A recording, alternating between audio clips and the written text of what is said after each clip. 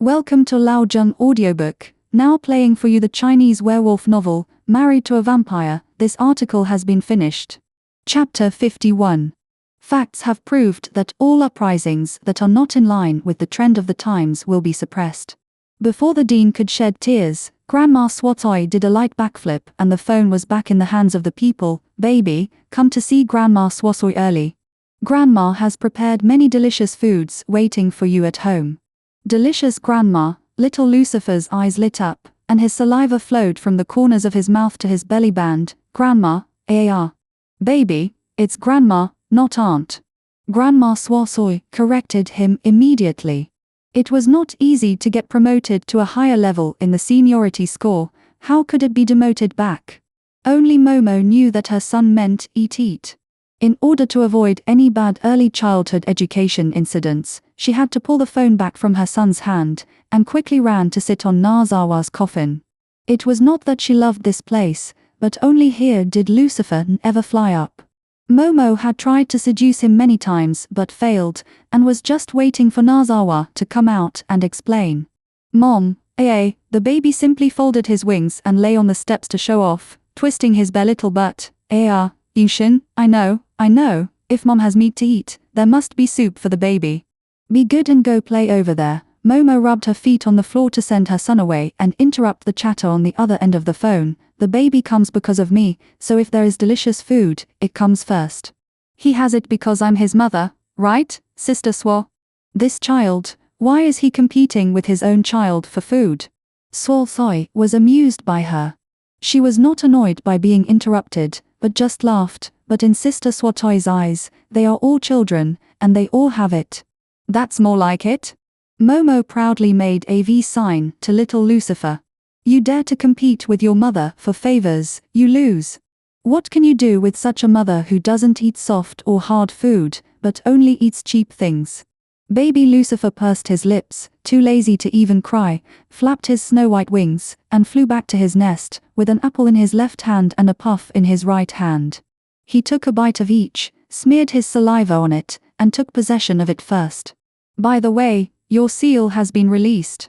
Do you feel anything wrong? Swatoi remembered the business, glanced at the dean who was listening in, and changed the phone to speaker mode. What was going on with two old guys sticking close to each other? He wasn't hot, but she was. No, but I've become much prettier. Is this what I originally looked like? Momo blurted out while holding the phone. We are all women, don't misunderstand why Momo was the first to ask this question. Are you talking about the one with green hair? Of course, it's your original appearance. She's beautiful, of course, just like your sister Swatoi. Your sister Swatoi also has green hair, haha. Swatoi sat cross-legged on the desk, shaking her black hair and laughing arrogantly. The dean was squeezed by him and half-crouched beside the table, holding his computer keyboard, and narrating in a low voice, 100 years ago, I don't know who was walking around with the stench of ink on his head, and now he's showing off because of the hair cream. By the way, when did you find someone with a green head? Swatoi ignored him and started to criticize Momo. I say, little Momo, such a big thing happened, why didn't you call us to tell us? If it wasn't for yesterday, I received a call from the White Snake's son-in-law the other day, and we were still kept in the dark. You also said that I lost my memory. I lost my memory while giving birth to a child, and no one came to see me. Momo came up aggrieved, kicking the coffin with her legs and making a bang-bang sound. I thought you were all human, and it would be fine if you didn't come. It's so far away, but it turns out that you are not. You are lying, woo-woo. What, you lost your memory? Swathoi's voice suddenly rose. The poor dean who was playing games secretly was killed by a group of zombie monsters because of a trembling hand. It was shameful, he was a drought demon, but he was killed by a group of zombies. But he couldn't care about these things now, because the consequence of Momo's amnesia was very serious. When did it happen? How much did you lose? It was when I gave birth to the baby, about half a year ago. Momo sobbed as he spoke, but in fact he didn't shed a single tear. Anyway, it was fine to make a sound when he was on the phone, and it would be a waste if the tears were invisible. I'm asking you, how long have you lost your memory? 3 years, 5 years? The dean threw down the keyboard and leaned on the phone. Momo felt the tension of the two elders, and he couldn't help but become nervous too. 10 years, everything after the age of 18 is gone. What's wrong? Is it because you gave birth to a vampire? Suo Tsui pushed away the dean who was occupying the phone. The baby is not a vampire, it's an angel, the kind with swan wings. Momo looked at his baby who was having fun, and felt that 10 years of memory was worth it in exchange for this little baby. I think this may be the reason. It's okay, you don't have to worry. Angel, how could this thing come out?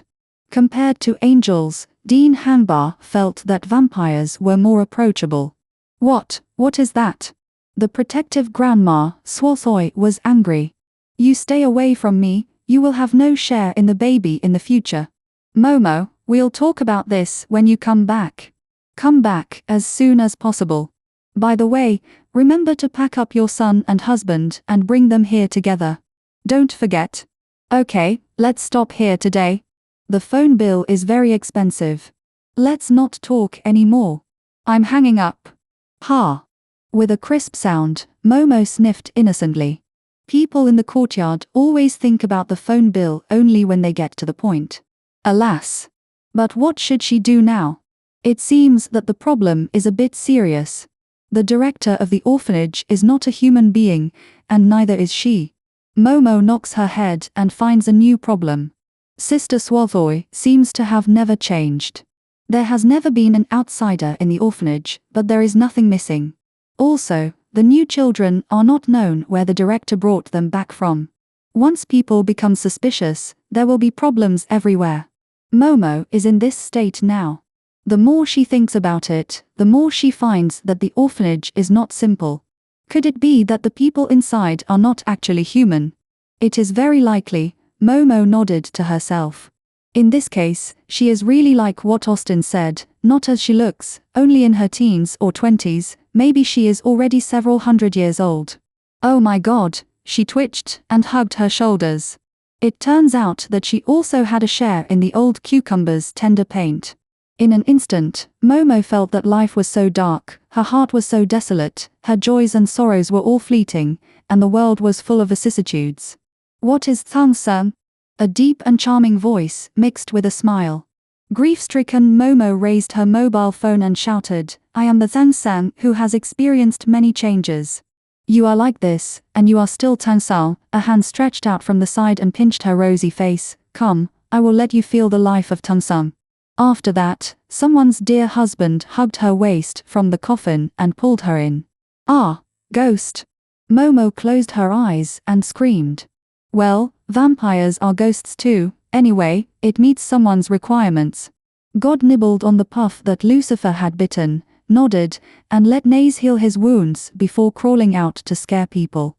This was someone's own idea, and it had nothing to do with him.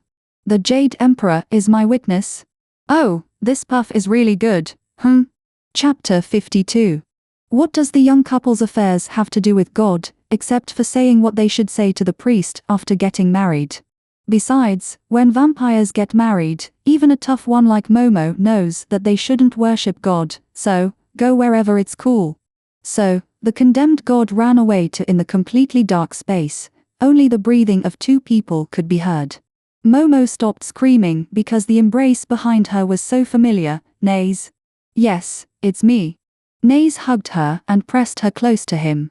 Although the coffin was dry, it was not warm. You're awake. Momo felt the warm breathing in her ears. In the narrow space, the two people hugged each other tightly. She could hear her own chaotic heartbeat. Why, you woke up so soon, shouldn't it be tomorrow? Naze brushed away the messy hair in front of her forehead. Momo dodged embarrassedly, but the darkness could not stop him, a vampire. He gently tapped her forehead and warned his little wife in his arms not to move. You jump up and down there every day, just hoping that I will wake up sooner. Are you awake? Why are you jumping around? You make me sound like a zombie. Momo rubbed his forehead unhappily, remembering that the dean was already an upgraded version of a zombie. By the way, I just received a call from the hospital. They said, I heard what they said. Don't worry. I'll ask Austin to book a flight ticket and go back early. Both sides shouted when they spoke. It is estimated that everyone outside the door could hear it clearly, not to mention him who was sitting below. You have to go back with me, too. Do you hear me? Momo tried to open his eyes wide in the dark to express his position. I know. Nazawa pressed his hand against her forehead. Momo, I know. I won't be fooled by you this time, nor will I be deceived by your sweet words, so don't even think about leaving me alone. You're here. Momo bit her lip and couldn't continue. Nazawa knew that she was still in shock, so he pulled down her hand that was on his forehead, interlocked their fingers, and gently covered her eyes with his other hand, not wanting her to be sad looking at the darkness. Momo's slightly trembling eyelashes brushed across his palm, softly reaching his heart. Momo, I'm sorry, I always thought that time could make me understand you, but I never thought that time couldn't make me understand you who I can't see. I always thought about how to protect you. I wanted to protect you, but I never thought that you could always stand by my side and be with me. Now I know that my Momo is braver than I thought, so I won't do that again in the future, really. Nazawa's voice lowered, and small kisses fell from her hair to her earlobes. Momo subconsciously pulled his hand that was covering her eyes, and she had the illusion of being slightly drunk. It's so stuffy here. Is it stuffy? I don't believe it. Nazawa's laughter was inaudible, and he slightly adjusted his posture to let her lie on him. Is this okay? Momo put her arms around Nazawa's neck, her face redder. This was definitely beyond her tolerance for watching TV, and she wanted to change the channel. That, I'm not used to, huh? Nazawa's nasal voice was also very nice. I'm not used to this position. Oh, then what position are you used to? No. Oh my god, what is she talking about? Momo's face flushed. Nothing, he. Feeling the violent vibration of Nazawa's chest, Momo finally realized that her husband dragged her into this dark place just to tease her. Momo grabbed Nazawa's collar in anger and didn't say a word for a long time. His laughter was very clear in the small space, which made Momo feel uneasy. She simply bared her teeth and acted out in the animal world, biting randomly without thinking. Anyway, she couldn't see it, so it was his fault. Okay, Momo, be good, stop biting. Biting is not a good habit. Naze patted Momo's back and quickly changed the subject. I have something to show you. Huh? Momo raised his head. This. Naze waved his hand. A red scarf covered Momo's head, emitting a soft red light, like a red lip with rouge. Through it, everything around was clear. Momo even saw the saliva marks on Naze's face. What is this? Naze's face was covered with saliva, and his handsome smile was the same as always. When we got married, I don't know where you dug it out from, saying that covering this is considered a marriage. Covering the head with a red scarf. No way, Momo. Sniffed, is there a Western-style wedding, the kind where you wear a wedding dress? Of course, once each. Naze nodded. Hold 2 weddings? Momo guessed beautifully. No, Nazawa hesitated for a moment before answering. In fact, we got married twice. What? Momo raised his head suddenly, and fortunately, Nazawa was quick to hold up the lid. Can you please not mention the past anymore? Nazawa shook his head innocently. This handsome vampire probably never did such a stupid thing in his life. You are the one who decides on divorce and marriage, then why do I want a divorce? Explain it to me clearly. Momo pulled off the red veil and found that he couldn't see anything, so he simply kicked the coffin lid with his feet. Nazawa had to recite a spell and remove the lid. He could only learn the idiom, you will suffer for your own mistakes, without any teacher. Actually, I'm not sure either. The candlelight outside made Momo squint for a long time. When she opened her eyes again, she found that Nazawa was secretly combing her hair. She grabbed her hair and said sourly, is it because you saw that I became more beautiful and then you lost your mind, so I had to divorce you? How did she get back on track again?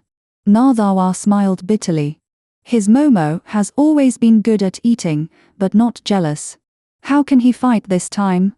She was competing with herself. The first time I saw your current appearance was more than 200 years ago. You suffered a lot for me, not in the past 10 years. Don't guess. So that's how it is. Momo pouted and glanced at Nazawa with a squint. Anyway, I can't remember anything now. You can say whatever you want. Wait until I return to the orphanage, hee. And the marriage and divorce, I will also figure it out. Did you take advantage of my absence, hee? Nazawa was irritated by her humming. Very depressed. It's true that we are divorced, but you are not gone. The baby was conceived when we were divorced. Chapter 53. Stop it. Momo covered Nazawa's mouth reflexively. So this is how they divorced, still connected and still pregnant. It's too embarrassing. She didn't want to understand this process at all. Cough. Can you please not mention the past anymore? It seemed that he had just said this 5 minutes ago. Nazawa was helpless. She smiled, sat up straight, and rubbed her hair. Okay, I won't tell you. Hee, Momo grinned smugly. Looking at the saliva marks all over his face, she embarrassedly wiped them for him with her sleeve and stood up from the coffin. Hurry up, get up, the baby is watching you, don't stay in bed. Nazawa turned his head and saw baby Lucifer sitting on the steps, wearing a red belly band with the 2 big words baby embroidered crookedly on it. It was obviously her mother's handwriting. The little guy found that his father finally looked at him, showing his only 4 small front teeth, waving his 2 little hands excitedly, throwing the puff that was about to be crushed in his little hands. Dad, hey. He decided not to eat this thing. The frowned man decided to ignore the baby's filial piety, walked to the steps, picked up the baby and put him back in his baby walker. He was not paying attention, and the baby stole a bite of the delicious food. Okay, he accepted this, touched the baby's little head, and showed a kind smile as a father, but the baby was already staring at him with big blue eyes, looking behind him. Momo ran over without knowing when, holding a red scarf and making faces, and his nose was turned into a pig nose, and then he stretched out his tongue to pretend to be dying, which made the baby laugh. Maybe this is the feeling of happiness, so warm that it makes people dare not breathe. The candlelight filling the room makes the scene in front of you soft and hazy. When my father built this castle for my mother, was he also looking forward to this moment? What are you thinking about? Momo leaned over. Why do you look like you're about to cry? Be good, don't be jealous of the baby, come here, sister loves you. As she said that, she stretched out her hand to pat his head. Naze didn't expect that Momo, who had suddenly changed, would start to change the generation. She turned around and hugged her, not knowing whether to laugh or cry. Momo, don't make trouble.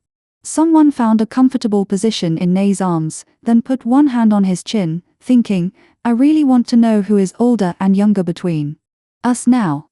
The person pretending to be serious in his arms had a silly face. Naze just smiled and said nothing, like to compare who is bigger and who is smaller. What's the difference between this and a child? Hey, what are you laughing at? Hoo-hoo, little Madam Momo, hoo-hoo, I'm back, hoo-hoo. Hoo-hoo bumped into the door curtain and simply folded his wings to crawl in. It's so heavy, hoo-hoo is so tired, hoo-hoo.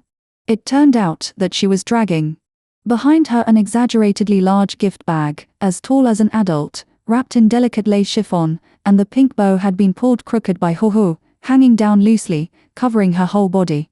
The baby opened his 2 little hands and jumped in the walker to run towards Hoo-hoo. Momo followed behind her son and crawled over. What is this and where did it come from?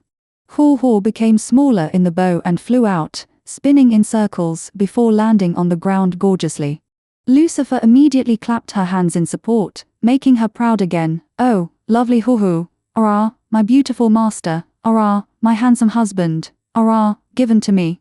Momo was her 3.5 sentence way of speaking made her dizzy, but it was Naze who reacted quickly. My father has been here. Hoo-hoo nodded heavily, pulled up the hem of her skirt, and continued to spin happily on tiptoe. Oh, this is a gift for the baby, Hoo-hoo also has one. Oh. No wonder she was so happy, it turned out that she also had a share. Momo pursed her lips and decided to open the gift package to see what baby it was. Giving it to her son was equivalent to giving it to her as a mother. Then what did he say? Naze asked softly. Oh, a card, here. Naze took the card from the gift package, looked at it for a long time, and then looked away, with a smile of understanding on his face. Does Hoo-hoo smell anything? Oh, it smells like the beautiful master. Oh. Hoo hoo, jumped with the baby. You two little ones stop jumping around, it makes me dizzy. Momo took the scissors and finally poked a hole in the gift bag. Where did the wrapping paper come from? It's so strong. Oh, I'm so tired. Nazawa, what's written on the card? Nazawa squatted down and helped her stabilize the gift box. Well, father said that the baby is very cute and he likes it very much. That's right, don't you see who gave birth to the baby? Momo held the scissors in both hands and poked hard, looking very complacent. He also said that we don't need to worry about the problems of the Yumichi clan elders, he will take care of it. Hee, really, that's the best. Momo smiled awkwardly. She had forgotten about Paidy again, but even if she remembered, she didn't know how to ask for mercy. Now it's just right. Actually, that Paidy, he is still living in the guest room. Hee. Naze didn't show any surprise. Is it because of Edmund's madness? Yeah, Momo nodded, bit her lower lip, and spoke hesitantly. I think he is also very pitiful. I will handle the punishment. There's nothing much to say, but is there any way to make him mentally normal? Okay, I'll take care of it, it shouldn't be a big problem. Nazawa kissed her forehead. Just say whatever you want to say in the future, don't worry about anything, understand? Oh, okay. Momo twisted embarrassedly, and looked up to see Hoo Hoo and Lucifer staring at them with wide eyes. What are you two looking at? Hoo Hoo didn't see anything. Hoo Hoo cooperated and spread his hands to cover his eyes, but the gaps between his fingers were a little big, and his rolling eyeballs could still be seen. Kiss, Lucifer showed an ignorant smile. Humph. Momo, whose dignity was challenged, turned his head and poked the gift box to vent his anger. Nazawa looked at the ravaged box. Momo, let me do it, puff, walla, click. Before he could finish his words, the gift box couldn't hold on and broke, and Momo, who had brought this upon himself, was drowned in toys. Oh my god, why are there so many? Ah, so many toys, ah. The muddled hands were still covering his eyes. Lucifer flew out of the walker and sat down in the pile of toys. Wow. Momo flipped out of the pile of toys, with an Indian cap on her head and the handle of a wave drum sticking out of her mouth. At a glance, there were samurai swords, kites, four-wheeled vehicles, plush ducks. Everything that the baby could play with and couldn't play with, and there were a bunch of things that she couldn't name. Momo took out a leaf skirt. What is this for? Nazawa tried her best to hold back her smile. Ah, for belly dancing. The card said that we want to make our lovely little Lucifer a world-class baby. Oh, you've seen too many Miss Worlds, right? Chapter 54.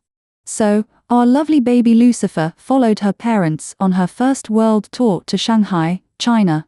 The little guy sitting on his father's lap, looking at the white clouds outside, jumped vigorously, not knowing what to do with his happiness, without any sense of crisis. What an ignorant little thing. You know, the Chinese people's desire to ravage the blonde and blue-eyed doll is not a little bit. Who can stop us from producing it in China? What's more, the baby is also beautiful and unique in the UK. It is really dangerous to be taken back to China like this. But ignorance has its advantages, and you don't have to worry about it like his poor mother. Due to Nada's special status, they can use the VIP channel when boarding the plane in the UK, and arrive in Shanghai in about 9 hours, just at night. Even so, Momo looked at his watch from time to time, as if he was afraid that the plane would suddenly speed up and arrive in 2 hours. Nazawa tried to comfort her for a long time and asked her to take a nap, but she just wouldn't listen and kept staring outside until it got dark. As a result, she fell asleep when the plane was about to land. Poor Nazawa had to deal with everyone's enthusiastic gazes alone as soon as he got off the plane. It wasn't because he was so unruly. On the contrary, the way he held Momo was the classic way of the Prince Charming holding Cinderella. No matter from which angle it was photographed, it was enough to be a promotional photo for a youth idol drama. Hoo Hoo, who was holding Lucifer beside him, was the incarnation of an angel in everyone's eyes. Of course, this was indeed the case. So, the eyes of the public were sharp. The effect of the sharp eyes was like a searchlight. Wherever Naze walked, people would crowd in. Haw Haw held the corner of his clothes tightly with one hand, and held Lucifer with the other hand. Her mouth was pouted so that a bottle could be hung on it, because she could not see anything except the buttocks of others. After finally squeezing to the exit of the passage, Nace carefully looked at the people queuing for the airport pickup, and lowered his head. Haw Haw, Momo said that Mr. Yin will come to pick us up today, right? Mrs. Momo said so. Oh Wutu. Haw Haw raised her head and answered obediently, even holding back her muttering.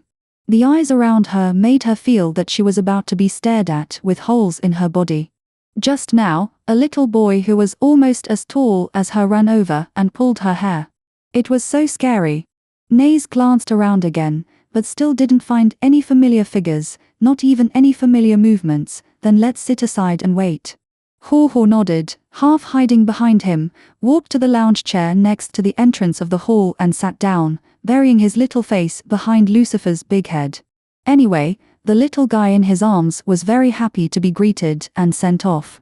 Seeing the little sister in a skirt, he took the initiative to reach out for a hug. How shameless. The three of them were visited here and there, and finally even the salesperson in the McDonald's near the airport came and stuffed a small toy into the baby and Haw Haw's mouth. Compared with the warm and hospitable Chinese people around him, Naze obviously did not meet the requirements of international friends.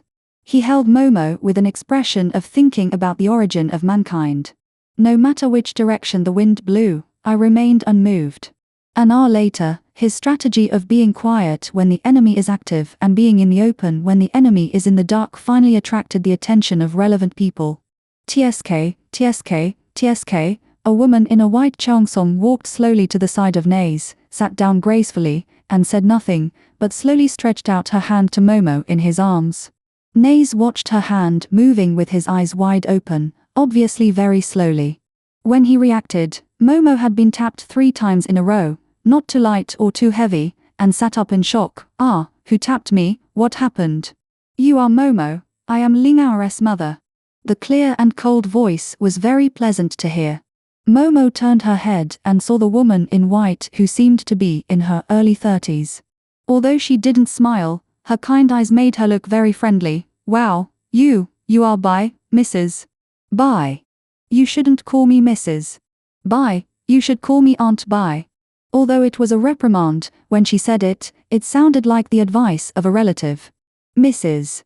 Bai's personality charm was indeed strong. Hello, Aunt Bai. Momo stood up from Nae's arms, changed her words and stuck out her tongue. Sorry, I just fell asleep. What did you talk about just now? The white lady turned her head to look at Nae's, still speaking slowly. I don't understand English. Oh, it's okay, Nae's understands Chinese.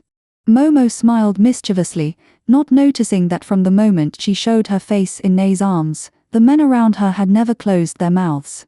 Really? The white lady took out a sign from behind her and shook it. Then why didn't you look for me just now? I've been here for more than an hour. Momo took the sign and saw a line of words written in traditional Chinese running script on it. I am Bai Sujin. You can see me if you walk 100 meters. Is this your pickup sign? Momo's face was full of black lines. Yes. Bai Sujin nodded calmly, without any unnecessary explanation. The person next to him who had not spoken a word was not much better, with a cold expression. I don't know these words. Ah, you don't know them? Momo was shocked. You can only say, you don't know the words. Naze finally had an expression, shrugging his shoulders, as if it had nothing to do with him. My Chinese was taught by you. If you taught me, I can speak it. If you didn't teach me, I certainly can't speak it. Momo scratched her hair in embarrassment. Why did she make it seem like her husband's lack of education was due to her failure to cultivate him? Logically speaking, she would have taught him such simple words. But it's hard to say. After all, there is no environment for learning Chinese in the UK, so mistakes are inevitable. This, hee. Just when Momo was looking for excuses to excuse herself, Bai Sujin looked at her name tag carefully again and smiled faintly. I neglected it. Nowadays, people use simplified Chinese. Oh, so that's the case, I thought. Momo smiled happily. Fortunately she didn't embarrass herself. Hee. why is Aunt Bai here to pick us up? Where is Ling'er and Yin Zhaoying? They went to Dean Qing first. Bai Sujun stood up and pulled her hair. Your husband's identity is unknown, it's special. I'll take it for you, let's go. Momo took Lucifer from her confused arms. Baby Lucifer was indeed a little pervert. He stretched out his hand to grab the clasp on Bai Sujun's chest. Momo quickly grabbed his hand and slapped him. Little rascal. Bai Sujun smiled and pinched Lucifer's face. She stretched out her jade hand and conjured up a candy out of thin air and stuffed it into his mouth. The greedy little guy opened his eyes wide and held her hand tightly, turning it over and over to find a few more candies, which made everyone laugh, especially Momo, the unscrupulous mother, who laughed the loudest. Bai Sujun helplessly glanced at the increasing number of onlookers around her, and reached out to pinch her cheek. Okay, stop laughing, you were the same when you were a child. Chapter 55. When was I a child? Momo couldn't help but ask.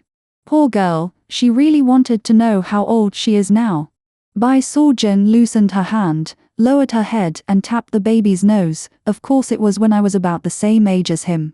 That's not what I meant. I meant, Momo scratched her head, looking a little miserable. How long ago was that? When I was this age, was it hundreds of years ago? Her hesitant expression made the introverted Bai Sujun laugh. Little fool, you are only in your 20s, how can you say hundreds of years ago? Hey, how could this be? Didn't everyone say that she was this god or that fairy, and they had seen me hundreds of years ago? How come it's not the same anymore? Momo looked at Nazawa in suspicion. Nazawa packed his luggage and stood up, but he was not particularly surprised. Momo, it seems that your memories are all true. Don't cry in your dreams at night. Do you hear me? How could this guy change his words so quickly? He said before that he had seen her 200 years ago. Momo puffed her lips and looked at the busy boarding hall. She decided to give him some face and go back to lynch him. The orphanage was her territory. Bai Sujun stretched out her hand, made an invitation gesture, and walked out of the hall. Hearing what Naza said, she turned around and looked Momo up and down. What's wrong? Momo's memory. I lost my memory for 10 years. I have no memory from the age of 18 to 28. Momo answered honestly, paused, and asked worriedly, is my age really like this? Well, your parents helped me a lot when I was not yet an immortal. We met by chance when we came down to the world more than 20 years ago, so we got together. My parents knew you before you became an immortal. Momo's mouth was long enough to swallow an egg. No, it was longer than. The goose egg was still as big as an egg, but when she thought that she was not a child abandoned by her parents, her heart, which had been hanging in the air, finally settled down. It turns out that my parents are so powerful. It's a pity that they died early, otherwise, died. No way, Bai Sujun frowned. Oh, I heard about the accident. It was their clones that disappeared. The Kunlun realm was suddenly closed, so their clones in the human world are no different from ordinary people. Avatar, what is that? It's not my parents themselves, right? Momo was a little disappointed. When she thought of the word disappeared, she bit her lower lip sadly. It's not death, it's not reincarnation, but dissipation. Silly child, the clone is also the real person, with the same thoughts and memories. No matter what the real person and the clone do, they know each other. Bai Sujun put her arm around her shoulders soothingly. When the Kunlun realm opens, you'll understand when you see them. Okay, let's not talk about it anymore. Let's go to the orphanage quickly. They must be waiting impatiently. Okay. Momo nodded. She was used to the dark holes everywhere. He was probably riding a flying sword or casting a spell again. As expected by Momo, a white light rose from Bai Sujun's hand, and after swiping it a few times in the air, a red lacquered carved door appeared out of thin air. She pushed the door open, lifted the hem of her cheongsam with one hand, and stepped in. Momo also jumped over with Lucifer in her arms. Naza followed behind and shook her head helplessly. Why did she look like a robber? She turned around and waved at Haw Haw. Haw Haw hesitated for a long time, and then simply shrank and flew onto Naza's shoulder. Everything around her was too unfamiliar to her, a little elf of pure Western descent. However, as soon as she stepped through the portal, Ho immediately became happy. Although the environment inside was unfamiliar, it was very friendly, with familiar life waves and fresh air blowing in her face, making her feel warm all over when she stretched her wings. Momo was not so sensitive to the air. At most, she felt that the braised pork today was really fragrant. Yes, it really tasted like braised pork. Momo drooled and looked at a window. The lady in the cafeteria waved the big spoon in her hand and smiled at her like braised pork. The teleportation portal is actually here. Bai Sujun looked around at the children holding bowls, looking at them, with her hand on her forehead. Din Xing is really going backwards as he gets older. What do you mean by going backwards as he gets older? This is called being unconventional. The dean suddenly appeared with a buffet plate, very upset, dancing with chopsticks in one hand. It must be so hard for everyone to rush. The dean set up the teleportation portal here so that everyone can eat in the cafeteria as soon as they come in. How great, right, kids? The children glanced at him, some ate while others stared at Momo and his group in a daze. Anyway, they were not going out, and there was no lights and applause as they had imagined. The dean was so angry that he even put several pieces of braised pork into his mouth. Bai Sujun took a step back slightly. She had always been a vegetarian, and she didn't like the taste of the braised pork on the plate. Where are Yuna and Lumer? They called and said they would come later. The dean waved his hand uninterested and sat down on the small dining table next to him. You guys eat first. The braised pork is good today. Momo took the opportunity to pick up a piece and put it in his mouth, licking his fingers. The dean cooked it himself, of course it tastes good. Hee, little Momo still knows what's good, the dean smiled, watching Lucifer bending his mother's fingers and putting them in his mouth, and immediately picked a small piece of fat meat to offer as a treasure. Come, baby, eat too. When your mother was little, she loved the braised pork made by Grandpa the most. You just know how to cheat people with braised pork. The legendary ghost appeared. Swalsoi held a stack of bills with a gloomy face and put her hands on her waist. It's a pity that I don't buy it. The dean turned his head and saw the bills. His momentum immediately dropped, but as the saying goes, it's better to lose the battle than the battle, especially in front of so many children. He had to take the challenge firmly. I know you don't want to eat it, but it's strange that you, a willow spirit, can eat it. What did you say? Swalsoi's face turned green, and the hand holding the bill trembled. I said you said you would make delicious food for Momo's baby. The dean was not firm enough and changed the subject. After being reminded by him, Swalsoi immediately realized the purpose of her appearance here. She cast an eager look at Lucifer, but found that Lucifer was staring at him with blue eyes, very clear and innocent, and tightly closed his mouth, afraid that she would snap the delicious red braised fat in his mouth. It seems that she has already lost. The dean was laughing happily beside him. Lucifer was obviously close to him. Swalsoi glared at him unconvinced. You think you are the only one who can make delicious food? I can do it too. What delicious food can you, a willow spirit, make? It's good enough if you don't burn yourself. The dean looked at the sky and chewed the red braised meat leisurely. Chapter 56. She is afraid of fire, but who said that you have to make a fire to make delicious food? Don't you know that there are induction cookers and microwave ovens? Ha, uneducated. Swalsoi pouted and looked at the other side of the ceiling. There was no point in trying to persuade them to stop such a meaningless quarrel. Momo and his group wisely retreated to another table in the dining hall. Bai Sujun flipped her jade hand and conjured up a white tablecloth. Then, her two hands flew back and forth like fluttering butterflies. 3 sets of white jade bowls and chopsticks, a few jade dishes and a pot of wine appeared on the table, making Momo drool.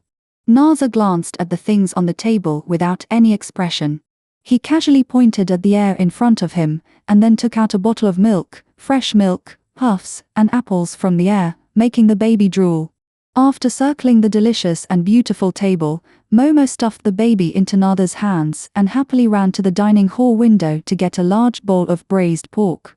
The wine poured by Bai Sujun actually masked the aroma of the braised pork. Momo, who didn't know much about wine, also knew that this was good stuff. She lowered her head to look at her wine glass, and saw a small green plum floating on it. Is this plum wine? Yes, Bai Sujin's movements of pouring wine had an artistic beauty. Before, I had nothing to do under the Leifeng Tower, so I brewed a few jars. This time, I went down to the world and stayed in Hangzhou temporarily, so I found some. It tastes okay. The 1,000-year-old brew from the Leifeng Tower. Momo smacked her lips and carefully held up the wine glass. This wine was a witness to great historical events and had extraordinary significance. She had to drink it slowly, in small sips. Turning around to tell Naze something, Momo discovered that Naze's glass was already empty.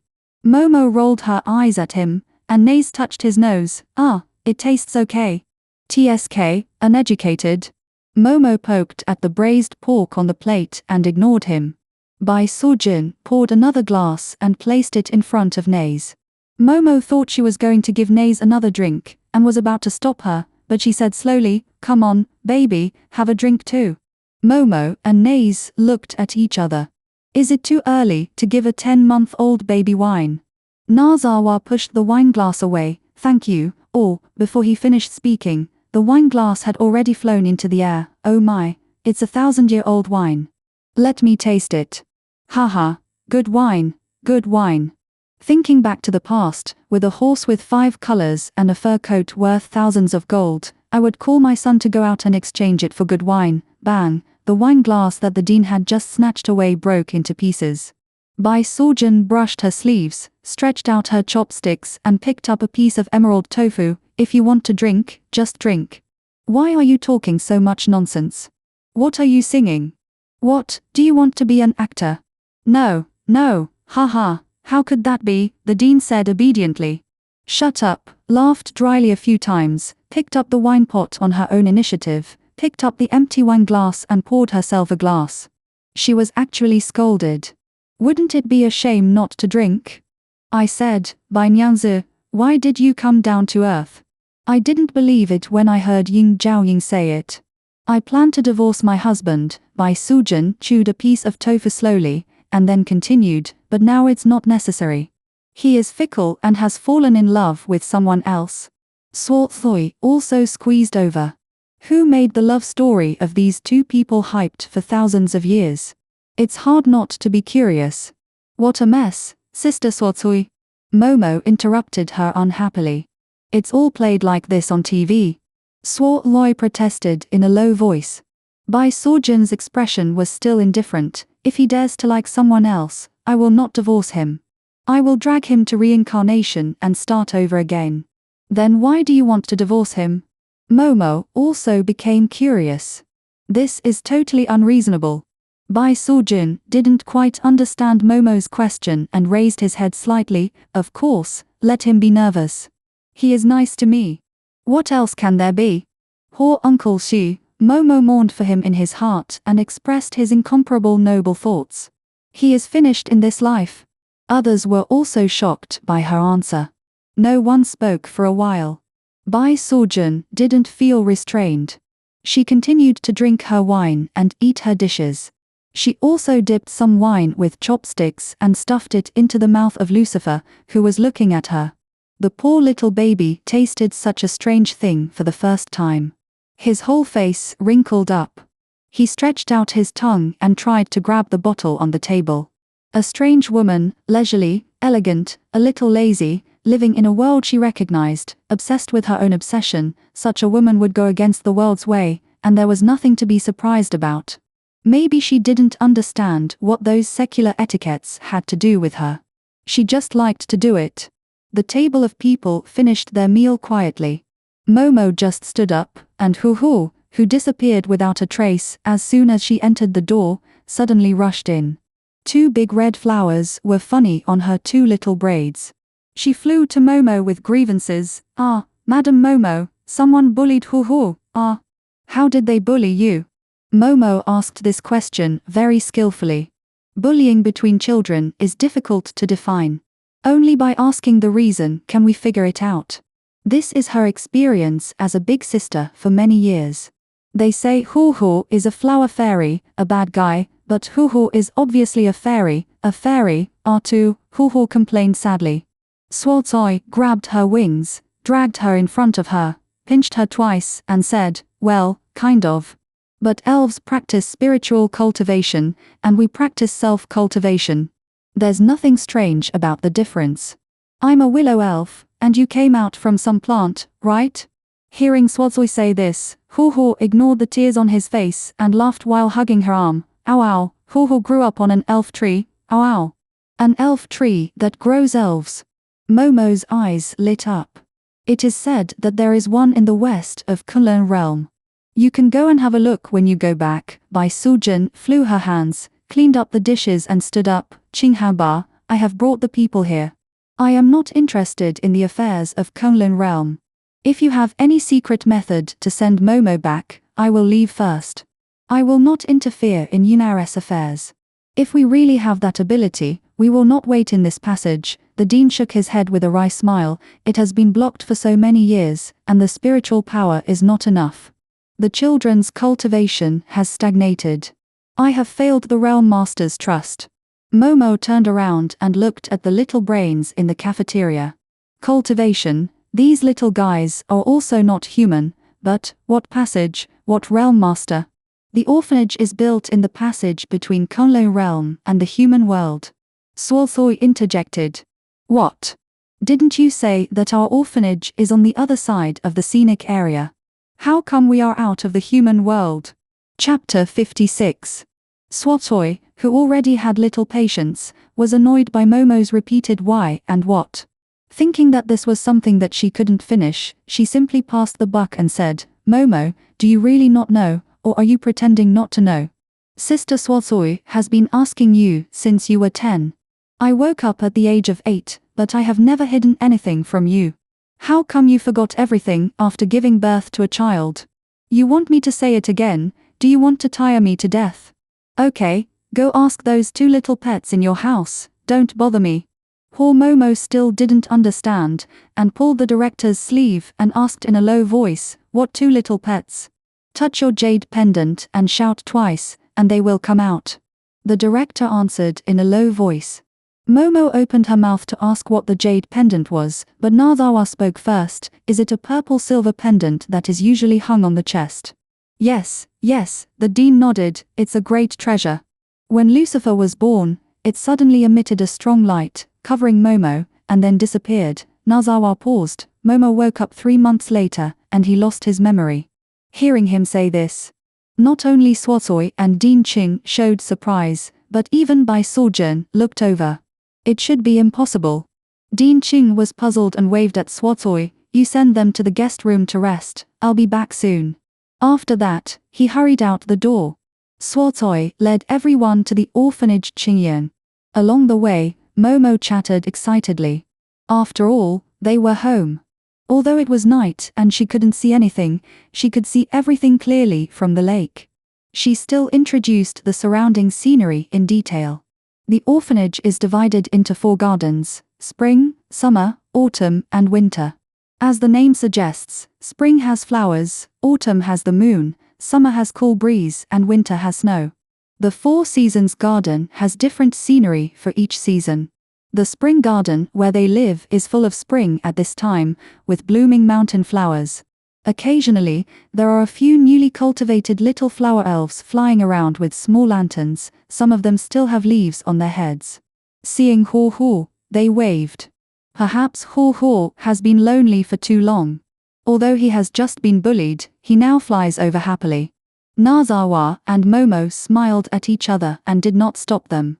The houses in the orphanage are all traditionally designed, with pavilions and towers stacked one on top of the other. To highlight the spring atmosphere in the garden, the white walls and grey tiles are dominant. In the dark, it looks like a vibrant ink painting.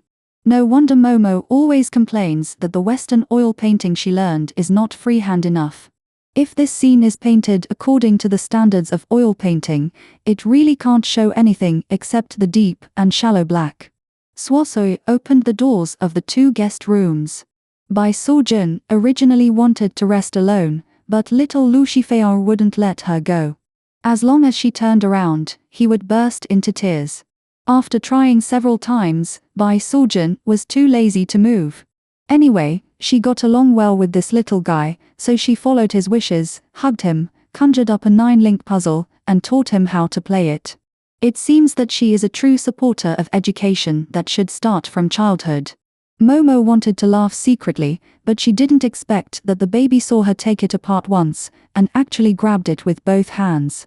The little hands that were not even as big as the rings held the silver 9-linked rings, with a serious face and eyes wide open. The first time he took it apart, he was a little reluctant, but later he took it apart faster and faster, humming happily while taking it apart, and he didn't even realize that his wings were exposed. Wow, what is this? Momo, as a mother, was shocked by her genius son. Nothing. The children of a person with cultivation will naturally have higher comprehension, and this child is very experienced. Bai Sujie wanted to reach out to touch the wings of little Lucifer, but was separated from the golden halo. I'm afraid it's someone's reincarnation. You mean he's not my son? Momo felt like her tail was stepped on. Naza grabbed her, held her in his arms, patted her back gently, and shook his head at Bai Sojun speechlessly. It's unnecessary for outsiders to interfere in other people's family affairs. Bai Sojun changed his words wisely. I'm just guessing. I don't know much about those gods and monsters in the West. Momo pouted, still very concerned. No matter what, he is my son when he was born, and you have to call me mom. Of course the baby is our son. If he doesn't listen, I will help you spank him, okay? Naza lowered his head to coax her. Yeah. Momo grabbed his hand and shook it, forming an alliance. The ignorant Lucifer saw them holding hands, giggled, and waved the 9-linked rings, making a ding-dong sound. Squeaky, the wooden door of the guest room was pushed open. The dean stepped in, and Swathoy greeted him. How is it? Yushu is gone. Are there any signs of collapse in the passage? Yushu is here. The dean flipped his hand, and a small teardrop-shaped pendant appeared suspended in the palm of his hand, emitting a lavender halo, and the very end was slightly silver. I just found it at the bottom of the passage. It's really strange. Why would it run back for no reason? Momo stood up. He leaned forward, holding the dean's hand, looking at the small pendant in front of him, and always felt a sense of telepathy. Could it be related to my amnesia? How about I wear it and try it? It can save lives, so it must have something to do with amnesia. The dean pondered for a moment. I originally thought that you lost your memory because of it, but now I'm not sure. What does saving lives have to do with amnesia? Momo couldn't understand.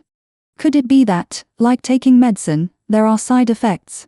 The dean reached out and touched his non-existent beard, with a profound look on his face. As the saying goes, the way can be said is not ordinary, the name can be named is not ordinary. This, you will always have to pay for what you have done. Speak more important, Momo said threateningly. The dean's face turned red, and he held it in for a long time. The point is, that's it, you don't understand even if I tell you. TSK, Swatsoy cast a disdainful look at him, grabbed Yushu with one hand, and grabbed Momo with the other hand. TSK, you are uneducated. Momo, Sister Swatsoy tells you. Who is uneducated?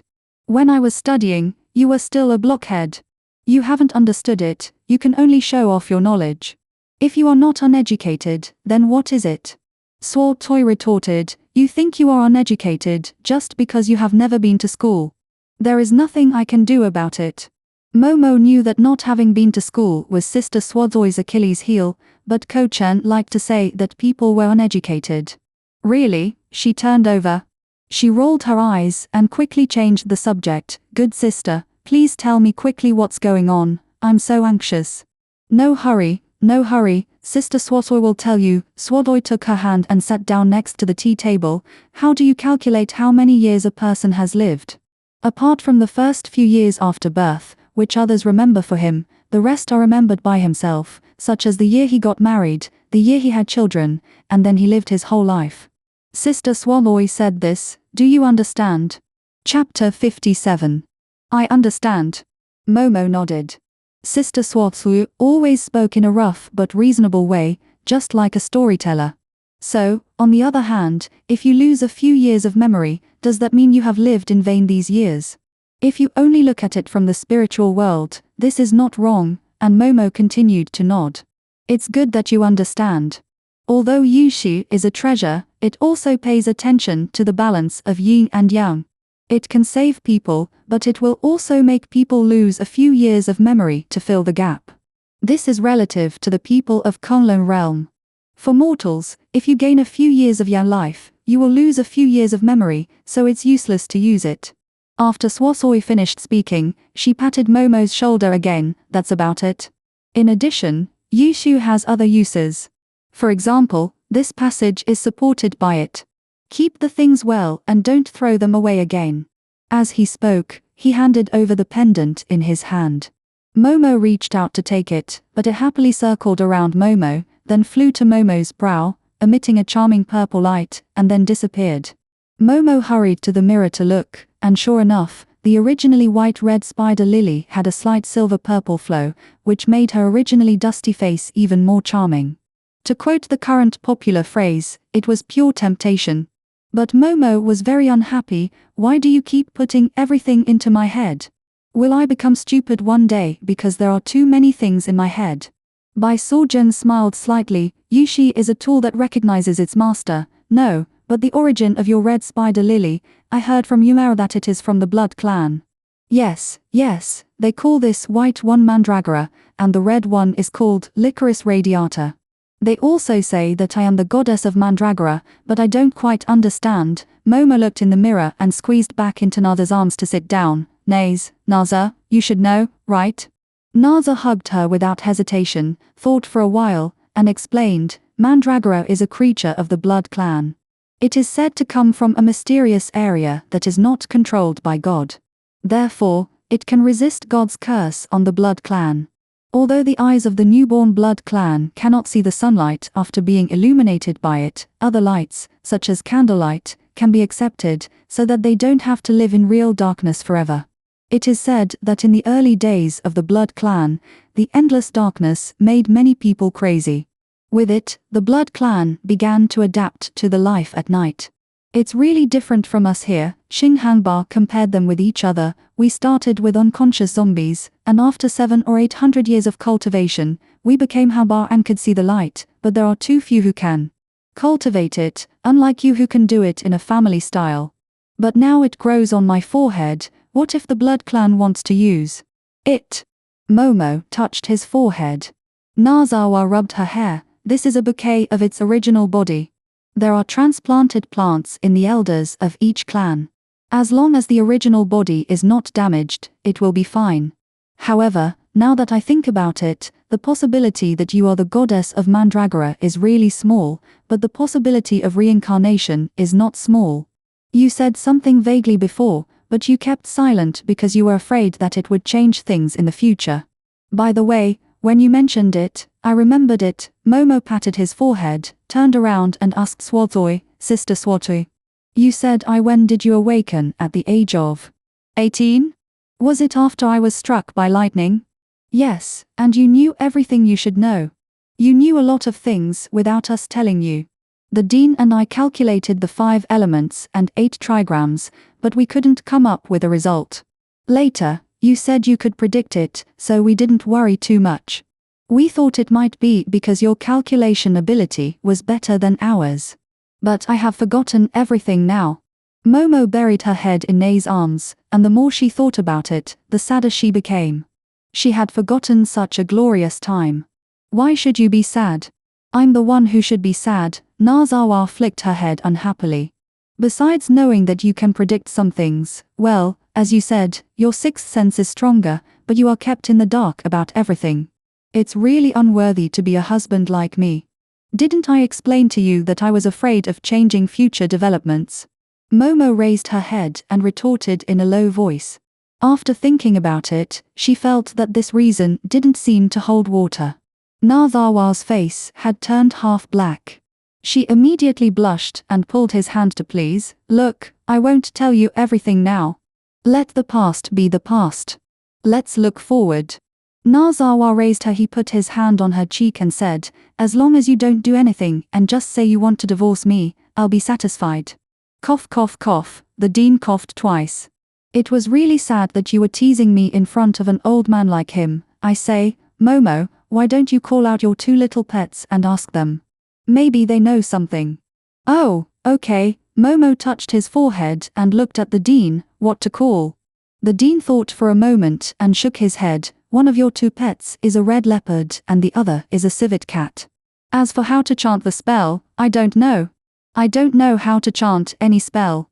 Momo put down his hand and said unhappily.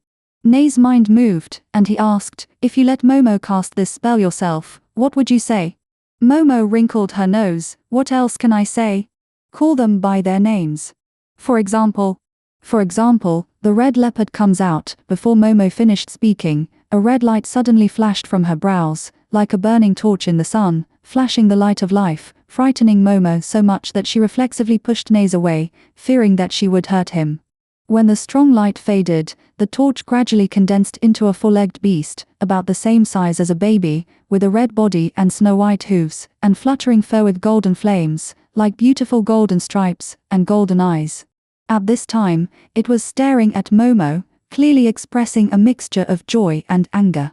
This is the red leopard. Wow, so beautiful. Momo ran over in amazement and squatted in front of it, not caring about Nei's, who was pushed to the ground by her. Poor Nei's had to get up by himself and comfort himself. Oh, forget it, at least she cares about herself, and kicked him off the seat. Oh, to the red leopard turned its head to the other side. Momo stood up in a taunting manner and pouted. Didn't you say it's my pet? Why are you ignoring me? Oh, to the red leopard seemed very dissatisfied, and even moved several steps, curled up next to a stool. It obviously didn't notice that the person with the most round eyes in the audience was being held and sitting on this chair. Lucifer fell directly on it with a huge weight. Chapter 58. Press, be pressed, press again, be pressed again, wow, press again and again. After a verbal and physical struggle that ordinary people cannot understand, Lucifer, the little bully, used the most unique weapon of mankind, his hands, and hugged the red leopard's neck tightly, clinging to it. Although the price was that all his clothes were burned, he finally insisted on sitting on the red leopard. The little guy was so happy that he didn't know what to do. His two little wings opened and closed proudly behind him, and he hummed, "Drive to oh," while the red leopard made a sad low sound, shook his body, and did not get rid of him, but simply pressed his whole body to the ground, with four claws spread out, as if surrendering. Everyone burst into laughter at the true-to-life performance of the man and the beast. Only Momo seemed a little disappointed. It's so easy to be bullied. If we let it out to hold newspapers or get milk, will it be teased by other dogs? Crunch, crunch. The red leopard heard what she said and scratched the ground with its two front paws, as if it was venting its anger. The dean looked at it sympathetically. Momo, don't talk nonsense. It's a divine beast, but why was it summoned by your original body today? Is it because you don't have enough spiritual power?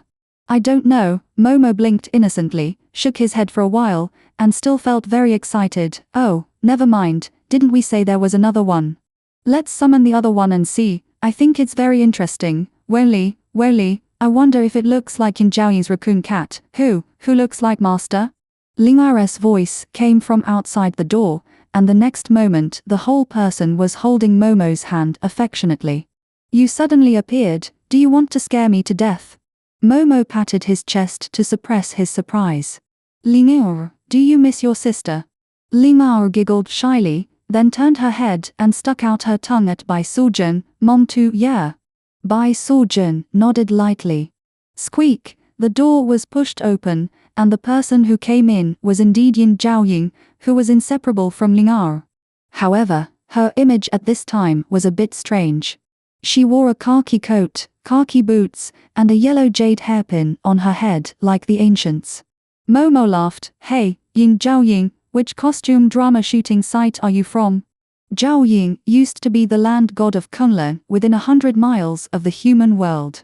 The outfit he is wearing is the professional outfit of the land god. He has another set, which is brown, and they can be worn interchangeably. Swasoi explained to Momo in a loud voice, and it sounded like she was deliberately joking. Land god? Shouldn't the land god have a white beard and a cane? Yin Zhaoying is tall and handsome, which doesn't fit the professional image at all. I don't know what happened. It changed its clothes automatically when I came back here. Maybe it's because there is no new successor yet, haha. Yin Zhaoying didn't think there was anything wrong with him. Why did you and Ling Ao come so late? Bai Suojun asked lightly, without any blame, just a simple inquiry. Yin Zhaoying responded rather respectfully, my dear mother-in-law, I went to Kunlun Mountain to investigate. I originally planned to take Ling Ao to live there for a while. Unexpectedly, the spiritual energy there is also very weak. The dean added, then take Ling Ao to live here. Although the spiritual energy here has dropped a lot, it is still much better than outside. What is spiritual energy? Why don't I understand what you are talking about? Momo looked at him. She looked left and then right, with a confused look on her face. I just always felt that the air in the orphanage is better than outside, because the landscaping is well done. Everyone glanced at her unhappily. Bai Suojun didn't show any expression, but she didn't explain either. Momo had to shrink back into her arms, looking aggrieved. It was not her fault that she was uneducated. She hadn't studied the Tao Te Ching. She knew very well how many bodhisattvas there were in the temple, but she couldn't even ask. How stingy. Ling Ao sat next to her mother, turned around and saw Momo pouting. She couldn't bear it, so she scratched her head and thought for a long time before she blurted out, Sister, aura is to monsters as oxygen is to humans, that's probably what it means. Oh, so that's it. Momo nodded and understood. No wonder the saying, mountains are famous not because of their height, but because of the immortals living there. Water is magical not because of its depth, but because of the dragons living there was used. This is what the second half of the sentence meant. Momo's clear expression put Ling Ao at ease, and she immediately remembered her previous question. Come on, sister, who did you say looks like my master? Ah, I was just saying it casually. Momo was embarrassed to say in front of Yin Zhaoying that he looked like his pet. It is said that I have a pet called Wonli. Yin Zhaoying interrupted coldly, I don't deserve it. Throughout the ages, people have been called Wonli Prime Minister when. Yes, only he is qualified, others should be excused. I meant pet, what Prime Minister, you got it wrong. Momo retorted, but heard the dean snickering behind him. Dean, what are you laughing at?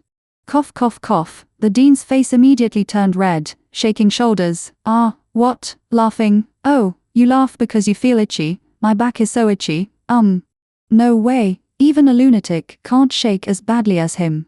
Momo was angry and wanted to stand up to tickle him, but Naze pulled him back to sit on his lap. Okay, don't be angry, let the other one out and we'll know. Okay, Momo clapped his hands, turned his back to Naze, took a deep breath, and waited seriously. Civic Cat, come out. There was a gorgeous silence for 10 seconds. Nothing happened. Oh, the red leopard stood up dissatisfiedly and kept chewing Lucifer. After he circled the tea table for 5 times, a white light finally flashed between Momo's eyebrows. The situation was similar to that of the red leopard. However, when the light ball landed, a peaking opera singing broke the silence. Sprinkle flowers. As soon as the voice fell, pink rose petals suddenly appeared in the room, floating and falling, and light green butterflies fluttered, gently rotating with the milky white light ball in the middle. Momo thought it was an illusion, and reached out to touch the petals. A butterfly flew over, fluttering its wings, and landed in her palm, gently and itchy. The milky white ball of light gradually stretched and lengthened, gradually revealing the outline of a human figure, with flowing black hair and a looming figure, shrouded in a wide white robe embroidered with large peony flowers, yet it was so unconventional. Finally, the wind stopped and the flowers fell. The person who came covered his face with his sleeves, revealing only a cunning pair of eyes. What are you waiting for? Applaud. Chapter 59. Pa pa pa, Momo clapped her hands obediently. She had an inexplicable sense of closeness to the person who came. Who are you and where is my pet? I am your beautiful, handsome, and invincible brother Wen. The person who came circled Momo half a circle and softly made a cloud-pointing hand gesture. Are you the civet cat? Momo gasped, how can you be a human? It shouldn't be. Momo lowered his head, searched the ground, and pointed at the red leopard in the corner who wanted to cover his face with his front paws. Shouldn't it be like that? Oh, it's not like that. The red leopard felt that he had lost all his face in this life. The civet cat was originally a sharp-tongued creature, and it was finished. Oh, that guy ran away when he heard you call him, but your spiritual power is too weak, so he got anxious and shrank to squeeze out. In a few days, he will be able to transform into a human form. Wen Li hugged Momo affectionately, and Momo did not push him away. Narza's face suddenly turned half black. He blinked proudly and rubbed Momo's head. I haven't hugged little Momo for a long time. I miss you so much. Momo thought of the memory fragments that flashed in her mind when she transformed in the castle. The figure that walked out of the sea of peony flowers seemed to be the person in front of her. Brother Wen, were we very familiar with each other before? Yes, we were childhood sweethearts too. Wen Li leaned his head on Momo's shoulder. The other half of Narza's face also turned black. Chuckles, Swatsoi laughed, feeling sorry for Narza. Only God knows how old you are, and you have the nerve to be childhood sweethearts with Momo. Momo, let me tell you, when Xiang is like your nanny, Narza's face immediately brightened up, and he returned to the image of an elegant and noble prince, although he still minded Wen Li's hand on Momo's waist. Don't you say it's a pet? Momo's mind still hasn't turned around. Ah, I heard them say so, and I followed their shouting. Suo Loi immediately distanced herself from the relationship. Did that Hanba tell you again? Wen Li raised her orchid finger and touched her face, which was indeed 3 times more charming than a woman's. Isn't it just that I played against him? As for why you are so obsessed with me, it's disgusting. Momo's hair stood on end. He didn't know whether to nod or shake his head. He looked around. Just when he was embarrassed, he found that someone had exposed the target. The dean was moving slowly, with 1 foot half a step out of the door. He saw Momo and the person he had framed standing side by side. Looking at herself, her old face blushed. I saw that there are too many people in the room and not enough stools, so I want to go out and move some, hee. Oh, so that's the case, it was my misunderstanding. Wen Li moved lightly with a graceful figure. Brother Bao, let's sing another song later. I haven't sung a little song for a long time. Misunderstanding, I couldn't change my words for the time being. What, Brother Bao? Momo turned and looked at the dean with wrinkles on his face. What were they trying to do? Wen Li was about to speak, but the dean hurriedly interrupted her. It's nothing, let's talk about business. What Momo wants to know is the business. Wen Li flicked her sleeves, turned back, and raised her orchid fingers. Mysteriously, actually it's nothing, it's just that I was extremely charming the first time I appeared, so he sang, a Li Dai Yu fell from the sky too. Me. Haha, no way, haha. Momo squatted down with laughter. Swatsoi recalled the scene at that time and laughed along. Bai Sujin and Narza also couldn't help laughing. The dean liked to sing for a long time, but he didn't expect such a mistake. He came out with flowers and butterflies, and his sleeves covered his face. Who knew he was a man? The dean struggled to explain. But you also asked her where her family was and if she was married to. Wen Li refused to give in, tugging at his sleeves and stamping her feet like a spoiled little girl. Could it be that she told a lie? The dean stepped back and was hit by the doorstep. He almost fell to the ground. I was wrong. I won't dare to call you a pet next time. Please, let me go. Bang. Ying Zhaoying couldn't bear it anymore, and put the teacup on the tea table with force. He stood up with no expression, took Ling Er's hand, turned to Bai Sujin, mother-in-law, Ling Er, and I will take our leave first. Bai Sujin looked up at him. Don't you have something to ask? Ying Zhaoying's face was pale. He clenched his fists, turned around and walked out the door. Hey, what day is today? Why is it so lively? The man in white robe seemed to have just seen Ying Zhaoying in the room. He let go of the dean and stopped him with a smile. Oh, since you are here, why do you have to leave? Since you are leaving, why do you have to look like you don't like me? Don't tell me that you didn't expect me to show up. I will be very sad, nephew Yinar, since you are not a human, don't talk like one. Ying Zhaoying stopped without even turning his head. You and I have nothing to do with each other. Don't call me so affectionately. Beasts don't even talk about brother and sister affection, let alone other things. How dare you? Bai Sujin stood up, she had always had a lazy expression, rarely became serious, and bent slightly. Minister Wen, the children are ignorant. The man turned slightly, put down his sleeves and smiled, and the demon between them was like two people, with a sense of majesty. Xiao Bai, it's you, long time no see. I thought you entered the fairyland and would never see you again. In order to repay my husband, I have to cultivate myself first. I'm sorry to disappoint Minister Wen. Bai Suljin lowered her head. Everyone has their own destiny to become an immortal. There's no question of disappointment or not. That sounds very reasonable. Yin Zhaoying pulled his collar. Then why did you stop my mother from becoming a cultivator? Wen Li stopped smiling and looked at him. She is not suitable for becoming a cultivator. Then what is she suitable for? To be a powerful beast, eating raw meat and drinking blood, being ruthless and ungrateful, waiting for the owner to adopt her, and then working hard and never complaining for the rest of her life until she dies. Who told you all this? It's a mess. Wen Li frowned. What else did those bastards in the immortal world say? You, stop spitting blood. Although I've escaped from the control of the immortal world, I don't think there's anything wrong with them. It's you who closed the Kunlun temple without permission. The entrance to Kunlun realm, forcibly recall all the beasts. Don't you think the immortal and Buddha worlds are chaotic enough? Ha! Bai Suljin walked up to Yin Zhaoying and slapped him. Ling'er was so scared that she stood in front of her. Momtu, I thought you were only concerned about your mother's whereabouts, so you cared so much about the affairs of Kunlun realm. I didn't expect you to have such confused thoughts, Bai Suljin said coldly. You are a small earthly immortal. What do you know about the affairs of the immortal and Buddha worlds? What does it have to do with you? Chapter 60. Yin Zhaoying lowered his head. His face was pale, the corners of his mouth raised stubbornly, but he responded softly. My mother-in-law taught me that my son-in-law will take his leave first. Momtu Ling'er pulled her mother's sleeve, not daring to beg for mercy. Aunt Bai, Momo didn't know who to ask for mercy. He looked around, gritted his teeth, and simply called out everyone's names. Dean, Sister Swasoi, Brother Wen, you, cough to the Dean and Swapfu lowered their heads and coughed at the same time. They didn't know about other people's family affairs, so what could they say? Wen Li opened his mouth, but Yin Zhaoying turned his head away uncooperatively. He could only wave his hands disinterestedly, turned around, picked up a seat and sat down. Forget it, let him go. I'll let his mother come to see him in a few days. Yin Zhaoying rushed to him in one step. Really?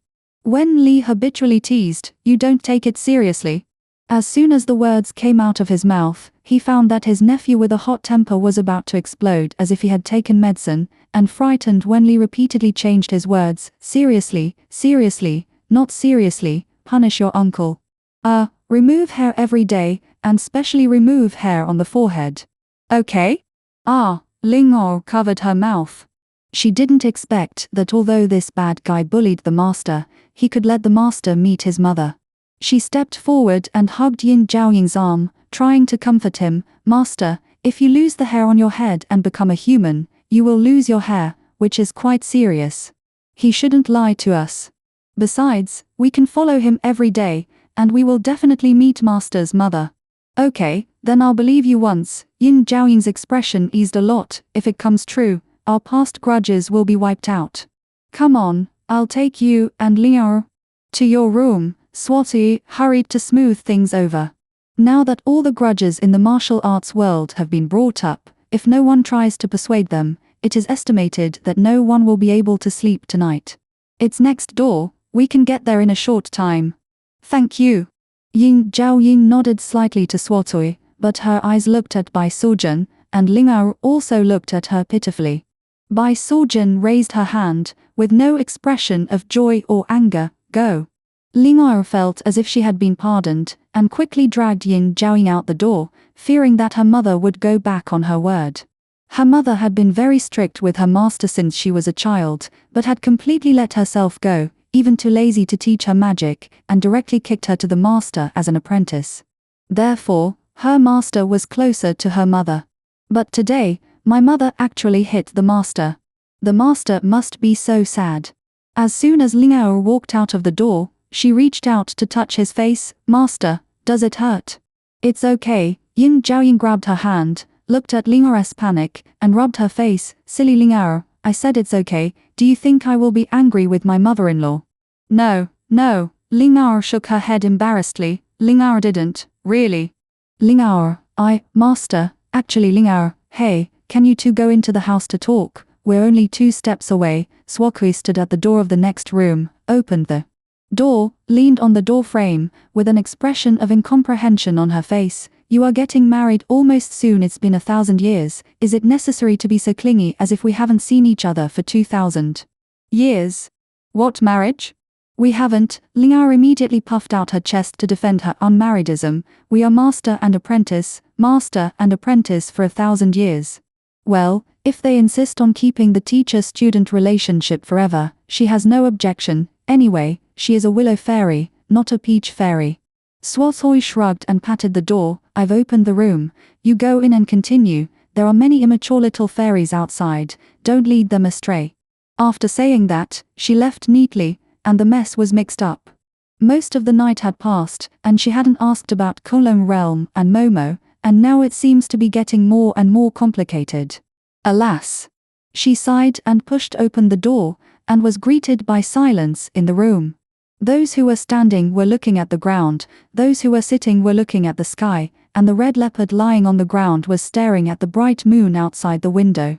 Except for Lucifer, who was sleeping soundly on him, everyone's face had a look saying, I'm thinking, please do not disturb in the universal language of the world. Swathoy drank a cup of tea in confusion, slammed the table and stood up. What are you thinking about? You are all like leavesless spring flowers. You should talk. The dean looked up. Count how many people will have dinner tomorrow. Wen Li nodded. Yunao looks like neither me nor his mother, so maybe he looks like that ungrateful man. Well, I want to eat rat meat. Then let's braise it. Momo yawned and fell into Nei's arms. I'm so sleepy too. If you're sleepy, then go to sleep. Nei's hugged her and adjusted his posture so that she could sleep more comfortably. I don't eat meat, but you can have some human blood. I like type AB human blood. Oh too. Chibao shook his body. He said that he could eat anything except human flesh. Wei took the initiative to translate for his partner, and drank a sip of tea to moisten his throat. Xiaobai, what about you? Bring your own. Wait a minute, didn't I ask you to talk about this? Swathoy was about to go crazy. How could the tense and intense atmosphere just now suddenly turn into ordering food? How could they be so distracted? At least talk about something serious. There are so many things, which one do you want to ask about? The dean finished writing down the menu and raised his head. What is going on in the Kunlun realm, Prime Minister Wen? There are so many things in the Kunlun realm, which one do you want to ask about? Wen Li continued to drink tea. You can talk about any one first. Swathoy moved a stool and sat next to him. Wen Li put down the teacup, waved her sleeves, and said happily, so that's how it is. Come on, Xiao Suitoi, I just came out of Kunlun Realm today, and I'm wearing the most popular inner robe in Kunlun Realm. Do you want to see it? Puff, Momo, who was originally dozing off, laughed at him. Brother Wen, can't you be more serious for a while? Why should I be serious? I'm not a human. Wen Li shook her head indifferently. No matter when and where, I have to maintain the heart of a beast with my beautiful face. Did someone say that he is a beast? What's the connection? Aunt Bai didn't. It's different. Xiao Momo, it seems that you really have lost your memory. Alas, what should I do? Wen Li bit the peony flower on the collar, very aggrieved.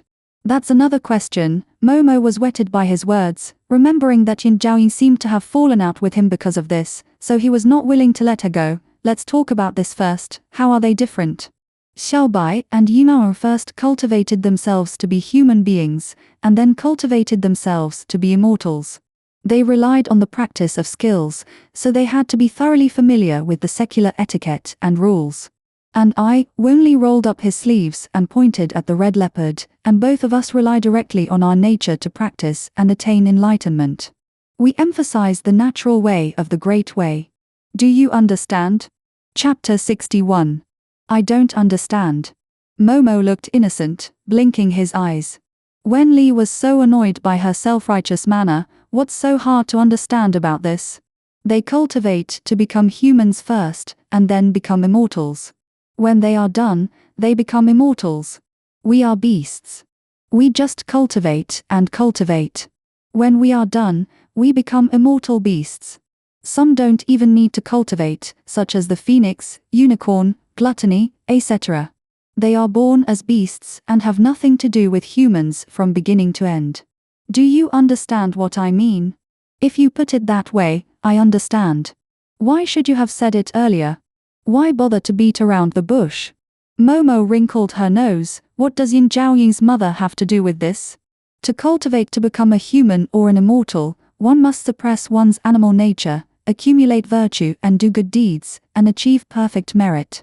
To cultivate directly, one must suppress one's animal nature, accumulate virtue and do good deeds, and achieve perfect merit. You have to pay attention to understanding, gain spiritual awareness, and enter Kulun.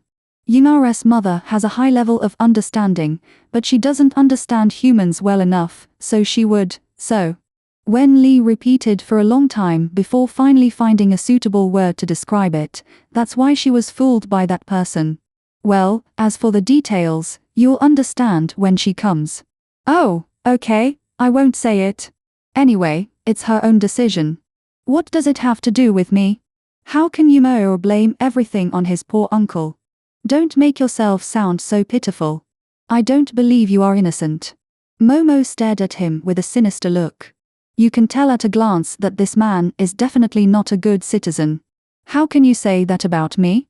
Even though I don't quite understand those things that humans say, at least I know that my sister shouldn't be bullied by others. Wooly rolled up her sleeves. I felt particularly sorry for her, so I lowered my head and stole a glance at Momo. How can a man marry hundreds or thousands of women? We animals don't do that. It's humans who shout about love every day who do such things. Don't they say, I wish to find a person who loves me and we will be together until we are old? After hearing Wenli's nagging complaints, everyone fell silent. Sometimes, even humans themselves cannot understand the emotions and etiquette of society, let alone them as aliens. Momo wanted to say that nowadays it is monogamy and those things will not happen again, but after thinking about it, he kept silent. In the past, men would marry any woman they liked or disliked, which was wrong.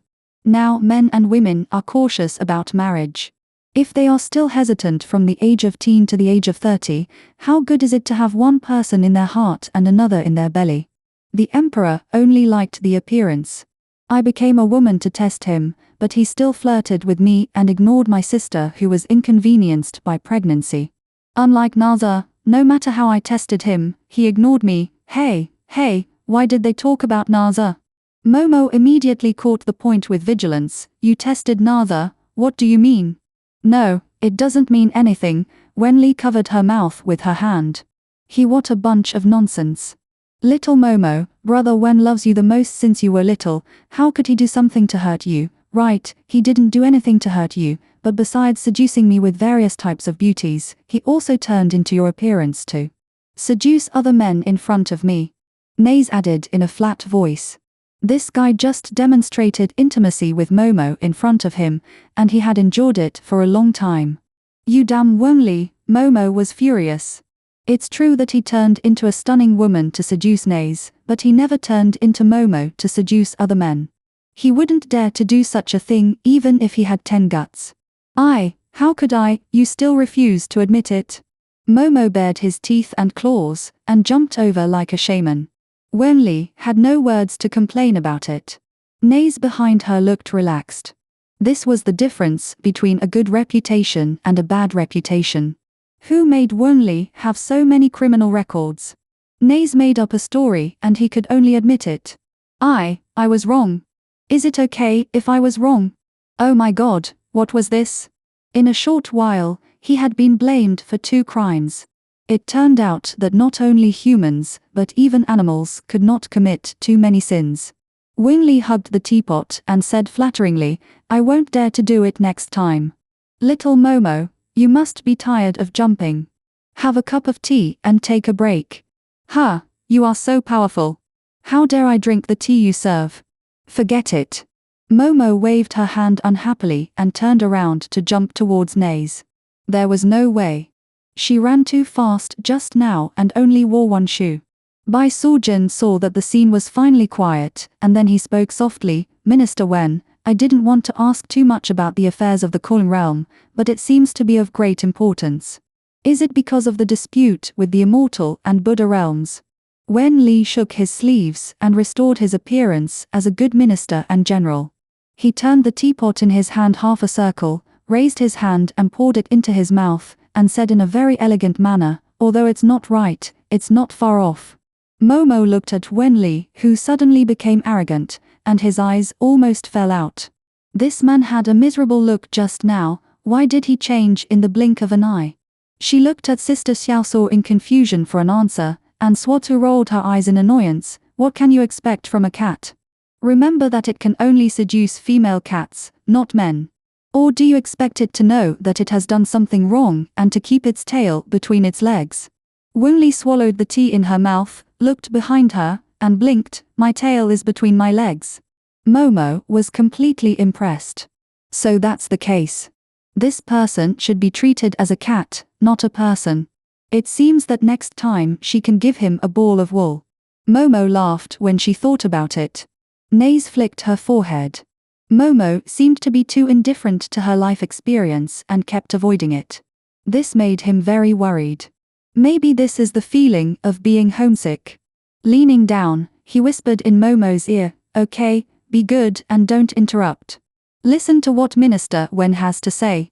No matter where we go, I will accompany you, understand? Oh, Momo was stunned for a moment, nodded, and smiled unnaturally. Brother Wen, please continue. What happened in the Kunlun realm and the Immortal Buddha realm? It's not a big deal. Wen Li tapped the table with his fingers, thought for a moment, and decided to answer her in a roundabout way. Momo, do you know the 6 realms of reincarnation? Momo bent her fingers. I know a little, probably the human realm, the Asura realm, the animal realm, etc. No, it's not too clear, just have a concept. The animal realm is special. The other 5 realms are parallel, and only the animal realm crosses the other 5 realms. In other words, no matter which realm, there are animals and plants. Do you understand what I mean? I understand, but what does this have to do with Kunlun realm? Kunlun realm is a special space independent of reincarnation. It gathers animals and plants that have ascended from the other 5 realms. In other words, there are all immortal birds and beasts there. Even in the 3 realms of immortals, Buddhas and gods, the immortal birds and beasts come from Kunlun realm. Ah, you mean, our Laoshan's roaring sky dog is also from Kunlun? Momo was very excited, she had always loved this cute little dog in the myth. Oh, you mean the black dog? Wen Li seemed very dissatisfied, it's staying in Kunlun now, only this idiot wants to go back to the fairyland every day. Chapter 62. What do you mean? Our Laoshan went to Kunlun to walk the dog. Momo was full of fog. Huff, Wen Li spat out the tea in her mouth in a very ungraceful manner after hearing what was said, and held her belly and laughed. Heimao was taken a walk, haha, if it knew that someone said that to it, it would definitely be angry and bark. Ha ha. Don't laugh, Momo was embarrassed by his laughter and didn't know what she did wrong, I'm very serious. Puff, hee hee, oh, wow, it would have been better if she didn't say it. As soon as she said it, everyone present couldn't help laughing, even Bai Suojin pursed her lips and lowered her head to drink tea. Nazawa tapped her nose unhappily, I told you not to interrupt, so what, are you embarrassed? Momo snuggled into his arms and whispered, I don't know. Nazawa smiled helplessly and teased her, I think it's more embarrassing if you don't know why you are embarrassed, hee hee. Huh. Momo was speechless. She turned her head away angrily and shouted at Wen Li, who was still laughing so hard, quiet. Wen Li was indeed quiet, and her sleeves habitually covered half of her face, revealing her eyes that were opened because of laughing. Tears were shed, and his big watery eyes looked like, I know I was wrong, please calm down, sir. Everyone was speechless because of his inconsistent attitude, sometimes joking and sometimes serious. Bai Suojin saw that he was going to go off the topic again, so she had to stand up again. Minister Wen, we all know a little about the past of Kunlun realm. It has always lived in harmony with the immortals, Buddhas, gods, humans and ghosts. How could there be a dispute? I have also heard some rumors in the immortal world, but because I have always been idle, the more I listen, the more confused I become. Wen Li didn't beat around the bush this time. He wiped his eyes and said, "I'm fine." He wiped away the tears and answered honestly, "It's not a big deal. Kunlun world has recalled all the immortal birds and beasts serving in those two worlds, especially pets like roaring sky dog that can help their masters fight, or mounts for immortals and Buddhists, such as the fairy crane, to let them rest in Kunlun world. Some of them have gone out and have never come back." At the end of his speech, Wen Li was sad for the first time. Everyone fell silent. After a while, he continued, "In the past, they were fighting demons and defending the way. They had this and that. It would be fine if they had such a request, but now, alas, there are not many people in the mortal world who worship and pray, and they are happy to pretend to be deaf and dumb. They are also making a lot of noise for some unpresentable reasons. The most outrageous thing is that the old guy who has become a spirit wants to show off his nobleness, so he instigates the immortal birds and beasts to do this and that in secret. Tell me, what does he think of our Kunlo world, huh?" Momo and Naja looked at each other and felt it was incredible. They didn't expect that such a thing would happen. This is the immortal Buddha, right? Let them abuse animals and not care for flowers and plants, so we took back our own people, closed the door, and let them go out without fairy horses, pass messages without fairy cranes, and show off without spirit beasts. They can make trouble by themselves, whatever they want, haha. Wunli clapped his hands, looking very happy. The Jade Emperor and Tathagata talk about the cycle of cause and effect every day, and all the immortals and Buddhists are all talking nonsense. This time, let them taste the consequences of the cycle of heaven and retribution. To think that this could happen, Qing Hanba stood up angrily, his face turning green like swatoi. They are going too far. Wenli drank tea and nodded vigorously. We must resist. Swatoi slapped the table and held her head high. Wenli waved his fist in support, responding to the call. Although Momo was angry this time, he was still rational. He looked at Wenli from top to bottom, and from bottom to top, and estimated how much of his words were subjective. Don't forget, he just said that Xiaoqian dog wanted to go back to the fairyland. If Orlangshan abused it, ate its meat without leaving bones, and didn't tear a piece of cloth for it when he dressed himself, it is estimated that no matter how loyal the dog was, it would not run back home. Everyone has this experience. Whenever there is a quarrel, if you are not at the scene, afterwards, you will think that the person who cried to you is right. Why? First, since the complaint will definitely not attribute the main contradiction to oneself. Second, because you know this person, you will tend to be emotionally inclined to her. Even if she is wrong, you will understand and say that this is a hardship. The consolation between friends has nothing to do with right or wrong, but if it is related to the truth and decision, those who believe in one side's words are fools, because this is definitely not the truth. It can only be regarded as a quarrel. Momo knew that no matter what, they said these things in front of her, and she couldn't not express her opinion.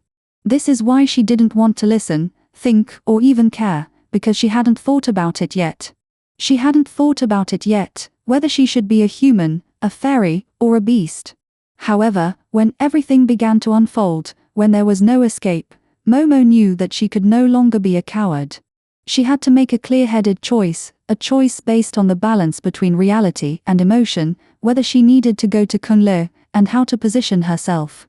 She had no doubt about her relationship with Kunle, but how deep was it, who were her parents, and whether she should intervene in the current complicated situation. If she stepped in, would it affect the orphanage and the blood clan? What should Bao Bao and Naze do? Although everything in front of them was equally unfamiliar to them, she had lived in the atmosphere of Oriental culture and mythology since she was a child. At least she knew that the Jade Emperor in the sky was in charge, and the King Yang in the underworld had the final say, but what about them? The past and the future made her confused. In fact, she wanted to shout from the beginning, telling her what these had to do with her. If not, let her go. But she couldn't say it. She couldn't deny that she couldn't bear to part with her 10 years of memories and her parents. Those laughter and tears couldn't be erased. Even if it was Yushu, it could only take away the years, but not the traces of the years, right? But, if she wanted to know the truth, it meant that she had to go through choices again and again. The belonging of family affection might make her confused about right and wrong, and the limitations of identity might make her do things even if she knew it was right or wrong. The discussion in that room was in full swing, but Momo kept her head down. Even Nazawa thought she was asleep. Nazawa hugged her and brushed away the bangs in front of her eyes. Momo raised her head slightly. He chuckled and said, "Are you still awake?" "Yeah," Momo responded vaguely, not knowing what to say. What time is it?" "It's almost dawn." Momo immediately jumped up and shouted, "Go back to the room. There are lattice windows here. The gauze curtains can't block any light, don't get burned." After hearing what she said, the angry Dean turned around and replied, "It's okay, this is not the human world, the sunlight is different, otherwise why would a drought demon like me run here? Haha, by the way, you vampires are cursed. Don't worry, the curse can't affect here." "You mean, the sunlight here won't?" Nathawa's expression suddenly became excited. "Yes, ordinary zombies can survive here," Dean Qing answered patiently. He had also experienced that kind of dark and endless life. It's really good to be alive during the day. "Really?" Momo was so happy that he didn't know what to do. "Really?" Swatsui also turned her head and laughed. "I tell you, Momo, the Dean used to beg for money to live here." "Oh my, why do you always say these things in front of the young people?" Dean Qin was building the image of a tall and mighty senior master.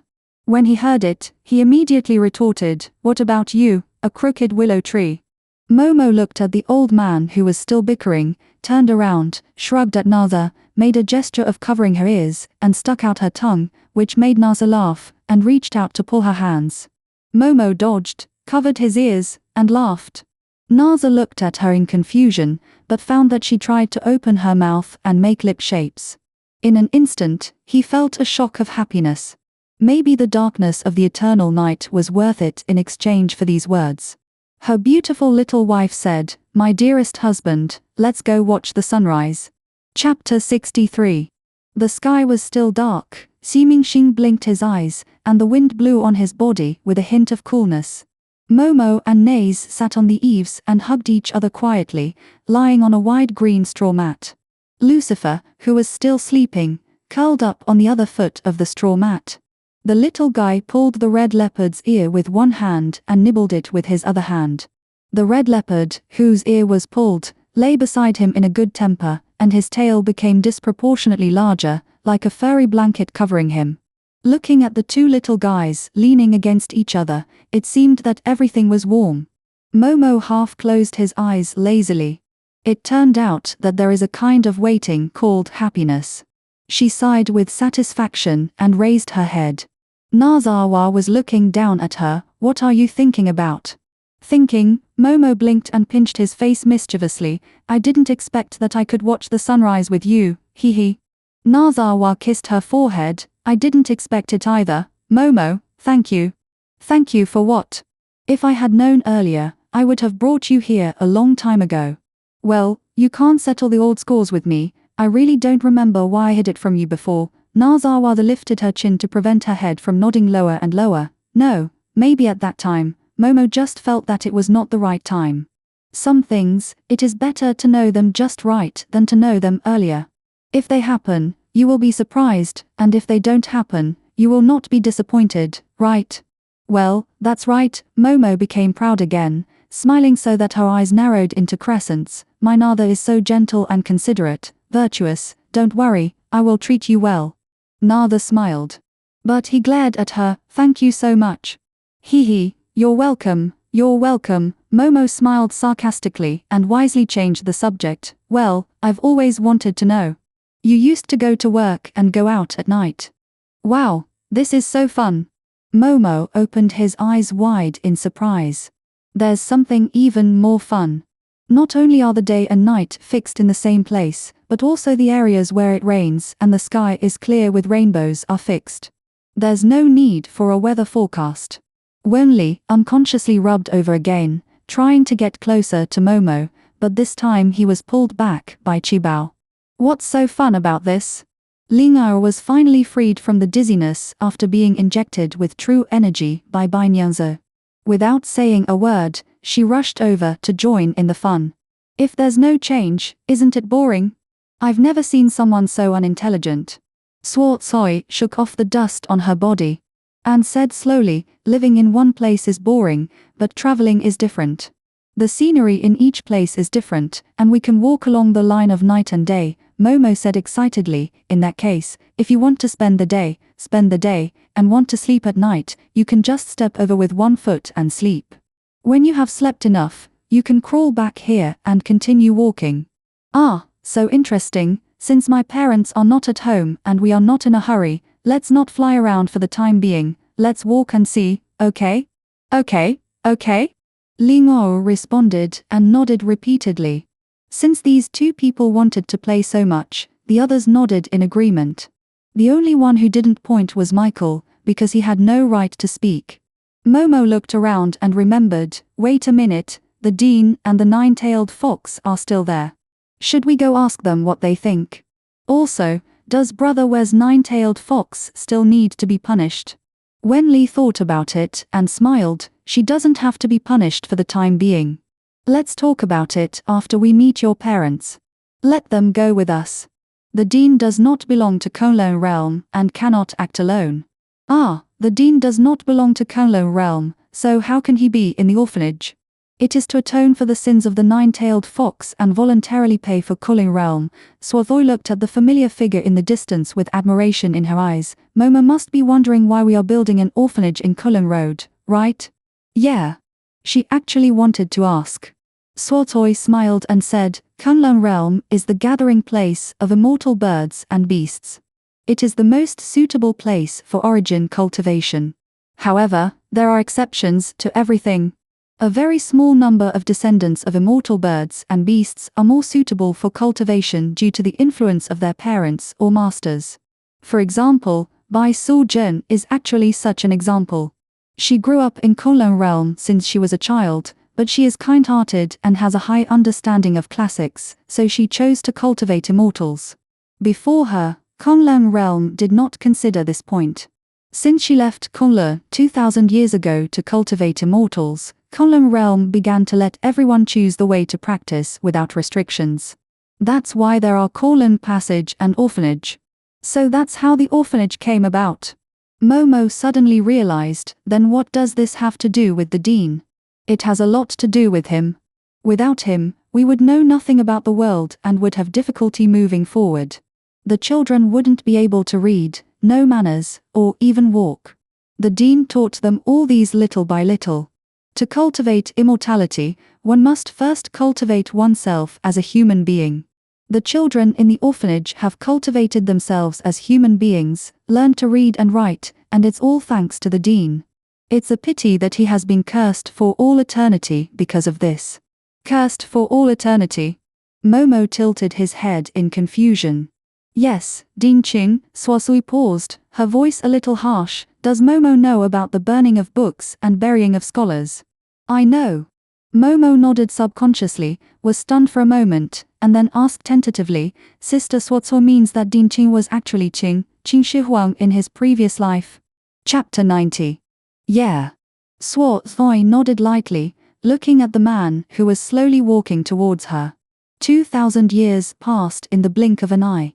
In order not to disrupt the balance of the three realms, he resolutely let the young soul continue to reincarnate, and the young soul cultivated, and his progress was amazing. Except for going to the secular world every 100 years, he always stayed in the Kunlun world to accompany the children in cultivation. He sent one batch and welcomed another batch. Guarding and waiting seemed to become a habit. Suosoi actually never understood why he had never recognized the nine-tailed fox since he had already found it. It seems today that he still has some grudges in his heart. Momo, however, had no idea of the twists and turns in her mind. She opened her mouth for a long time. Sister Suosoi, you are telling the truth. Oh my God, I can't believe it. It turns out. Wenli blinked cunningly. Not only that, the money for the initial construction of the orphanage was all paid by Director Xing. It was not until later, with his help, that the Kunlun world and other worlds knew how to exchange and share what they had, and then they got rid of the embarrassment of digging his grave. Hee. Ah, really, there is such a thing. The young people all had an expression as if they were listening to a story. To them, it was really unheard of. Of course, Yin Zhaoying and Ling Ao didn't know about these past events. The only one who couldn't stand was Michael. After all, he was an outsider listening to other people's family affairs here, and he had urgent matters to attend to. Can I interrupt for a moment? I am Michael, the messenger of God. I need to explain to the Kunlun world about the misunderstanding about unicorns. I beg you, can I, he repeated it twice, but couldn't find the right words. The expression on his face, which had always been calm, became uneasy. After all, he needed help from the other party. And he had to limit the other party's time and space. It was unreasonable and unacceptable. Fortunately, Momo had some good feelings for him for the sake of little Lucifer. After all, his son and the other person both had swan wings. Besides, the longer Michael was here, the greater the probability that his son would reveal his true identity. If he really recognized it, things would be very bad. Brother Wen, tell me the truth, are you the one who makes the decision on this matter? Wen Li saw Momo turned to him with a serious face, and denied it with a flickering look. What's the matter? What's the decision? I'm just a little pet. Huh. Momo coughed hard. Who are you trying to fool? Is there such a cool pet? Everyone should respect him. Okay, my dear Momo, can't I do it? Wen Li shrugged in frustration. It was a rare opportunity to get close to Momo and indulge in the fun of being a little cat, but he had to be ordered to do work again. What a miserable life. Thank you, Master Momo. Thank you, Minister Wen. Michael made a standard cross on his chest, neither humble nor arrogant. At this time, he was wearing a white robe, with a serene and comfortable expression, which made people want to get close to him. Haha, you're welcome. Take care. Momo waved his hands, feeling a little embarrassed.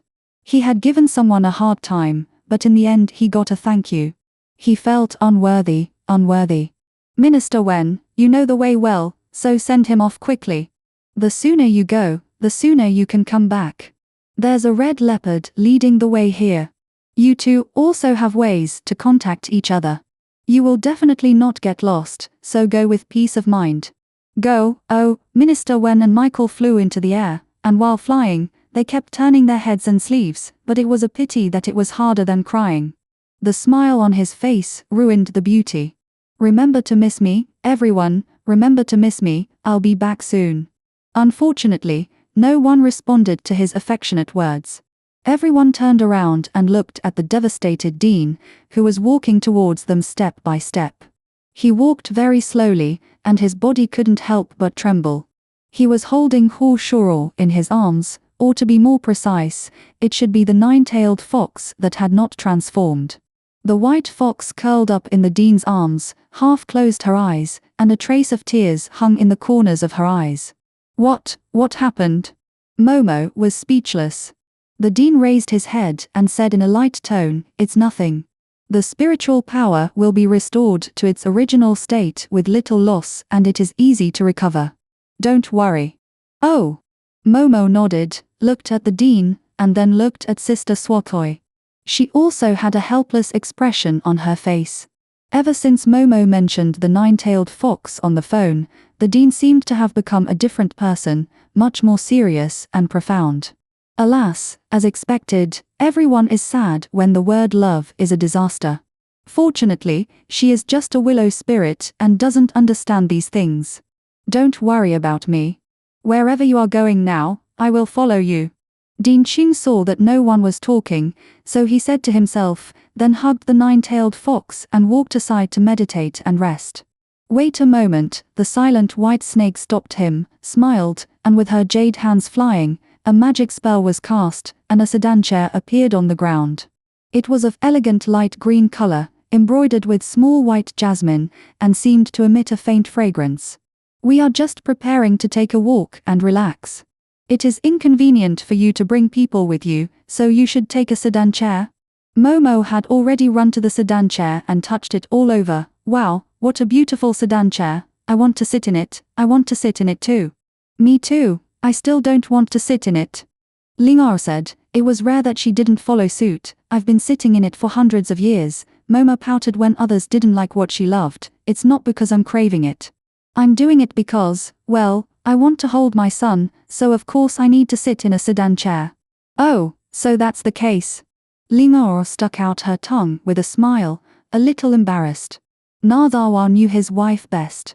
She wanted to sit down and used her son as an excuse. He stretched out his hand to scratch her nose, raised his head and uttered a sweet whistle. After a while, Hoo-Hoo and Lucifer, who were chasing each other in the air, fell down. To be specific, Hoo-Hoo heard the call to dive, and Lucifer followed. Nazawa and Momo caught one kid each. It's so heavy, son, you should lose weight. Momo rubbed his arm that was hurt by the impact.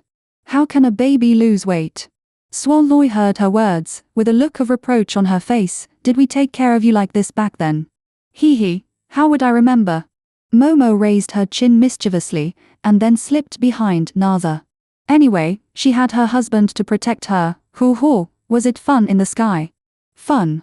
Hoo-Hoo stretched out both hands to grab his sky-high braid and nodded. We saw a lot of interesting people.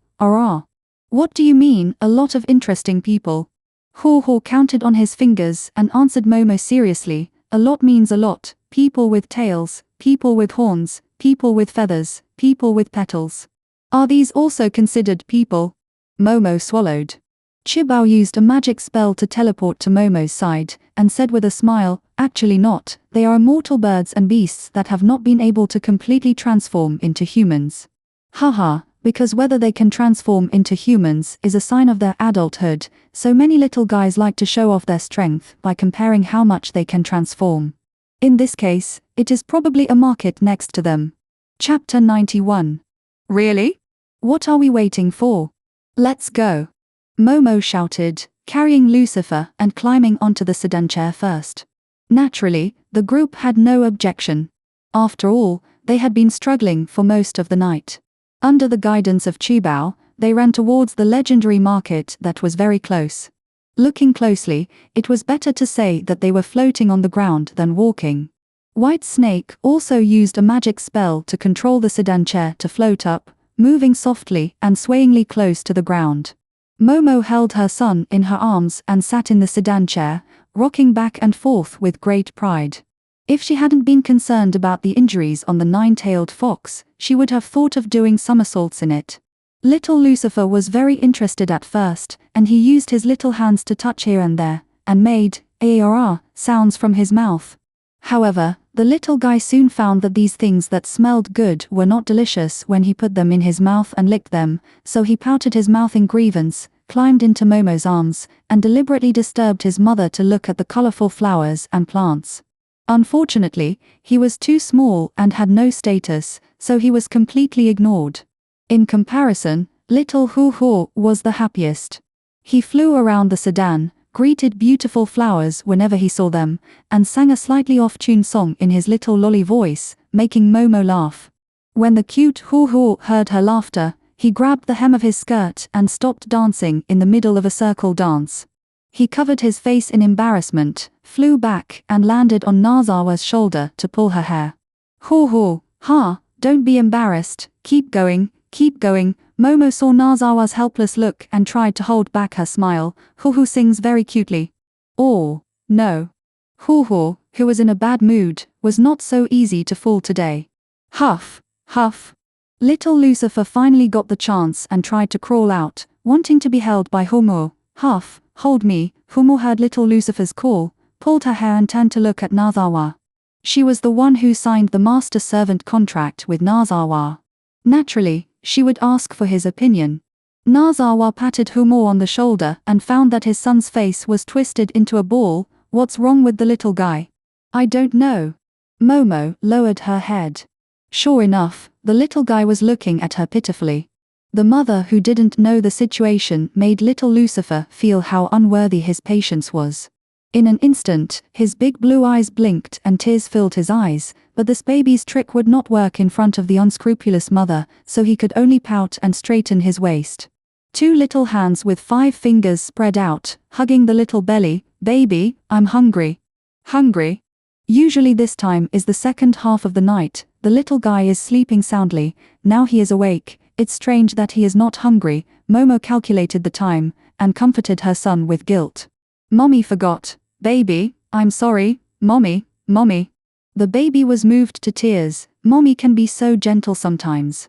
"But, you have grown up so much, why did mommy teach you to speak human language with so much difficulty? Isn't it for you to speak human language to others? Since you can speak human language, why don't you tell me if you are hungry? If you tell me, mommy will know that you are hungry. You don't tell me if you're not hungry, and you don't tell me if you're hungry. How can I know whether you're hungry or not?" Momo's lung capacity can only support such a long sentence, so she took a deep breath and concluded, "Right, baby son, mommy is right, right?" Quite a few words. The baby blinked twice. The little hand covering the belly pointed at the ferocious mother with trembling hands. One hand covered the mouth. "Woo woo woo, mommy tiger." Nada. "Is there anything you can give the baby to eat?" The little guy covered his mouth, causing Momo to miss the first time to hear her son's evaluation of her. "Let me hold the baby. I'll take care of everything." Nazawa knew this would be the outcome. As he spoke, he slid to the side of the sedan and took his son. Just as he was about to turn around, he was grabbed by Momo. "What's wrong?" "Well, I'm hungry too. Is there anything I can eat?" Momo asked in a low voice, touching her belly with one hand like a baby, looking very innocent. The class reunion was too noisy. "I gave you drinks. Only baby food." Nazawa shook his head and saw Momo's shoulders slump. He added, "You didn't let me bring snacks," saying that the baby would get cavities if he ate them. "How about some baby formula?" "I don't want to drink anything." Momo pouted and acted coquettishly. White Snake came over. "I have vegetarian food here. Momo, do you want some?" Thinking of the noodles in clear soup and beans boiled in salt water, Momo shook her head decisively. "No, I want meat." "Are you not going to give her food if there is any?" Everyone stopped and looked at the unreasonable person. Even her son was looking at her with a pacifier in his mouth. But the person smiled and shook Nay's arm. "How about we stop here to hunt and barbecue?" "So this is the idea?" Nays sighed in his heart and patted her head. He was unfamiliar with this place and couldn't make a decision casually. He turned around and cast an inquiring look at Chibao. Chibao was anxious about how to interrupt, but when he saw him looking at him, he quickly clasped his fists and bowed. "Well, my master, let's go to the market to eat." "How far is the market from here?" "Will it take another half an hour?" Chibao calculated. "Well, at the speed just now, it will probably take another hour and a half." "What? That means 3 hours." Momo, who was still struggling in his heart, immediately made a decision. "Then let's have a picnic here, and eat at the market next time." "My master, we can teleport there. We said we were going on a hiking trip. How can we change our principles for such a trivial matter?" A righteous rebuttal. Don't get me wrong, it was Lingara who helped him this time. After she transformed into a human form, she was restricted by Yin Zhaoying from showing her true form, let alone catching small animals to eat alive. This time she got the chance. It would be fun to just watch. Chibao Gaoyi's face twitched for several times before he struggled and said, "In that case, please wait here, master, Chibao will go hunt." "Wait," Ling and Momo had the same idea and said in unison, "I want to go too." This, Chibao and Bai Niangzi looked at each other, as if they were in great difficulty.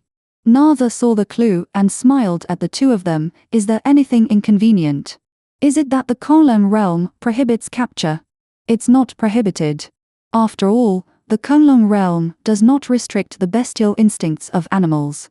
The strong prey on the weak, and natural selection is certain." However, White Snake paused, then smiled and shook her head, as if recalling a very interesting thing. If it was a celestial being who went there, the situation would be different. After all, the celestial being is not a celestial being. Human nature is kind, and we should not kill with malicious intent. In order to prevent harm to spiritual animals, we must say something before we kill them. We have to say something before we kill them. Momo was confused. What should I say? Excuse me, can I eat you? Chapter 92. Momo was stunned for a moment. Who should I ask? Ask the prey to be killed. Well, this is a kind of respect. White Snake nodded gently, not joking. Respect? Yes, respect. Respect for life, respect for food, respect for all living beings. White Snake landed on the ground and walked towards Momo. As she moved, her cheongsam changed into a plain light blue robe. Of course, asking this question is also a kind of difference. If it is a bird or beast that has already cultivated spirituality, and you ask it in the language of heaven, it will understand and will naturally shake its head and continue its cultivation. If it has no spirituality, then it depends on the opportunity. Fate, re-entering reincarnation, is also a destiny in the dark. Momo nodded as if he understood, but suddenly shook his head again, very flustered. But, isn't this unfair to those ordinary animals? Aren't by, otherwise, let's just eat vegetarian food. Momo, you are wrong. Who told you that plants and trees should not be respected, so you dare to eat me, Sister Swatoi? Swasoi leaned over and shook over. I don't mean that, I just, Momo heard Swatoi say this, and suddenly felt even more shallow, and crawled out of the sedan that had stopped, grumbling, but still couldn't say a word. If he said that he didn't eat anything, it seemed even more impossible. Momo, it seems that you haven't understood the meaning of equality for all. All life goes on in cycles, and killing is not wrong. If you kill a prey, it can't appear out of thin air and grow up. It can also eat, right? But if I kill it, you will save its food. White Snake raised her hand and touched Momo's head, smiling gently. Silly child, you never think things through. You start to worry about gains and losses. I thought you have changed a lot. Alas. Momo turned around and looked at the endless woods. As if he wanted to see through something. I don't understand. I can understand what you said, but I still don't understand. Why do we kill and eat, but there is nothing wrong with it? We eat. It's because we are hungry. Because we want to live, we must eat. Food keeps us alive, so we should respect food. We can eat it, but we must not waste it. We cannot abuse it. Momo, do you think that this is actually unfair? Why should we choose to live and let the other person choose to die? Yeah. Momo nodded. Sometimes the world is not absolutely fair, but it is always balanced. We are also food for others, aren't we, the so-called demons and monsters in the eyes of the world. They are not necessarily really evil, and they eat people because humans are food in their eyes. White Snake smiled and said, in fact, many creatures in Konglong world eat people. Momo hid behind Naza in fear. Master, don't be afraid. Chibao quickly teleported to her side. I'm not afraid, I just hid behind. To keep cool, Momo swallowed her saliva, a little embarrassed, but in fact she already understood what White Snake meant. She was startled when she heard about eating people. It was just an instinctive reaction. Ha ha. I know what equality means for all. I will be grateful for the food I eat, live well, and try to be smart and brave. Well, I will also make myself stronger. When facing a powerful existence, I will not be afraid, and I don't need to resent anything. I will bravely fight. It can choose to live, and I can choose the same, right? Momo's understanding is very high. White Snake nodded with satisfaction, and turned around. She looked up at her daughter who was lazily leaning in Yin Zhaoying's arms, with a confused look on her face, and could only sigh. Ling'er, tell your master what I just said later, remember? Ling'er was startled when she heard Bai Nianzi calling her name. She didn't dare to ask after hearing her instructions, and nodded repeatedly, yes, mother. Only Yin Zhaoying understood what Bai Nianzi meant. This was a sign that Ling'er had a low level of understanding and no chance of becoming an immortal. His Adam's apple moved, and he wanted to ask Ling'er if she was suitable for origin cultivation, but he thought about it and gave up. He had always raised Ling'er as a human being, and she even wore one piece of clothing in winter. Now he let her eat raw meat and drink blood. How could he bear it? However, if we talk about who has the highest level of understanding among the people present, it is not Momo. When Naze heard White Snake say that all beings are equal, his consciousness began to get out of control. A hymn he had never heard of appeared in his mind, so familiar. Accompanied by this, the whole person entered a strange state. He was still standing here, listening to them talking, but it seemed that there was another self, looking down in space, looking at everything peacefully for a while, and then, all the images he saw were weirdly distorted. After listening to White Snake's teachings, Momo no longer had any thoughts of hunting. Although she was still very hungry and wanted to eat, she could not run to ask the cute little animals if she could eat them. You could call her an ostrich or someone trying to cover her ears to the truth, but she had decided to only eat what was ready-made. Moreover, she would eat the leaves instead of the roots, and would eat the pests instead of the beneficial animals. The red leopard looked at his master, who was gritting his teeth and swearing, and asked cautiously, "Little Master Momo, may I ask, are you still going hunting?" Ah, Momo came to his senses. No, let's teleport to the market to eat. It's fastest this way, oh ha ha. Where's Lingar? Lingar had just been named by the White Snake, so she naturally didn't dare to be arrogant. I'll go to the market to eat too. Okay then, Naza, let's go to the market. You take me. Momo patted Naza's shoulder from behind, but found that Naza didn't respond. Instead, little Lucifer was holding the bottle, grinning happily, and the milk that had not been swallowed flowed out from the corners of his mouth without any suspense. Momo jumped up from behind. There was no other way. Naze was 20 centimeters taller than her. She hooked her husband's neck and reached out to wipe Lucifer's mouth.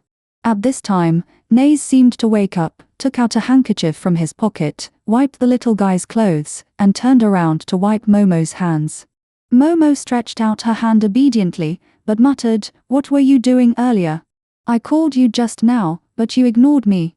"Well, I was just thinking about something." "What are you thinking about?" Momo widened her eyes with gossip. "To be exact, I remembered some things from the past, but they are a little vague." Naze paused, raised his head and smiled gently at Momo. "Momo, I suddenly feel that, as if, I also lost my memory." "Ah, no." "Quite a few words." Naze stared at her, but did not speak, with a hint of sadness in his eyes. Chapter 93. Naze's silence made Momo calm down from her surprise quickly.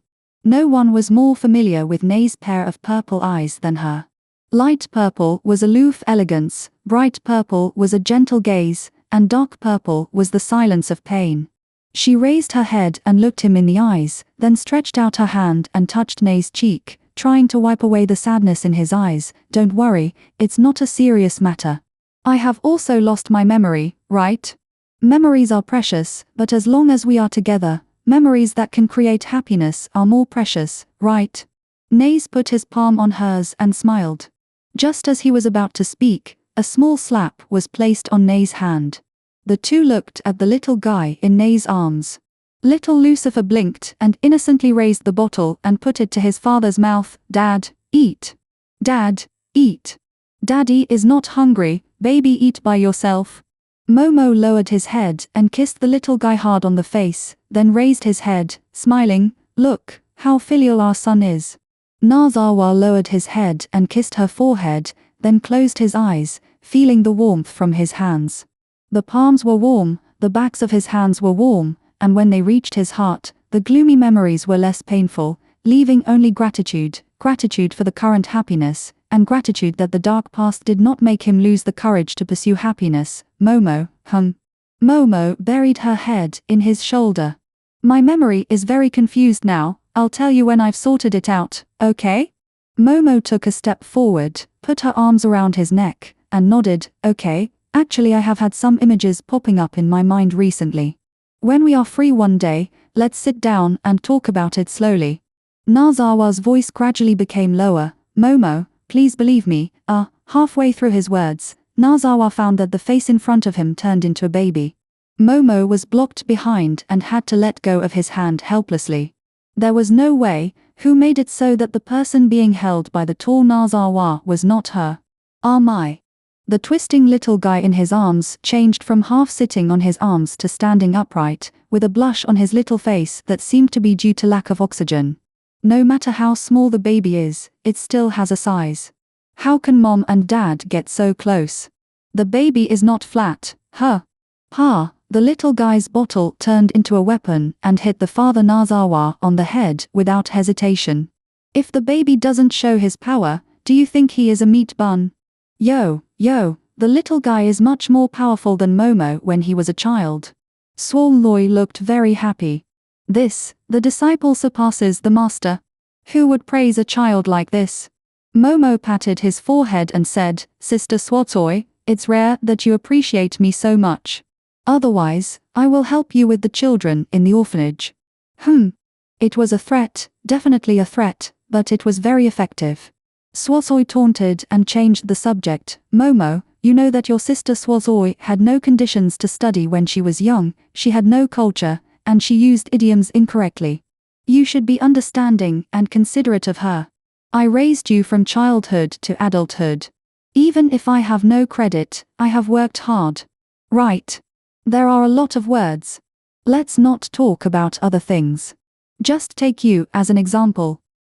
You couldn't recite the text, and every time it was Sister Swatoi who helped you to make notes. If I say more, it will probably never end. Momo clenched his fists. Sister Swatoi, stop nagging. I'm scared of you. Haha, I was just saying it casually. Swatoi knew when to stop and waved her hand casually. You guys just listen to it casually. Just listen to it casually. Thank you Sister Swatoi for your kindness. Momo bowed like she did on TV, but her stomach rumbled at an inopportune time. White Snake waved her hand indifferently. Okay, nothing else, don't waste time, go to the market to rest early. The nine-tailed fox is injured, it's better for him to rest early. The person with the highest score on the scene spoke, and naturally, no one else objected. Momo held his son obediently and climbed on Naza's arm, looking ready to go. Naza stretched out his hand to call back Ho-Ho, who ran to the sky for a stroll again. Just as he was about to teleport, the red leopard had already opened the portal and transformed into a leopard. Its body was dozens of times larger than when little Lucifer rode it. Its whole body was wrapped in flames, with red flames as its body and golden flames as its hair.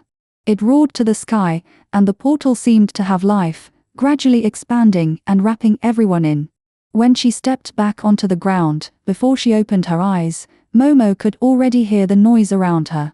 Don't get me wrong, it was definitely not the sound of car horns or store advertisements in the city center. It felt a bit like being in a zoo. Chirping, croaking, hissing, clacking. Momo took a deep breath and carefully opened her eyes.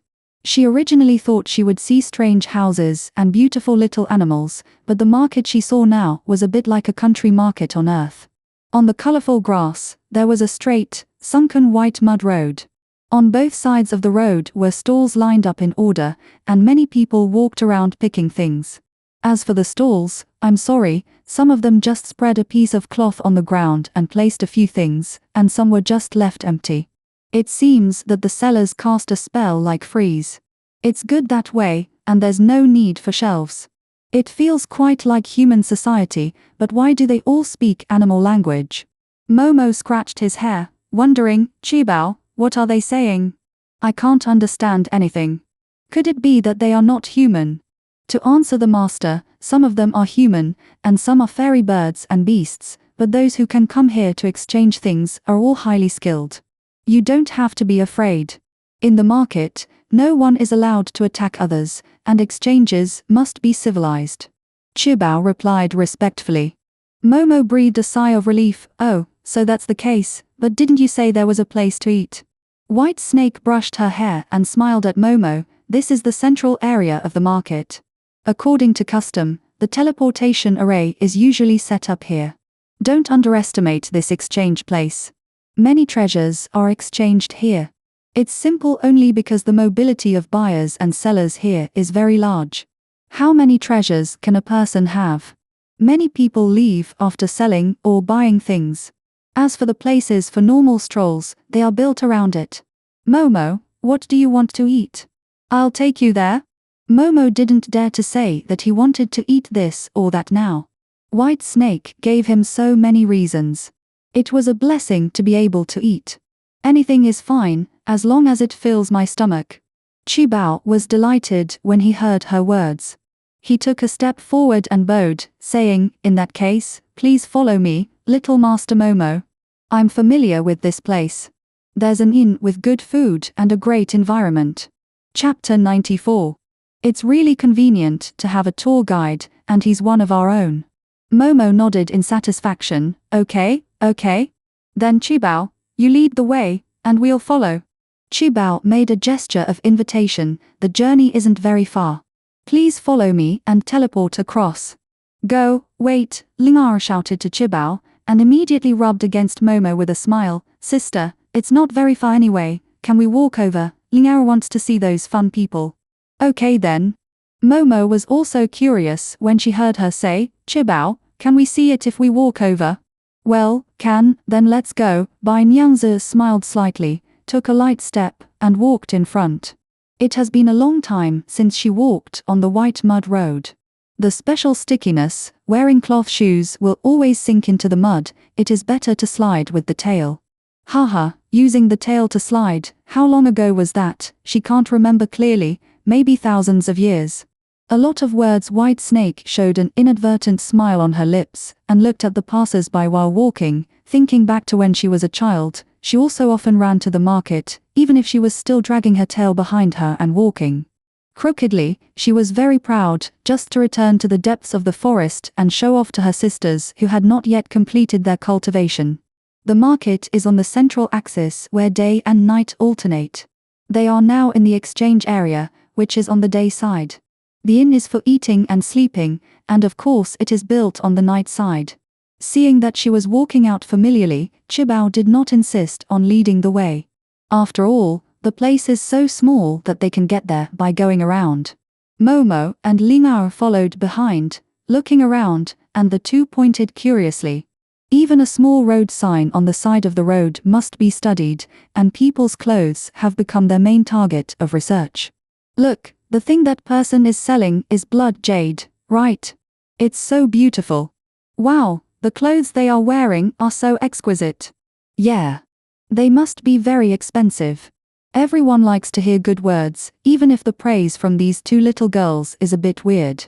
Everyone didn't care and continued to buy and sell things. Look, that woman has a head full of feathers, haha. Momo and Lingao continued to share new discoveries. Wow, really, the red one in the middle is so tall, and the others are all white. Sister, why does she wear it like this? It's so weird.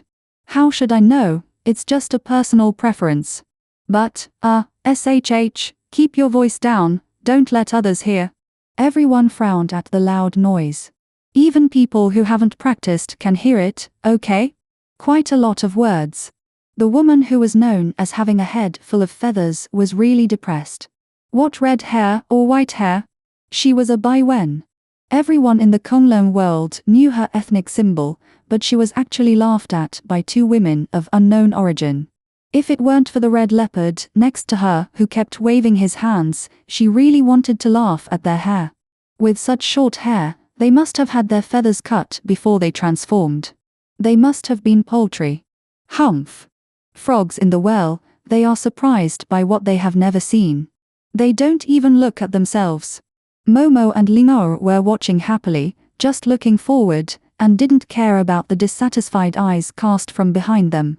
The red leopard wanted to remind his master. But due to the occasion, he couldn't mention Momo's relationship with him.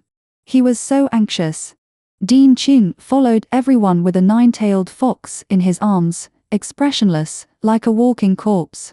As for Naza and Yin Zhaoying, they are definitely the new good men. Although they haven't blindly doted on their wives to the point that everything they say is right, the two grown men won't have any objections to them going shopping. It is estimated that even if Kai Bao asked them to stop, they would say something to defend their wives. Why do people wear beautiful clothes and dress up? It's for others to see. Others will naturally make comments when they see it. There is nothing wrong with saying it. So, this is completely a matter of mutual consent. Fortunately, although Kai Bao looks serious and upright, he is still flexible. He knows that asking those two for help will not produce any results, and he can only rely on the one in front. He was really tired of waving his hands, so he found an opportunity to walk to the side of Bai Nyingzi and bowed. White Snake was startled and woke up from her memories. She was so smart that she understood what red leopard meant at a glance. She nodded slightly, stopped, turned around and said to the two funny people who were parading through the streets, "Don't look, there's nothing fun here, it's in front." When Ling'er heard this, she immediately pulled Momo and happily rubbed against her mother's side. "Really, mother, we can see those fun people in front. Well, turn here and there's a shortcut. Follow me." After saying that, White Snake walked forward a few steps, stopped beside a road sign, made a magic gesture, and then pressed her finger on the name on the road sign. A green light flashed beside the road. Almost at the same time, an alley appeared next to it. On both sides of the alley, there were quaint houses, pavilions, and ancient European dome houses. At a glance, it was truly a combination of Chinese and Western styles. I was wondering why there were so many road signs but no road. I thought they were all demolished. Momo touched the roadside with her hand and looked at the alley next to it. "It turns out there is a secret door here. Hee, come in. This is a shortcut to the inn." White Snake stepped into the alley, and everyone followed. Momo realized that it was an alley from the outside, but it was not small when you walked inside. "What is this place for? Why is there a secret door?" Momo looked around as she walked. The high steps on both sides prevented her from seeing the furnishings in the house. White Snake smiled and explained, "It's not a particularly important place. It's just the residence of some immortal birds and beasts. When you have a certain level of strength, you can move in. After all, sometimes you want to buy a treasure, or want to sell a treasure. If you have the right price, it's not a matter of 1 or 2 days. You can carve the appearance of something on the big sign in the center of the market, and then you can live here and practice while waiting." "Wow, Aunt Bai knows so much. Has Aunt Bai lived here before?" Momo admired. "I didn't have enough magic power at that time. To live here, I needed a certain level of cultivation to open that road sign. Obvious discrimination." Ling Ngao was indignant. "Not really, it's just to ensure the level of the exchanged items. Generally speaking, the deeper the cultivation, the higher the level of the treasures they possess. In fact, the signpost can be opened directly with high-level treasures." "Oh, so that's the case." Momo nodded, and then suddenly realized, Aunt Bai said that her magic power was not enough, and she looked so familiar. Could it be that she relied on treasures to get in before? Momo guessed it. "Haha, well, let's not talk about it, let's go quickly. It's usually very deserted here. Everyone is practicing in their own rooms, you can't see anything." Hee, then let's go quickly." Momo was talking, and the door of the house next door suddenly opened, and a crisp voice came from inside the door. "Excuse me, do you want to buy pearls?" Chapter 95. As they were talking, a figure floated down the steps and stood in front of everyone. It was a cute little girl, about 10 years old, with 2 long braids, each with a teardrop-shaped pearl. Her light pink clothes spread out layer by layer until her ankles, with a faint glow. The most eye-catching thing was the huge semicircular shell-like thing on her back, fan-shaped, blue-gray, and looked very heavy. "Hey, this wing is too thick, isn't it?" A lot of words. The little girl opened her hands and made a blocking gesture, but before she opened her mouth, her face turned red. "Hey!" Lingao rushed to her and stretched out her finger. She wanted to question her, but found that she was not as tall as her. "Forget it, I won't bother with children. Be good and go home." The little girl was pointed at by Lingao, and she took a step back in fear, but still whispered to Momo, "Sister Tiara, do you want to buy pearls? Bebe's pearls are very good." "Are you selling pearls?" Momo pointed at the pearls inlaid on her braid. "This one? Does anyone want the teardrop-shaped ones? I heard that round pearls are valuable." "You want round pearls?" "Bebe has them," yes, the little girl heard her say, and hurriedly turned around to pick at the place where the wings were connected to the clothes, and held out round pearls of various sizes in her hands, some of which were as big as eggs. Look, is this okay? If not, Bebe has more. Wait a minute, who said we want pearls? Sister is just asking. Lingao was very unhappy. She turned around and tugged at Momo's sleeve. We have these pearls at home too. If you want them, Lingao will give them to you. The little girl looked at the two of them, tears almost falling out of her eyes. Bebe has many more pearls. Can you pick some more, Sister Tianren? Lingao turned her head angrily. Why are you crying? You are a little bird that hasn't even transformed yet. Why are you selling pearls here? It's so dangerous outside. Go home quickly. Wow, Bebe is not a little bird. Bebe is a clam. Woo woo, Bebe can't go home. Wow. The little girl was frightened by Lingao and burst into tears. No wonder it was dragging a pair of heavy wings behind it. It turned out to be a clam shell. Momo suddenly realized that the clam was selling pearls. It was natural. Okay, Lingao, don't say anything. You see, you made the little girl cry. She is a clam. Selling pearls is nothing, Lingao said aggrievedly, but she is still so young. If the family can't find her, they will be so anxious. Bai Nyongzu has been watching Lingao's every move. Hearing her say this, her brows wrinkled, her daughter's memory deteriorated more and more seriously, and now she can't even remember some common sense things. Lingao, you don't know her situation, don't talk nonsense. Or, I know, mother. Lingao won't say anything. Seeing Bai Nyongzu's bad face, Lingao quickly admitted her mistake. White Snake was interrupted and lost interest in talking anymore. She sighed. Momo looked at them, not knowing what was going on. She exchanged a glance with Naze. Naze shook his head and motioned her to deal with the clams first. Your name is Bebe, right? Quite a few words. Momo turned her head. She whispered to Bebe. Don't be afraid, don't cry. The little girl cried even harder. Woo woo. Sister, Bebe wants to go home. Wow. Are you lost? Wow, sister, buy Bebe's pearls. Bebe wants to go home. She still had to sell pearls. Momo wiped the cold sweat from her head. Okay, Bebe, if you don't cry and answer a few questions from your sister, I will consider buying your pearls. Really? Bebe is relieved. Well, of course, Momo nodded sincerely after considering it. Sister asks you, why do you have to sell the pearls before you can go home? Bebe doesn't want to sell the pearls. Bebe has to sell the pearls to Sister Tianren before she can go home. What's the difference? Momo was confused. Of course they are different, White Snake explained beside her. There is no currency in Kolo world, and buying and selling means bartering. She must sell it to you, which means that you have something she wants to exchange. Exchange for what? Bebe stretched out her hand, pointed at Momo's forehead, and looked at her hopefully. Bebe wants the red spider lily on Sister Tianren's forehead. What do you want this for? Momo said in surprise. Do you want to stick this on your forehead?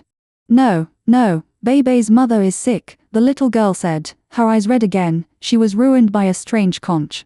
My egg got poked, and then my mother's leg kept bleeding, staining the house red. Oh. Stained the house red. Momo pondered for a while. You mean, living in the water, and then the blood mixed with the water. Why don't you let your mother come to the shore, so that the wound will be easier to scar? Mom's spiritual power is consumed a lot. If she goes ashore, there is no water and she can't stand it. Wow. Then what do you want the red spider lily for? People say that if you stick the red spider lily on the place where Mom is injured, the wound will not bleed. Bebe looked at Momo with her watery eyes. Is it because of its spiritual energy that the wound does not bleed? Momo turned around and asked Bai Nyongzu. Yes, and the red spider lily belongs to Yang, while the Sea of Kunlun realm belongs to Ying. It can automatically avoid you water, and it is indeed effective in healing the wounds of aquatic creatures. However, only celestial beings can plant red spider lilies and can be nourished with spiritual power, so they can only exchange with celestial beings. But haven't I transformed? Momo touched Guahua's forehead. Strange, why can everyone see it? The smell, Your transformation did not cover up its fragrance. White Snake waved her sleeves, and Momo really smelled a faint fragrance. So that's how it is. This Sister Swatoi is really half-hearted. What kind of illusion is this? Sister Swatoi. Momo turned around and found that Swatoi was gone. Strange. Could she have lost her way? There are so many words. Replying to the master, don't worry, Swatoi has teleported to the guest inn to book a room. Chubao appeared and disappeared mysteriously. Why didn't you say hello before leaving? Momo said dissatisfiedly. If she said hello, you have to be able to hear it. Chubao lowered his head and smiled bitterly, without saying anything, but when he thought about arriving at the guest inn, he felt relieved. Once there, he didn't have to worry about anything. Bei saw that Momo had not responded to her, so she asked again carefully, Sister Tianren, can you buy Bei's pearls? Momo scratched her hair in embarrassment, not knowing how to answer. Her red spider lily is tied to the future of the entire blood clan, how can she change it at will? Bei, this red spider lily is not a very rare flower in Kulong realm, you can ask other Tianren sisters to change it, okay? But Bei's mother is seriously injured, woo. The little girl was anxious to shed tears again. This Bei really came out of the water, she cried as soon as she said she would cry, it's strange, why are so many people crying to her today? Momo was upset and confused, she knew that saving people is like putting out a fire, but both sides are lives, what should she do? Chapter 96. Why are you hiding in the alleys and not going to the market or crowded places to sell? Nazawa suddenly asked. Bei is not yet an adult, so she can't go to the market. As for crowded places on the shore are far away from the water. Bei is a water creature, and if he is too far away from the water, his spiritual power will drop by 2/3. And my mother also said that crowded places are more dangerous, so she won't let me go. Bei answered in a long voice. But Nazawa still understood what she meant. However, the red spider lily between Momo's eyebrows was the foundation of the 13 clans of the blood race. If it was given away like this, the result would be unpredictable. In this case, there was only a compromise. Bei, if you believe us, how about we help you buy it? Really? Bei was overjoyed. How long will it take? Bei will wait for you here. You guys go quickly, okay? Everyone turned to look at Bai Niangzi. Bai Niangzi simply shook her head. She was not a goddess, so how could she know where to buy such things? During the stalemate, a golden light flashed by. Bai Niangzi was a little surprised. She didn't expect that someone could open the restriction at the entrance of the alley and teleport here directly. The person who came must have a very high level of cultivation. Others didn't understand this. The dazzling light made them close their eyes subconsciously. When they opened their eyes, a dark green figure appeared in front of everyone's eyes. A faint fragrance came from the breeze, the scent of multiplied by. Just for this reason, Momo had an inexplicable liking for this uninvited guest. Looking carefully, the person who settled down was a woman. Her face was covered with a dark green scarf, and her face could not be seen. Her long black hair was tied into a loose bun with a jade hairpin. A few strands of hair fell down, which made her look a little dusty. The clothes she was wearing were actually a complete ink painting, with thick and light outlines of the green bamboos on the mountain. As she moved, she seemed to be alive, freehand and relaxed. I don't know when the red leopard had stood behind her. She introduced respectfully, this is the hostess, this is the hostess of the guest house. Hello. Momo waved her hand reflexively. Hello, everyone, such a classical person spoke in a gentle voice, I heard you need help. She didn't quibble with words as everyone imagined, she got straight to the point, very straightforward, I'm waiting for you in the guest house, but you didn't come no matter how long I waited. I was just wondering, but Chubao sent me a message, haha, is it for Red Spider Lily? White Snake slightly signaled, this little girl named Bei wants it. The woman in black clothes walked forward a few steps and squatted in front of Bei. Is your mother sick? Yes, She bled a lot. Beibei's little face was full of worry. The woman in black clothes stretched out her hand from her wide sleeves and touched Beibei's forehead. A green halo spread from her fingertips. Beibei stared at her movements in a daze, and when he reacted, the woman in black had already retracted her hand, and then opened it again, with a green bottle in her palm. Your mother's condition can only be treated temporarily with white red spider lily, not fundamentally. This heart-keeping pills will be more effective. There are 3 pills in total. Have you heard of it? Do you need me to teach you how to take it? No, Beibei knows that it is the best healing medicine for aquatic creatures. Beibei grabbed the porcelain bottle in her hand as if it were a treasure, but hesitated when he took it back. This thing, Mother said. It contains ambergris. It must be very expensive, Beibei. Beibei can't afford it. Haha, didn't your mother tell you that treasures are not expensive or cheap, only a little or a lot, only necessary or not necessary? The woman in black stuffed the bottle into her hand. I am a celestial being, I don't need this thing. Then, do you need pearls? Beibei held the bottle in her hand and asked tentatively. The woman in black nodded. Although her expression could not be seen, everyone had the illusion from her movements that she really needed pearls.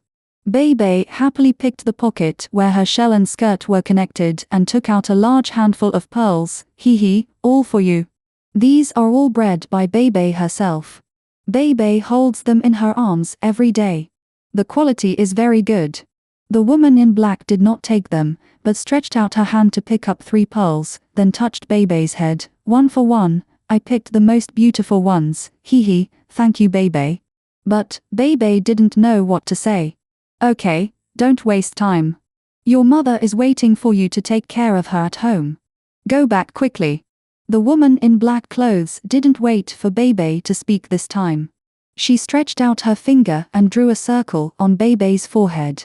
You and I are destined to be together. I will take you to the east coast of Konlul Sea. As soon as the voice fell, Beibei disappeared. Although Momo often saw Nays teleporting here and there, it was at least subjective will. But this woman can extract other people's memories and move people around while talking. Isn't it amazing? A lot of words. And such a person is just the proprietress of an inn. It can't be a black shop, right? A lot of words. Momo shuddered at the thought. She was about to drag Nays to the side to discuss things, but her husband was staring at the woman in black clothes in a daze, and he was obviously in a tense state because the little Lucifer in his arms was being strangled and struggling to flip out. Nays had never changed his expression no matter which woman he met before, but this time he was in front of her, in front of a masked woman, and lost his mind. Momo's heart suddenly rose with an unknown fire. She stepped on Nays' shoes with 1 foot, and then took advantage of Nays' pain and reached out to hug the little Lucifer. Natha noticed that she looked unhappy and realized that he had just lost his composure. He was about to explain, but Momo glanced at her and walked to Bai Nyangzi with the child in his arms. Bai Nyangzi burst out laughing. Ling Ou and Yin Zhaoying looked at each other quickly. It was rare for Bai Nyangzi to smile. They had never seen her smile like this before. Momo almost frightened back to Natha. Why was everything today so weird? Okay, it's getting late. Haha, didn't someone say they were hungry? Let's go back to the inn quickly, the food is ready. The woman in black looked at Momo's expression and didn't explain. She just smiled and waved to everyone. If everything is fine, let's go. After saying that, she turned her head slightly, and seeing that everyone was silent, she flicked her guoha sleeves, and a dark green handkerchief floated out from her sleeves, flying higher and higher, then spinning and gradually getting bigger. Momo looked up and watched it bend and spin little by little, covering everyone. Then she felt her feet lighten, and the whole person was floating up. She looked down at her feet, not knowing when her feet had been wrapped up, but her vision was not obstructed. She could still clearly see the green sky, and below her were all kinds of strange houses. They were floating like flying towards the inky sky in the distance. Chapter 97. Along the way, no one spoke. Everyone seemed to have their own thoughts. The dean and the 9-tailed fox, needless to say. White Snake has never been a talkative person. Ying'er, since meeting her mother, her lively personality has been restrained a lot. probably because of unfamiliarity and fear. Strangely, Yin Zhaoying didn't coax her much, but just stared at her, not knowing what she was thinking. Momo was still angry with Naze at first, but seeing Naze eager to explain, although she still had a stern face, her anger subsided a lot. Basically, she still trusted Naze very much, but since he made her jealous, she couldn't expect him to let him go so easily. So Momo deliberately ignored his gaze and pretended to look at the scenery outside very seriously. This time, she really saw some interest. The scenery in the sky of Kunlun realm is indeed unusual. From below, it seems that the color of the sky is different from that of the human world, and there is nothing special about other things. Only when you fly up, you will find that the white clouds that look the same as those in the human world are also completely different. They are actually floating cloud islands floating in the sky. Because Kunlun realm is white mud, Momo presupposes that these are some clouds. In fact, there are flowers and grass on it, and most of them are birds resting, but there are also small animals on the ground. For example, when Momo first came here, she saw a three-legged frog jumping around. I really don't know how these little things can run into the air without wings. Could it be that they were also brought up in a handkerchief like her? Thinking of this, Momo couldn't help laughing. She turned her head and found Liao looking at her curiously. She pointed to the outside of the handkerchief and said, "The clouds outside are very interesting." "Hee, what do you think, Liao?" Liao stretched out her hand to pinch the handkerchief in surprise. "What are you talking about, sister? Why can't Liao see anything?" "Huh, can you?" "There are quite a few words." Momo glanced outside again. It was obviously very clear. She looked at others with a little doubt, and everyone shook their heads. The woman in black covered her face with a handkerchief, and her expression could not be seen anyway. Since she didn't speak, she naturally didn't want to say anything. There is no need to pretend to be mysterious. Momo pouted in dissatisfaction. "I really don't know where she got so many handkerchiefs. If you have the ability, don't let this girl see Lucia's true face, otherwise she really wants to see if the face behind the handkerchief is really beautiful enough to shock the heaven and earth, move the gods and ghosts, and move the country, the city, and the people. You know, in novels, wearing a mask is the right of the most beautiful woman in the world." Determined to lift the green veil of the other party, Momo picked up little Lucifer and lifted him up, using excuses to hide his naughty smile that could not be hidden. The little guy was dozing off. He was used to the behavior of his unscrupulous mother. Only villains and women are difficult to raise. He was too lazy to care. He just yawned a little, spread a pair of wings behind him, and simply wrapped himself up to protect against light, shock, and harassment, with only his little butt exposed. Momo looked at her son with a mixture of laughter and tears. What is this? Does he really think he is a birdman? Just when Momo was complaining, it got dark in front of her eyes. She looked outside and found that she had indeed reached the dark area. The scenery in the sky was completely different from before. The sky was full of twinkling stars, emitting various colors of light, but mostly red and orange, with some yellow and green. Although the stars dazzled her, she always felt that something was missing in the sky. After thinking about it again, she realized that she didn't see the moon. She was very surprised. Is there no moon in Kunlun realm? When Bai Nyangzi heard her ask this, a smile appeared on her face. Of course there is a place. But what, Aunt Bai, tell me quickly. Momo hated it the most when people kept people in suspense. White Snake just smiled and said nothing, but the woman in black clothes said, "But the moon is not at home. The Kunlun world is different from the human world. A star in the sky is a constellation. These are the caves of immortals who have cultivated Taoism." The woman in black clothes paused here, waved her handkerchief to change direction, and then spoke. "As for the biggest one, which can illuminate the way better than the moon in the human world, it can only be the master of the Kunlun world.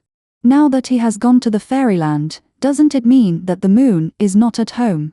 "So that's the case." Momo also laughed. He didn't expect that this woman was a bit mysterious, but her words were very interesting. It was quite to his liking, and his curiosity increased a little. "Well, boss lady, how should I call you?" Well, it's just a chance encounter. Actually, you can just call me the boss lady.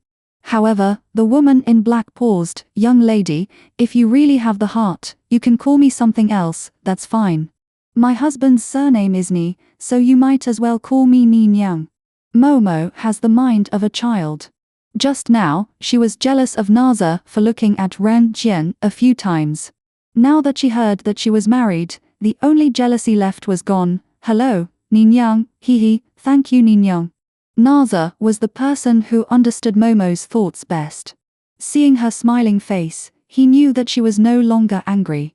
Even if she was still dissatisfied, she would give him a chance and listen to his explanation before sentencing. Then, he pretended to lean towards Momo casually and went to pick up his son with a gentle smile on his face.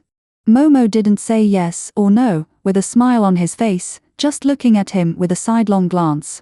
It's true that you shouldn't hit someone who smiles, but it's not too much to use your eyes to strengthen your aura, right? Quite a few words. Hornaise, with a strong aura, continued to smile. You've been holding the baby for so long, you must be tired, give the baby to me. After saying that, he took the initiative to pick up little Lucifer from behind Momo and held her in his arms. Although they were husband and wife, Momo was still a little embarrassed in front of so many elders, so she stuffed the child into his arms unhappily. Nazawa smiled bitterly and decided to reveal part of the story first. So, even though he knew whispering would be completely ineffective to the people around him, he still took the opportunity to whisper to her, "Have you worn that dress before?" Although Momo heard every word, she still widened her eyes and looked at him in disbelief, pointing at the black-clothed woman's clothes and then at herself. Nazawa nodded very seriously. No way. Quite a lot of words. Momo finally couldn't help but exclaimed, when was that? Her scream made the little Lucifer curled up in the wings sob in dissatisfaction. Momo stuck out her tongue, and Nazawa took the opportunity to say, let's talk after dinner, okay? Oh. This time, Momo was honest. Seeing that they had finished their private affairs, Ni Nyang finally found a chance to talk. Okay, everyone, we are here, welcome. As she said that, she took off her handkerchief. Strangely, everyone did not fall from the air immediately, but floated down, just like a falling leaf. The others were all flying masters, so they were not afraid. They immediately adapted and controlled their center of gravity to fall down. Only Momo fearfully grabbed Nei's hand and fell with him. Unfortunately, it was pitch black around and nothing could be seen. When they stepped on the ground, Momo could see clearly that they had landed in a large courtyard with the help of the faint light from Ni Nyang. It's pitch black, why don't you turn on a light? Momo asked curiously. Oh, the celestial beings in the color world all know some magic, and lighting magic is also very convenient, so there is no custom of lighting lamps in the inns, Ni Nyang explained slowly. However, when Swallow came to say this, I already knew that this girl didn't know magic, so I specially found a little fairy to help. Ni Nyang clapped her hands, and the crisp applause had a special rhythm. Take a look, is it okay? Momo followed her gaze to the west corner of the courtyard, and sure enough, there were a few lights that quickly floated over, but the light pink color did not have the weirdness of a midnight ghost, but was very romantic. When they flew up to him and he could see clearly, Momo was so surprised that he couldn't close his mouth. They were actually 4 palm-sized fairies, with transparent bodies and silver-white short skirts. The pink fluorescence was actually emitted from their bodies. Oh my god, enlarged fireflies. Chapter 98. The 4 fairies were not annoyed by what Momo said. They flew around Momo with a babbling sound, as if they were very happy. They lined up in a row, flew sideways, and flew backwards, which made Momo dazzled. In fact, they are distant relatives of the fireflies in the human world. In the Kunlun world, this kind of fairy is called lantern fairy. They can't speak, but they can understand some simple words. Seeing that she was interested, Ni Nyang explained the origin in detail and made a gesture of invitation to everyone. The 4 lantern fairies really flew in front of everyone to clear the way. Momo was surprised to find that they flew very steadily and were not dazzling at all. What's more amazing is that as the road becomes more and more complicated, when there are things that need to be avoided, the light on their bodies will suddenly become much brighter. This is simply an intelligent searchlight. Momo was amazed. Little Haw Haw couldn't hold back any longer and flew out of Natha's body. She became the size of a lantern elf and squeezed inside, flying around behind him. Unfortunately, she couldn't emit any light and could only block the light. Why is this little elf still so small? Nyan took a look. I'm afraid it must be 600 or 700 years old. It's not that big. Can elves grow up?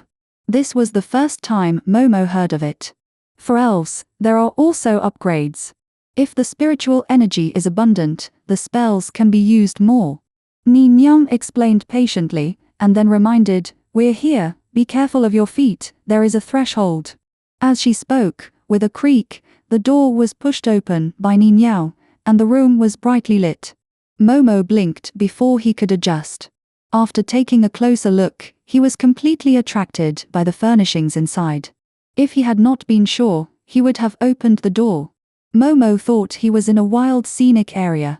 There was an 8 immortal table placed on a small bridge and flowing water. The strange thing was that the wood of the 8 immortal table still had green leaves and flowers, and it was obviously living wood. The surrounding walls were covered with vines, and each vine was hung with small yellow fruits. The growth was pleasing, and the fruits were of course able to glow. The tender yellow light was like a bunch of small wall lamps.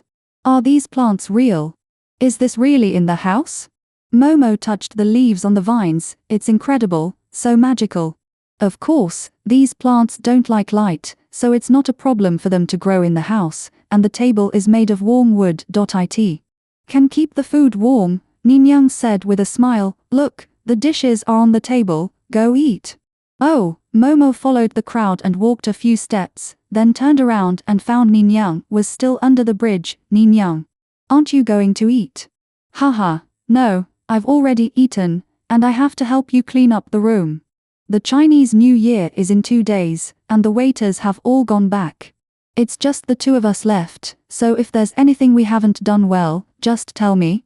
After she finished speaking, she found that Momo was still staring at her, with a look of reluctance and heartache. She was secretly happy, but turned around, pretending not to see it, and walked out without looking back. Looking at her back, there was an inexplicable sense of loss in her heart. But then she felt that she was being too weird, so she deliberately diverted her attention. Thinking of what she just said, she suddenly realized, oh my god, Konglo World also celebrates the New Year. Momo didn't expect that there is also a traditional Chinese festival here, so during the whole meal, besides stuffing rice into her mouth, she pestered Chabao and Nyansi to ask about the details of the New Year in Konglo World. When is it? Whether firecrackers are set off, whether they need to wear new clothes to greet the new year. As a result, the results of the interview made her a little disappointed. Except that the New Year's Day is the same as the day in the human world, everything else is different, and there is no specific celebration activity. Except that the gods will try to get together to have a meal on that day, it seems that other immortal birds and beasts don't have much to pay attention to. But, it's true, those guys have lived for thousands of years. If they have to celebrate the new year every year, whether it's boring or not, they will be exhausted. How many years will it take to celebrate? It's annoying enough. Despite this, Momo is still very satisfied. After such a long time, she finally had a full meal. The food was delicious and made her appetite grow. But Bai Nyangzi still ate the vegetarian food she brought. Momo picked up the vegetarian dishes on the table for her several times, and she ate them. Then she poured Momo a glass of plum wine and pushed it in front of her. In return, they gave her wine to treat her. It would be bad not to drink it. Momo had no choice but to drink the wine.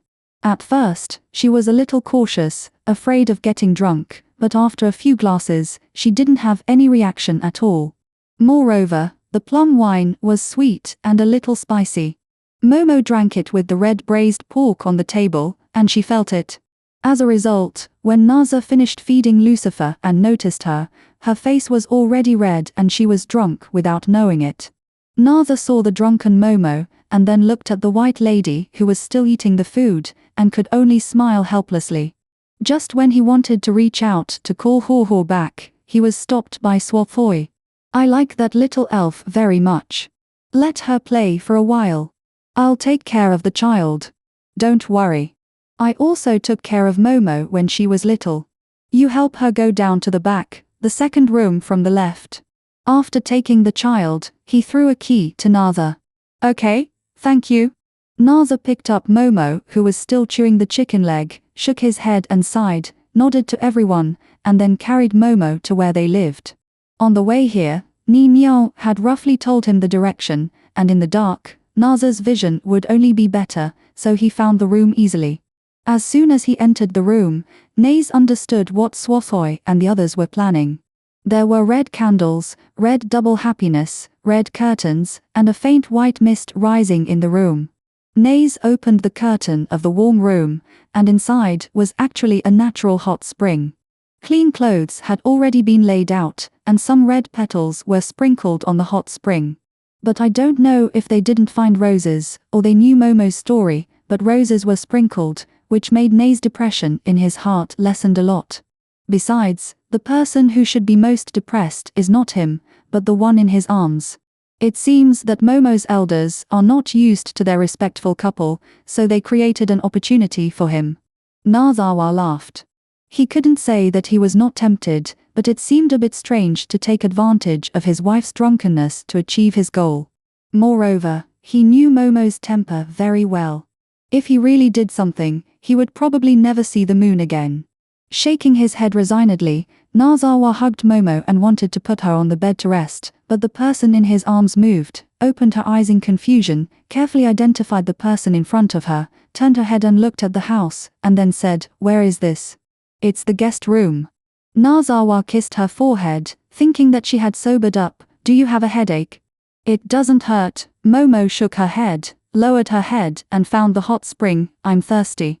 I'll carry you to the bed, and then get you some water, okay?" "Don't bother." Momo pointed to the hot spring and nodded innocently. "There's water there. Can you drink that water?" Naze was confused. It was the first time he saw Momo drunk. Seeing that she spoke clearly, he thought she was not very drunk. Now it seems that she is drunk.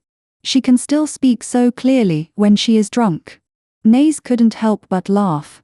His little wife is really good at bluffing. "This water is for bathing." Momo heard his answer and blinked her wet eyes. It seemed that she finally understood what he said. She shook her head and pointed at the hot spring and insisted, "The skin also needs water." Naze was completely speechless. So that's what he meant. But why didn't she know how to take care of herself when she was awake? Chapter 99. Momo didn't care what Naze was thinking. In her hazy consciousness, she just felt uncomfortable with the heat all over her body and her head was still dizzy. She just wanted to find some water to splash on her face to wake herself up. So, half leaning on Naze, she began to undress by herself.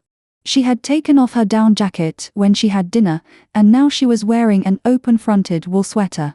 Naze saw that her fingers were weak and she couldn't unbutton a button for a long time, so he had to help her sit next to the hot spring, carefully brushed her long hair aside, hesitated for a while before starting to unbutton her, and shook his head, as if he was amused by his own caution.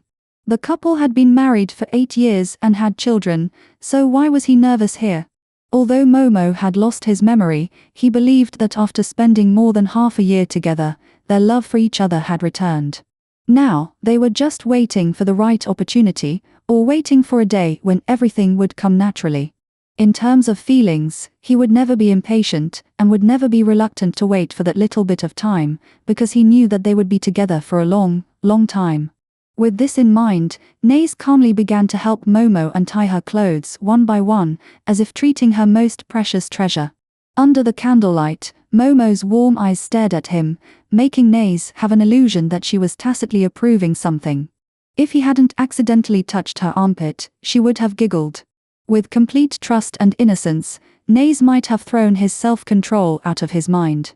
It seems that he overestimated himself, Naze smiled bitterly. A room full of red candles and bright lights. Did he really think he was a saint? He thought about it, simply closed his eyes, and fumbled to carry Momo to the hot spring. After testing the depth of the water, it had reached Momo's chest. He was worried about leaving, so he had to continue to close his eyes and support her while she took a bath, occasionally splashing water on her hair to prevent her from getting cold. Naze listened to the sound of the water and estimated Momo's movements. He couldn't help but laugh at himself. When he was a child, he thought it was useless for vampires to learn to locate positions by listening in the dark night, because the darkness didn't affect their movements anyway. Today, he realized that it could be used here. Finally, the sound of water stopped, and a wet hand climbed up Naze's neck. "I'm done." Naze froze and held the soft hand in his hands. It took him a long time to remember that the bathrobe he had prepared in advance was right behind him. He quickly grabbed Momo with one hand and reached out to grab the bathrobe with the other hand. He didn't even bother to wipe it and directly wrapped Momo up. Then he took a long breath and opened his eyes. Momo was looking at him with her head tilted. Because she had just finished taking a bath, her lips, nose tip, and even ears were red. She looked very warm and cute. As if he was tempted, Nazawa tucked her messy hair behind her ears and slowly lowered his head until his lips lightly brushed her eyelashes. "Will you let me kiss you?" "Yes," Momo answered without hesitation. Nazawa laughed. "Do you know who I am?" Momo blinked after hearing what he said. "I know." "Really?" Naze's kiss slid across her nose. "Then let me test you. Who am I?" "You are Naze." Naze bit her nose punitively, and Momo sniffed aggrievedly, blinking innocently. Not knowing where she was wrong. "It hurts. You should say, 'I am your husband.'" "Little fool, do you understand?" Momo did not nod immediately, but leaned her head back, then hugged Naze's face and looked at it carefully, then turned her head to look around the furnishings in the room, and pulled at her red bathrobe. Suddenly raised her head and retorted seriously, "No, you are not my husband." "If I'm not your husband, then who is?" Naze was startled, and didn't even know how to think in his head. Fortunately, Momo burped and finally finished his words. "You are obviously my husband." Naze sat up straight. In just a few seconds, his back was already wet. "This little troublemaker, is there any difference?" "Of course there is," Momo counted on his fingers seriously. "The one who wears red at a wedding is called husband, and the one who wears white can be called husband." "What kind of theory is this?" Naze decided not to talk to a drunk person anymore, lest he be angry to death. He stood up with Momo in his arms and pulled open the mosquito net. As expected, the quilt was also bright red and purple, and there were many roses sprinkled on it, but perhaps for color coordination, this time it was sprinkled with pink. Naze finally brushed off the petals, opened the quilt, and put Momo on the bed, but she refused to lie down obediently and pulled his sleeve. Naze, I can't sleep, tell me a story." "What do you want to hear?" Naze sat down next to him resignedly. "I haven't heard or seen anything like it before." Momo thought her request was simple. Well, Naze thought for a long time, but didn't know what to say. Suddenly, he remembered a magazine he occasionally flipped through. It was said that women were weak when listening to ghost stories. "I'll tell you a ghost story, okay? Don't be afraid, I'm here, what's there to be afraid of ghosts?" Momo sneered. "It's not like I haven't seen them before."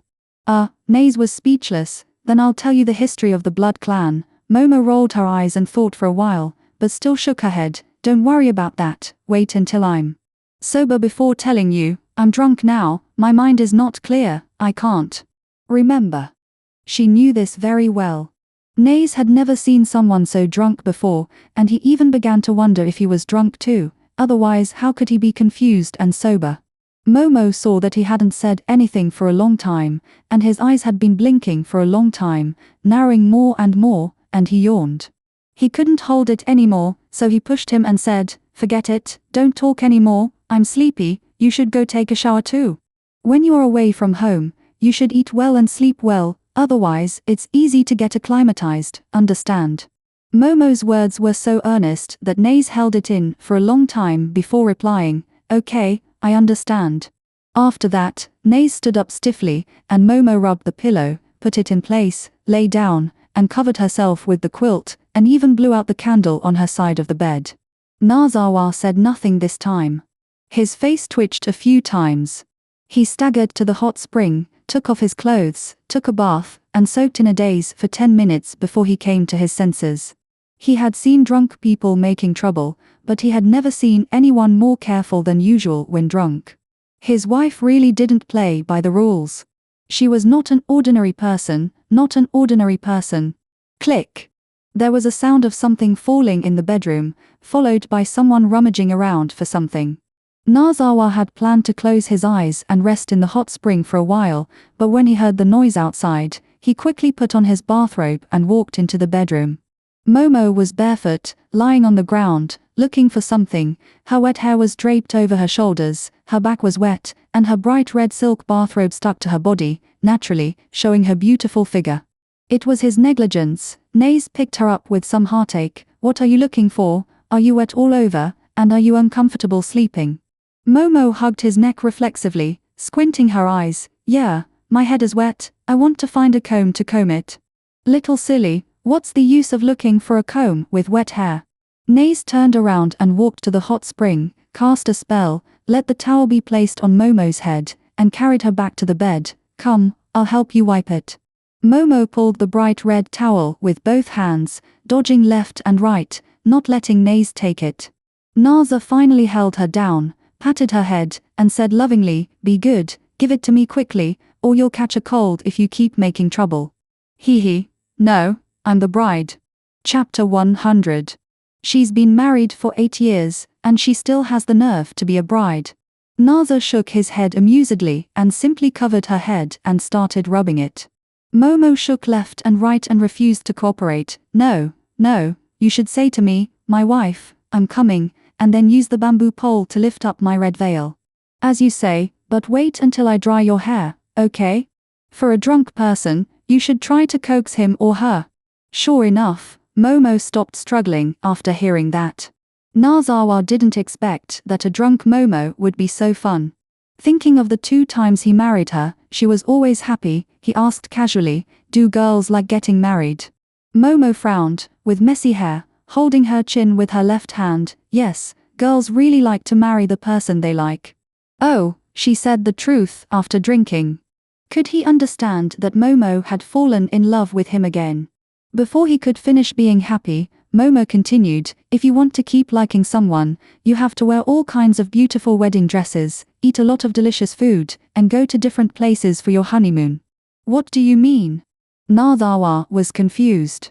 Momo pulled off the red towel on her head and shook her head twice, as if she still didn't see Naze clearly, so she simply stretched out her right hand to twist his neck and said, "Stupid, you just want to get married many, many times." Naze's face turned green. "What's wrong with you?" Although Momo couldn't open his eyes, he could still feel that Naze's aura was wrong. She tilted her head, confused. "This is just an idea, a solution to the current situation where marriage is the grave of love.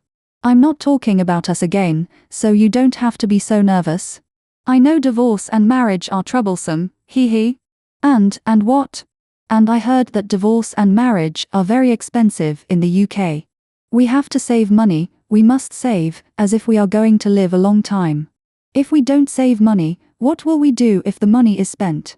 Hee, I am a good wife who is diligent and manages the household." "Right." Nazawa wisely chose to remain silent, lest she get more and more outrageous. But Momo obviously had no intention of letting him go. "Now that you've said that, reward me, okay?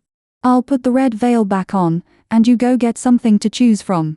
Don't look so bitter, just cooperate, dear. Do you really want to be a bride so badly?" "Yeah. Do you know what a bride is supposed to do?" Nazawa decided to take this opportunity to strengthen the communication between husband and wife. "Yeah?"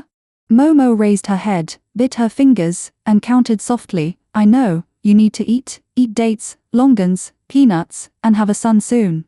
But we don't need to, the baby is so big, save it, save money." "No, being a bride means spending the wedding night with candles." Nazawa's hand slid over her shoulder, ignoring her boldness, and buried his head in her neck. Do you know what the wedding night is? Ah. We are in the bridal chamber now. Momo glanced around. She crawled to the other end of the bed, took the red candle, crawled back, and showed it to Naze. Look, this is a red candle, it's dark outside, and we are in the wedding night now. It was obviously a simple statement, but Momo's pouting lips, the flickering face under the candlelight, and the originally bright eyes, against the red candlelight, were more like a pure attraction. Naze felt like she was possessed. She stretched out her hand and chanted a spell. The red candle in Momo's hand gradually formed a silver film, which covered the candle from top to bottom and engulfed the flame. Momo carefully stretched out her hand to touch the flame, and it didn't burn her hand. Wow, Naze, it's like a lantern. Naze didn't answer her, but chanted a spell, as if an invisible hand let the red candle slowly leave her palm and float up. Momo looked at it with full concentration, and gently nestled in Naze's arms. Her beautiful neck was in full view, and there was a pink mark on it where Naze had just bitten it. The spell Naze cast was actually a kind of energy conversion. The silver film did not block the flames. On the contrary, it was a medium. Momo's long hair was gradually drying with the heat, but Momo did not notice it. Naze saw that Momo's hair was already 80% dry, so he stopped casting the spell. He looked down and found that Momo's clothes were still wet. He frowned. If he wanted to dry the clothes that were close to his body, his skin would not be able to bear it. Forget it, he should go and ask if there was any clothes to change. He smoothed Momo's hair and was about to get up, but Momo turned her head. Where do you want to go? I'll go out and find you some dry clothes. You can't wear the clothes you're wearing. They're soaked. Natha tucked the quilt for her. Be good, I'll be back soon. No, I'm alone and I'm scared. Momo leaned on him capriciously, and when she smelled the faint dry fragrance on his body, she stood up again. How about this? You take off your clothes and let me wear them. Hee. Natha didn't know how many times he was speechless. Go ahead and take it off, don't be shy. You are not like me, a girl. Why should you be shy? My dad goes to bed in just shorts in the summer, Momo said as he started to strip Natha's clothes. His soft hands reached into his bathrobe and he touched him seriously, as if he was conducting a carpet search. Naze's throat was a little tight. He held the bed with both hands and let Momo do whatever he wanted. Finally, he couldn't bear it anymore. What are you looking for? Strange, where is the button? Momo stopped harassing him and pointed at Naze. Tell me, where did you hide the button? How can I take off your clothes without buttons? This dress has no buttons, only a knot, Naze answered sincerely. Seeing Momo's hand grabbing his chest again, he kindly reminded, the knot is at the waist. Momo really found it this time. With an innocent smile on his face, he lowered his head and pulled the knot on Naze's bathrobe with both hands. His hair hung down and slid into Naze's collar. It was cool and swayed with Momo's movements, making Naze fidget. In other words, it made Naze struggle on the bottom line. Should he be a good husband or fulfill his husband's responsibilities? The former is an obligation, and the latter is a right. Rights are accompanied by obligations, and obligations determine rights. Which one should he insist on? Innocent temptation, sweet torture. Or, eat it first? Naze fell into deep thinking. Done. Momo was still shaking her head happily, not considering that her husband was planning to turn into a big bad wolf. She pulled left and right with both hands, and Naze suddenly felt a chill on her chest because her clothes were torn open. Come on, open your hands and take off your sleeves. Naze looked at Momo's sweet smile and obediently opened her hands. She was very cooperative and was stripped naked. She raised the corner of her mouth. Do you want me to help you change clothes? No. The drunk Momo still insisted. Turn your head away. You helped me just now, it's fair for me to help you now, right?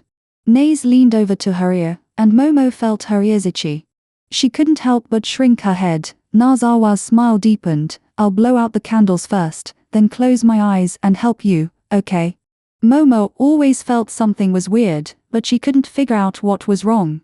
Her head was dizzy, so she decided to give up thinking. Well, okay.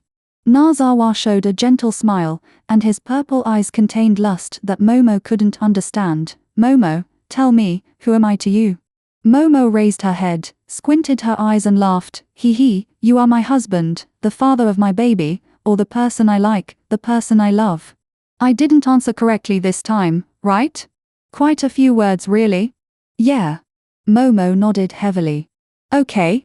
The candles in the room were all extinguished. In the darkness, Momo sat motionless on the bed, staring at Naze with big eyes. Naze did not close his eyes this time, but he took off his bathrobe much more slowly.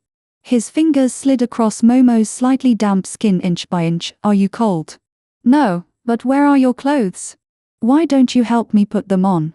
You only helped me take them off, but, Momo felt being hugged by Naze and sank into the soft quilt. Naze, my little bride. Naze buried himself in her arms and wrapped the two of them in the bright red quilt. As you wish.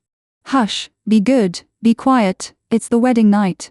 You would come back during the day, and sometimes you would be late on rainy days. Why was the time so good?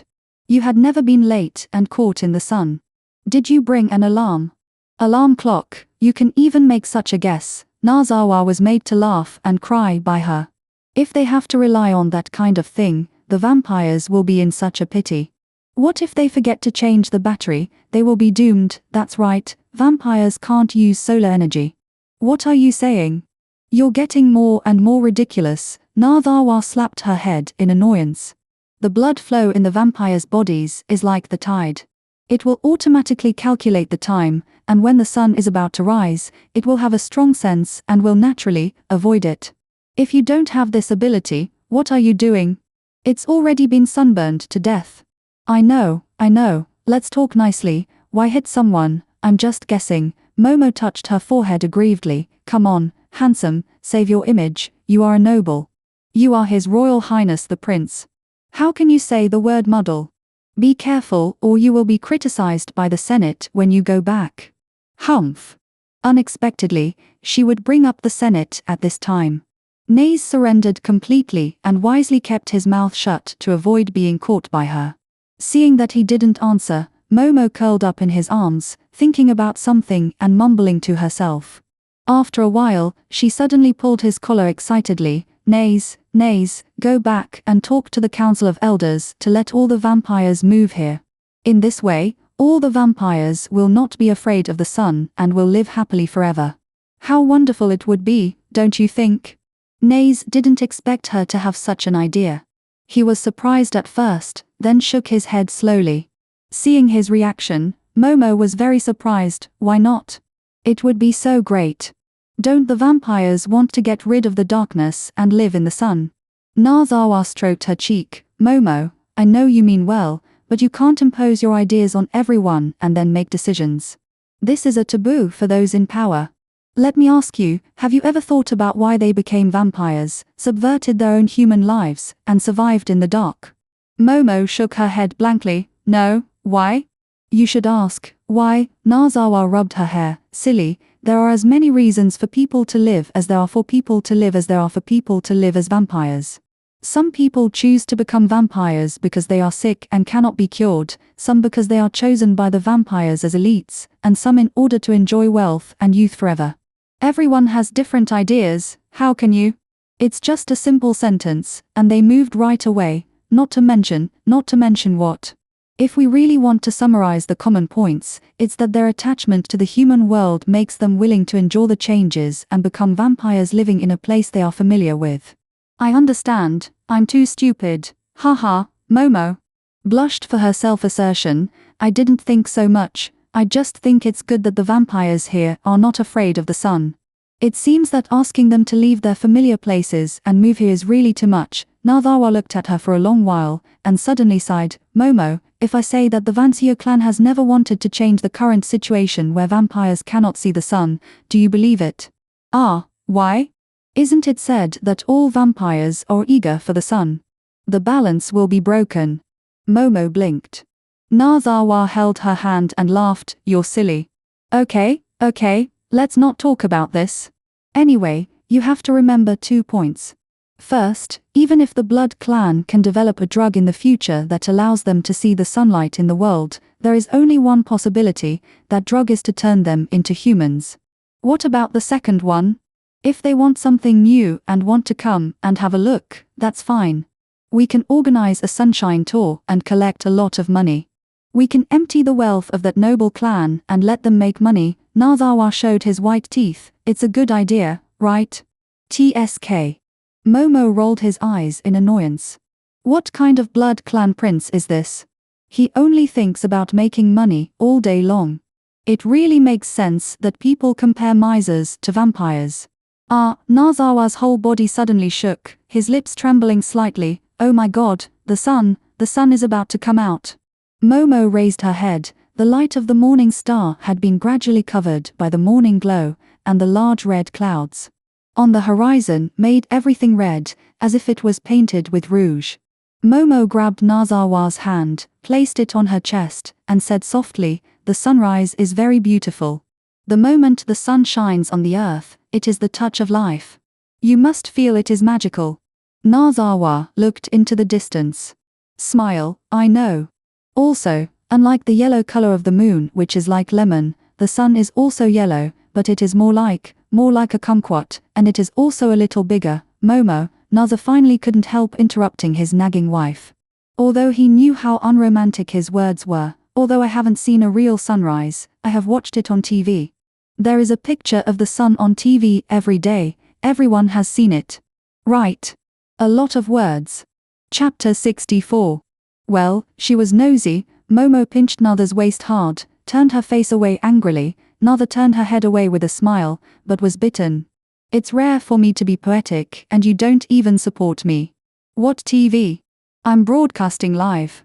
Momo twisted her body and refused to turn around.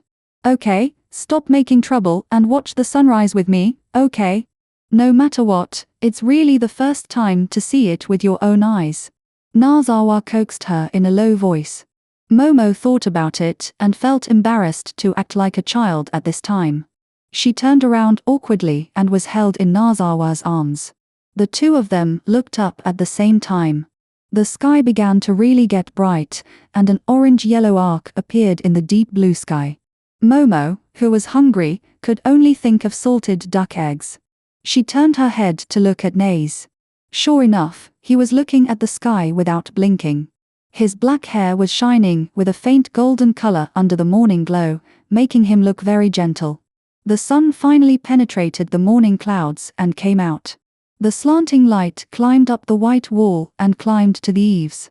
Momo stared at Naze's face nervously. At this time, his eyes had turned blood red and his hands couldn't stop trembling. Although he was holding Momo, it seemed more like he was hiding behind her. Naze, are you okay? Not a lot of words. Momo knelt up suddenly to block the sunlight on his face. Nazawa closed his eyes and swayed a bit. It's okay, just that my eyes are a little uncomfortable. It turns out that the sunlight is really warm, it's great. Then just close your eyes and feel the sunlight. Momo looked at him carefully. He didn't find that he had the same problem as Austin, such as hair falling off, so he breathed a sigh of relief and didn't force him to go back and rest immediately. Nazawa smiled with his eyes closed, opened his arms, and took a deep breath. The wind is also warm, it's great. Momo saw that he looked very satisfied. She couldn't help but pinch his face and said with a smile, "Look at you. Do you think the sun is beautiful?" "Yes, it's beautiful." Naze paused, opened his eyes, and his red eyes had returned to black, as beautiful as the moon. Momo stuck out her tongue. "I thought you would say more beautiful than the moon. After all, it's wrong for you to think like that, you little girl." Naze took her hand and looked at her at eye level. "No wonder you have been hesitant and don't want to make a decision. Did you see that?" Momo bit her lower lip. "I don't know whether I should think of myself as a human being, or something else." "There's no contradiction, Momo. What you want to be is just yourself. In fact, it's very simple."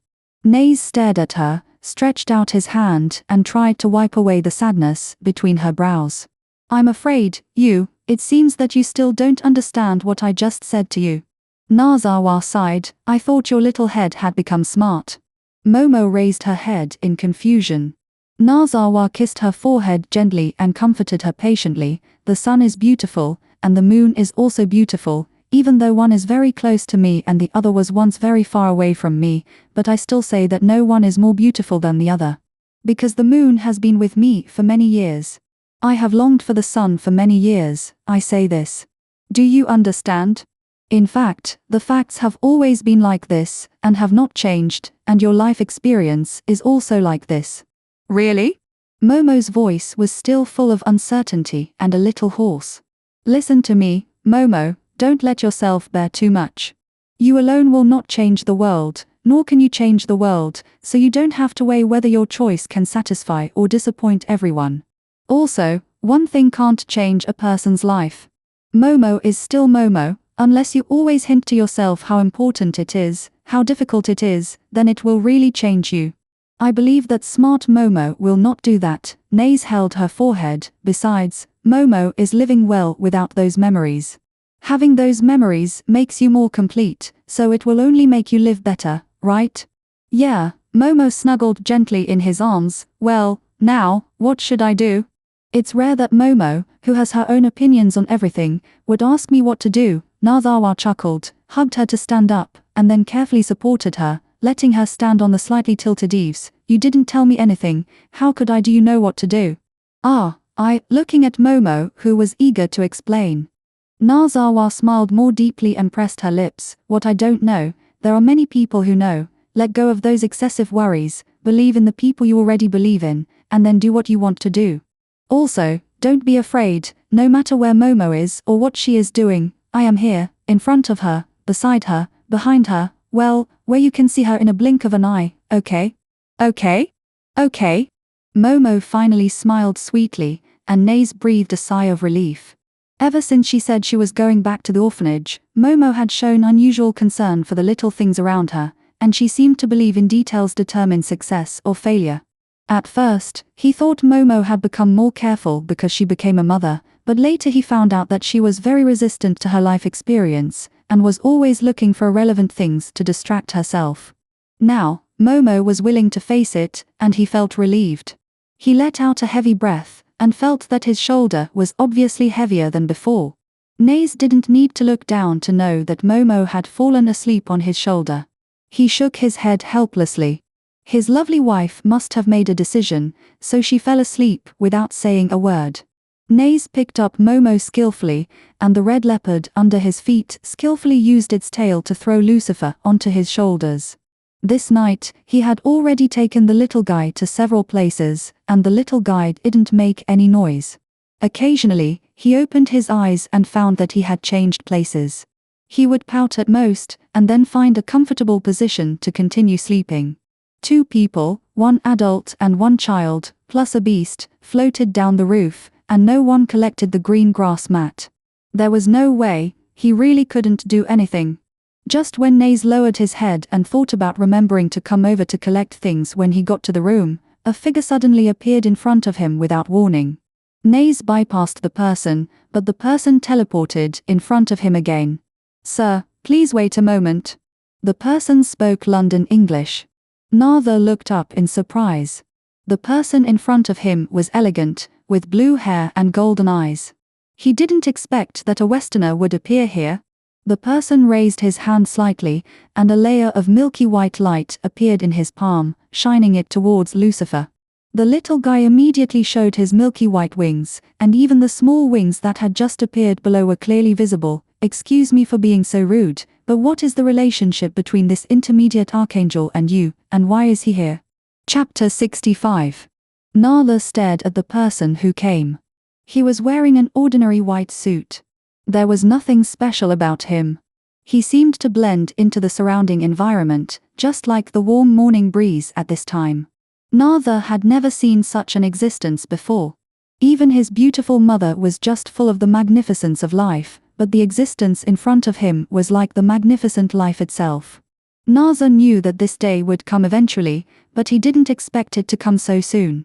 He lowered his head and looked at his wife in his arms with gentle eyes, but when he looked up again, he was completely indifferent. I think with your ability, you don't need to ask me if you want to know. If there is nothing else, please make way. Thank you. After that, Narva went around the person again. The person stretched out his hand to block him. The white light on his hand slid across Narva's body, but he found that Narva was not afraid, but seemed more surprised. "I'm sorry, I don't quite understand what you said. Please forgive my recklessness." The person paused and looked at Narva carefully. "In fact, I can't guess your origins." "I am a vampire," Narva said in a faint voice. "Blood clan?" "Vanzo clan."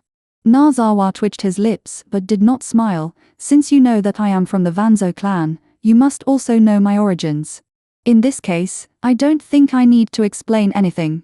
Please disappear from my sight immediately. My wife needs to rest." "I don't mean to stop you. I just want to ask about the origins of this archangel. He doesn't seem to be here, or..." The man obviously thought of something and frowned. "Are you trying to imply to me that since your mother is an archangel, you have a son who is a mid-level angel?" Narzawa raised his eyebrows. "I thought the blood clan existed independently of God. I don't need to explain to you. Angels can only be created by God. This is a fact known to everyone, respected Archangel Michael." Narzawa's voice dropped to freezing point. "I don't need to explain to anyone. So you have recognized me." Michael's expression calmed down. "From my perspective, your mother's matter was not wrong. Of course, from your perspective, it was not wrong either." Narzawa was silent, and Momo in his arms moved. Narzawa knew she was awake, but she did not open her eyes. Michael lowered his head and stared at Lucifer for a while. The red leopard swung its tail to cover the little guy, but found that his wings automatically formed a layer of golden light, which could not be covered, so he could only cry out in frustration. He should be living between the first and second days. Even if you shrink him so that the archangel cannot detect him for the time being, he will not be able to hide for long. Michael still did not give up and persuaded, "Let me take him back to the second day. Who wants to take my grandson away?" Suotoi's voice came from a willow tree next to her. A mess of green ribbons floated by. She had already assumed the posture of a peacock spreading its tail, and appeared handsomely in front of everyone. Dean Chin also appeared suddenly, but his image was far worse. There was not even a gust of wind, and she was holding a large plate of hot steamed buns in her hands. "I say, Swati, why don't you learn something else? But you have to learn the weird way of walking on the stage of Wenxiang, and it's half-hearted. Oh, by the way, who wanted to kidnap my grandson just now?" "Him."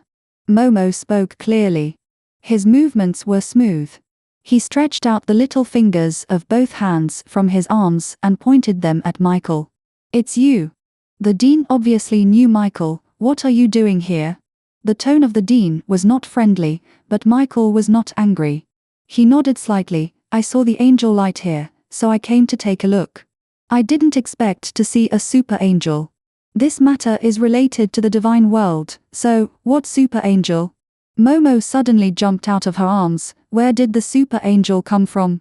How come my son has a relationship with the divine world after I slept? Who is?" Michael glanced at Momo. She had both the gracefulness of the East and the charm of the West. She was beautiful beyond the mundane. More importantly, he was not familiar with the power of her soul, and she was a person whose origins he could not see clearly. Swalsoi glanced at Momo and immediately understood. "She is from Kunlun realm. Who do you say she is?"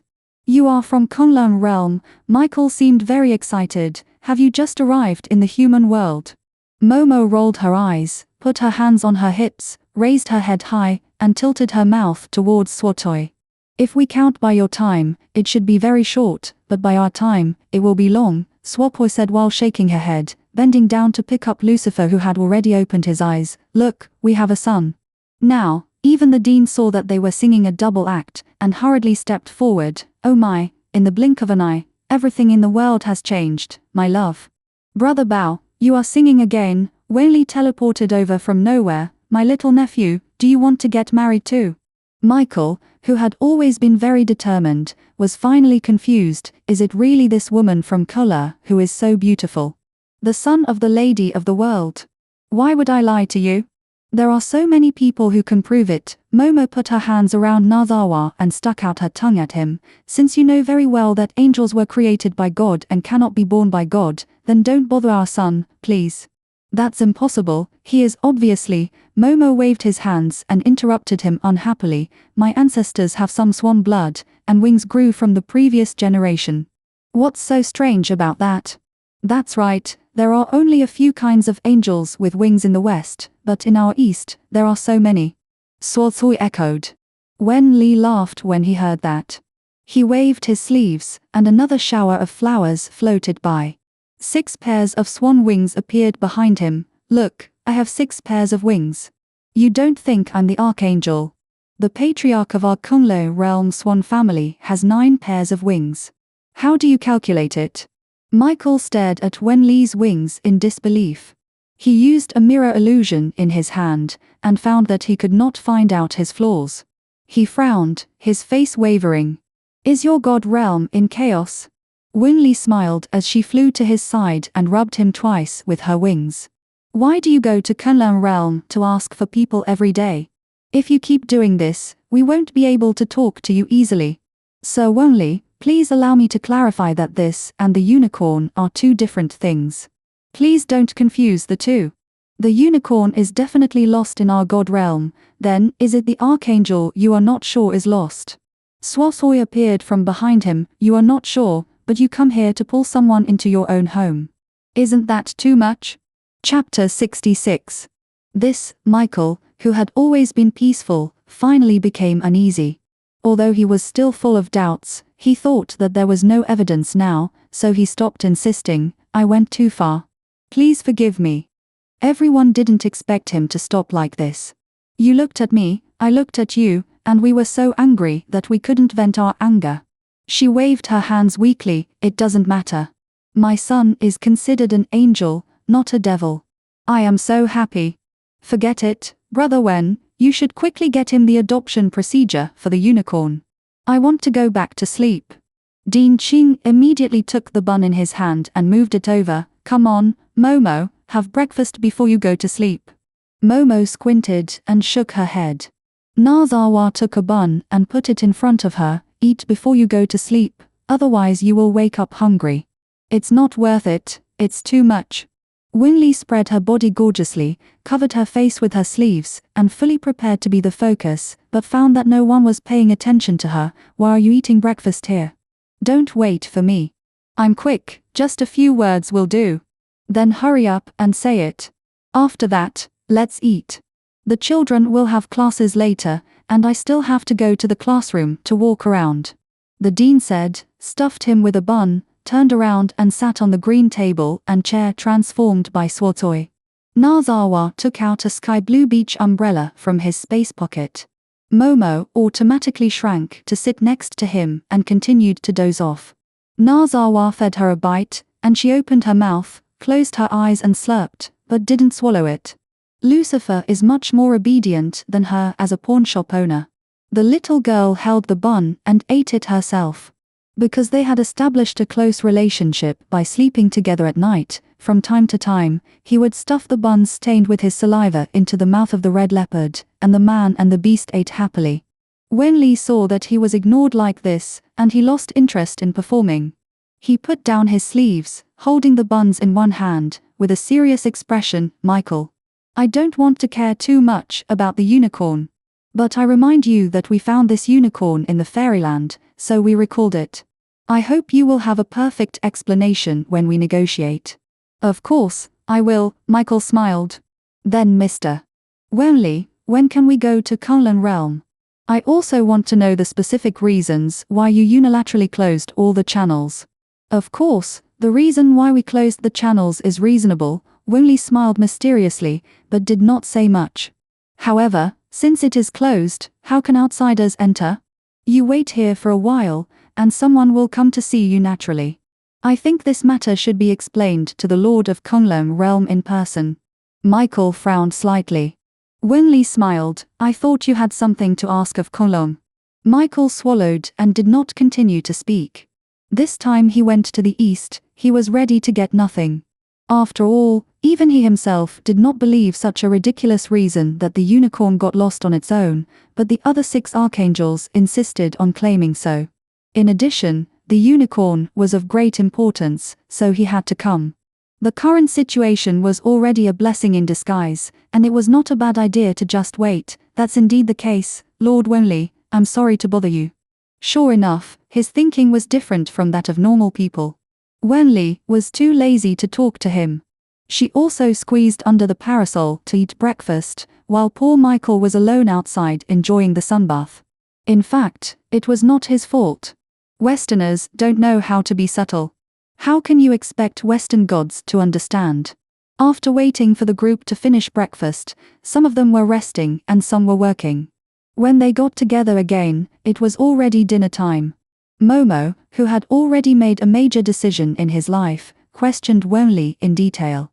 Unfortunately, Wenli only repeatedly said that Kunlun realm was in a period of major reform and everyone should be prepared to welcome a new life. She refused to talk about her life experience, saying that she would know everything when she returned. When Momo asked him when he would go back, he said that the secret should not be revealed, and so on. In short, he kept making excuses. The others were even worse. They became dumb overnight, shaking their heads and nodding, and then they knew nothing about anything. Momo wanted to commit murder. What do you mean? You were fine last night, but now you have decided to keep me in the dark, right? Momo hugged her son and jumped up and down. Everyone looked at her little sweetheart in her arms with fear. The little guy thought his mother was playing frog jump with him. He opened his hands and moved his mouth with a bulging mouth. Wouter, what are you talking about? Don't think it's easy to be a frog. Look at me, your mother. I finally made up my mind not to be a human being, but no one wants me. Momo took out her anger on her son. The poor baby finally realized that something was wrong with his mother, and he struggled to break free, flapped his wings and ran to the red leopard, and sat on it. After a day, the red leopard had grown significantly.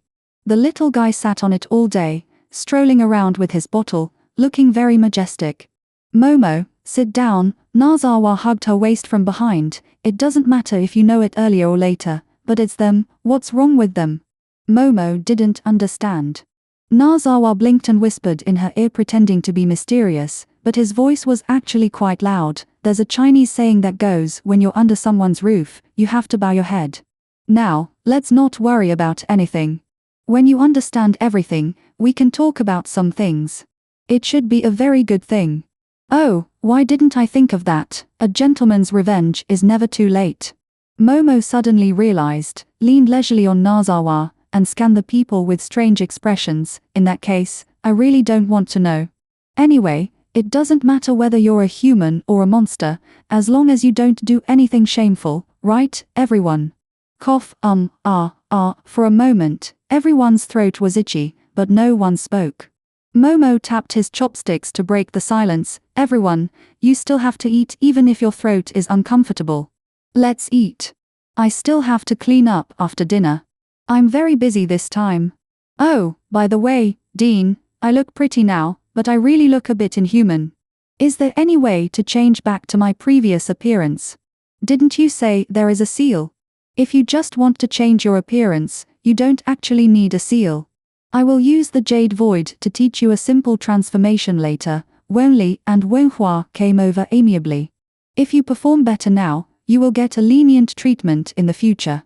I can also teach Momo many other interesting spells, such as, I don't plan to learn those things for the time being. Momo will not be moved by small favors. I've said it all, I'm very busy.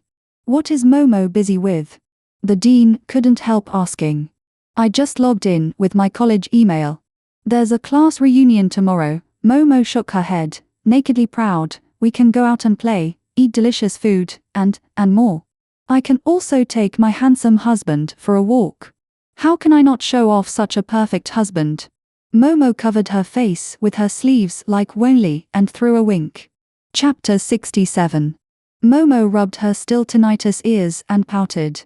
It's just that she's been missing for 10 years. Why would she be screaming, crying, and scolding her for hours? If she had known she would have to suffer this, she would never call to inquire about the details of the event last night, and would just have a gorgeous encounter. Now, look what happened, oh! Thinking of this, Momo sighed exaggeratedly. The winter in the south was still so cold and damp. The dean urged her to get up early in the morning, and then opened the portal and pushed her over. Poor her, she was wearing a down coat, and stood in the cold wind with little Lucifer wrapped in a small down ball, waiting for someone to claim her. It was not that she could not remember which way the school gate opened, but that there were too many things behind her, almost a dozen bags of food and toys, all taken out by Nays from the space bag, saying that after 10 years, the classmates still remembered her, and they should bring gifts to them. Naturally, when Momo's group of friends saw her, they almost thought it was Santa Claus who came, and their eyes turned from staring at Momo to staring at the hill behind Momo. "Hey, everyone, at least say hello to me." Momo stamped her feet in annoyance. She wasn't being coquettish, it was just too cold that day. Everyone turned to look at her again. They stared at each other for a long time, and finally someone on the opposite side made an sound and rushed over. They were all girls who shared a dormitory with Momo in college, so they were naturally closer to her than the others. "Momo, you miss us so much. How dare you come back? You ran away abroad without saying anything, and we thought something happened to you." "That's right. Why don't you tell me whether you're dead or alive?" "Stop swearing, I'm here."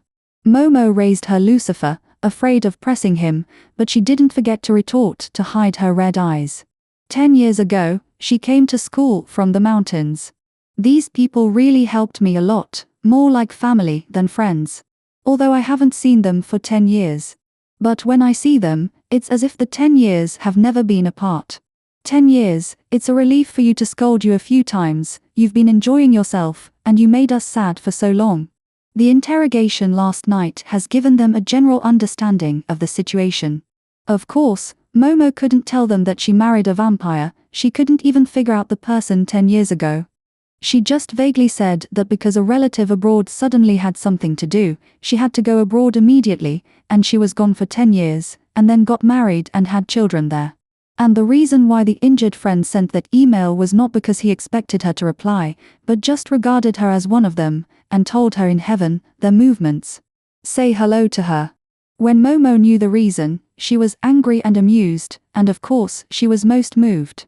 After the group of people punished Momo with a smile, some people began to pay attention to Momo's son, who was 3 times cuter than a doll. "Wow, this is your son, so handsome."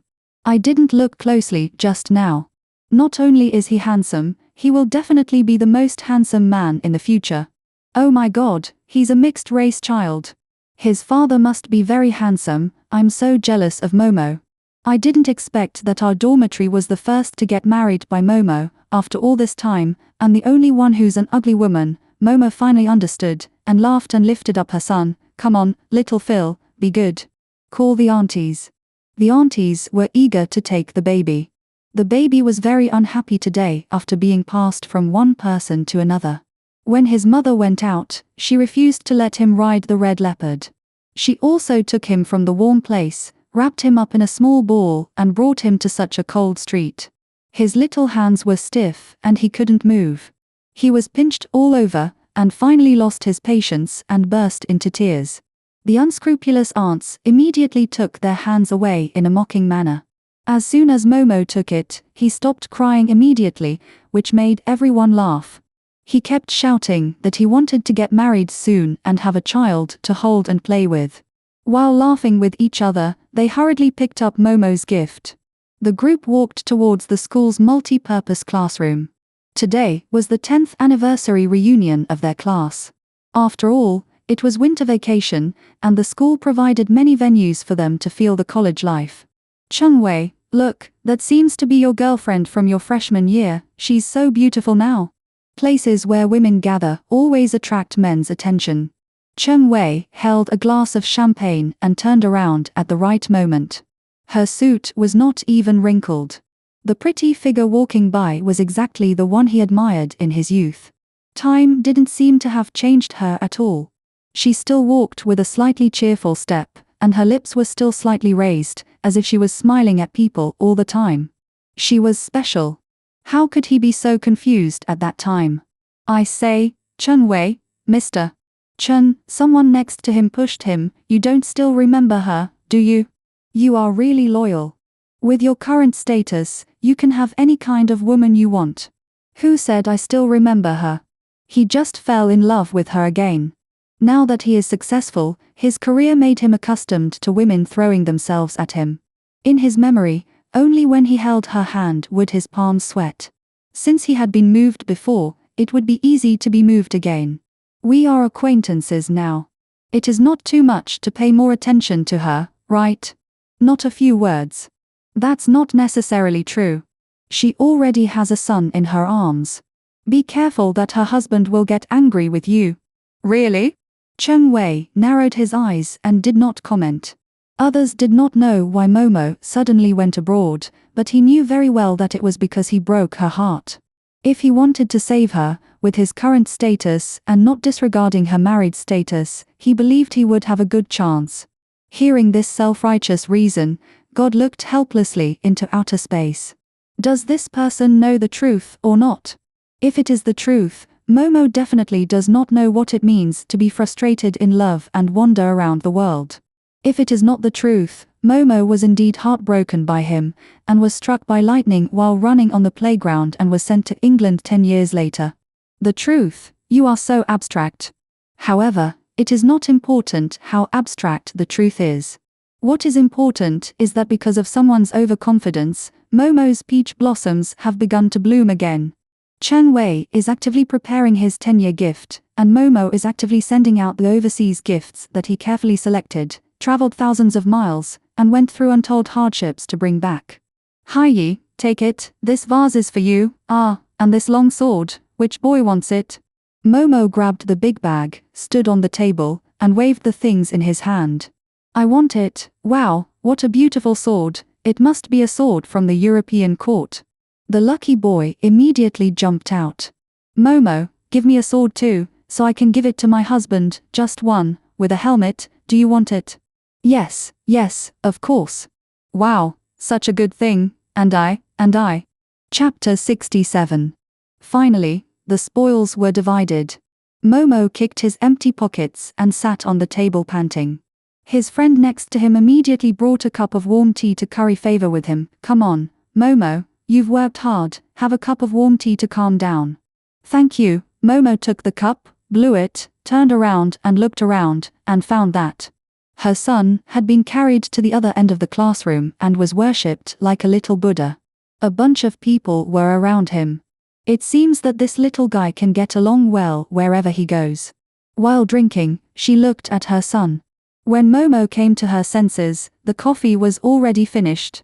She took a breath and patted her waist. I'm so tired.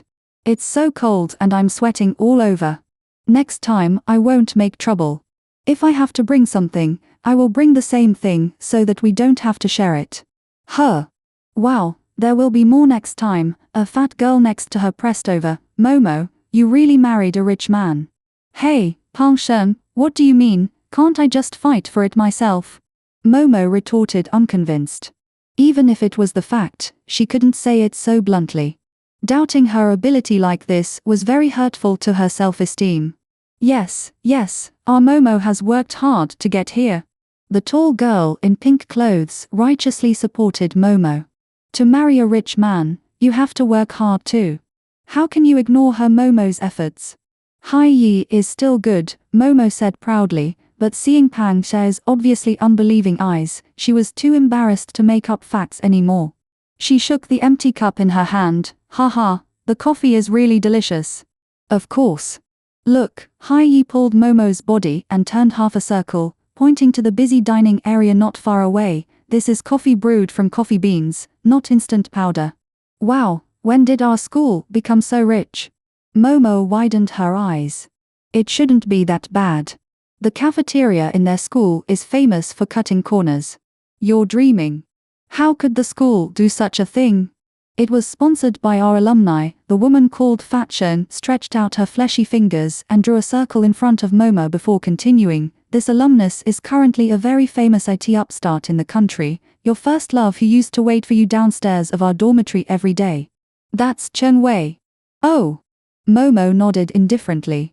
Due to the sudden amnesia, she seemed to have forgotten Chen Wei as well. Now that she suddenly remembered, she couldn't even remember his appearance clearly. It's only been more than a year since she became like this. In their memory, it's already been 10 years. I guess they must have forgotten it a long time ago.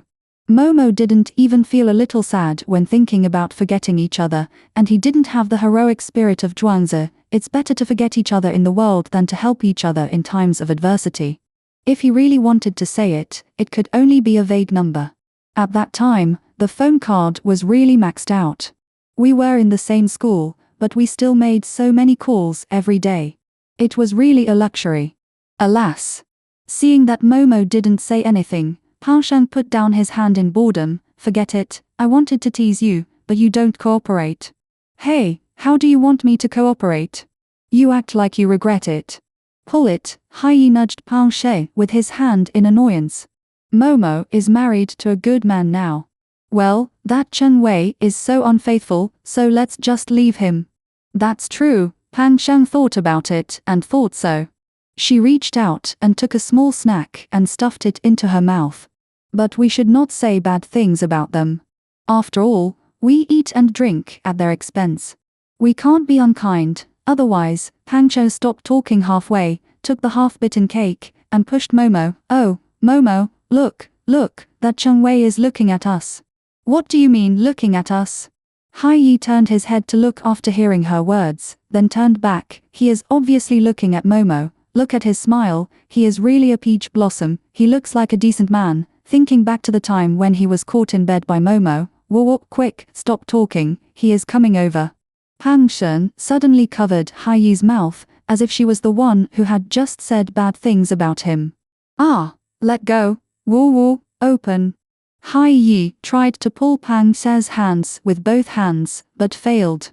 Instead, he was pressed down by Pang Sheng's huge body. Momo, who had been staying out of the matter, acted as a peacemaker and tried to separate the two people who were entangled with each other with a smile. Okay, why are you two still arguing? If you can't agree on the outcome, just get into a fight. He's coming, so let him come. At most, we can pay him after we finish eating. Hai Yi, whose mouth was still covered, nodded vigorously. With the help of Momo, he finally got rid of Pang Sheng's claws. There was no other way. Fat people are naturally at an advantage in strength-based physical exercises. It's not that we are too weak, but that the enemy is too strong. To surrender is to go a long way. Hey, Fatty Seng, if you want me to be silent, you don't have to use so much force. You want to suffocate me. No more talking, eat, and pay after eating. Ladies, the meals here are free. You don't have to worry too much. Chen Wei's voice with a smile came from behind, and he didn't realize that he was the cause of this turmoil. We want to pay, what's it to you? Hai Yi rolled her eyes at him. She didn't have money to start a company, but she still had money to eat. If you want to pay for a young, beautiful, single woman like her, you have to make her like him, right? A lot of words. Chen Wei was speechless.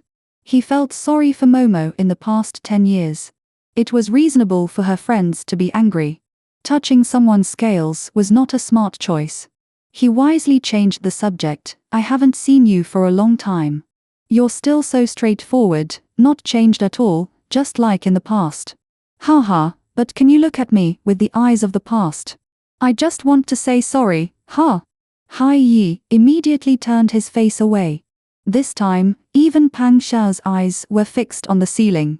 Momo shook her head, not knowing whether to laugh or cry.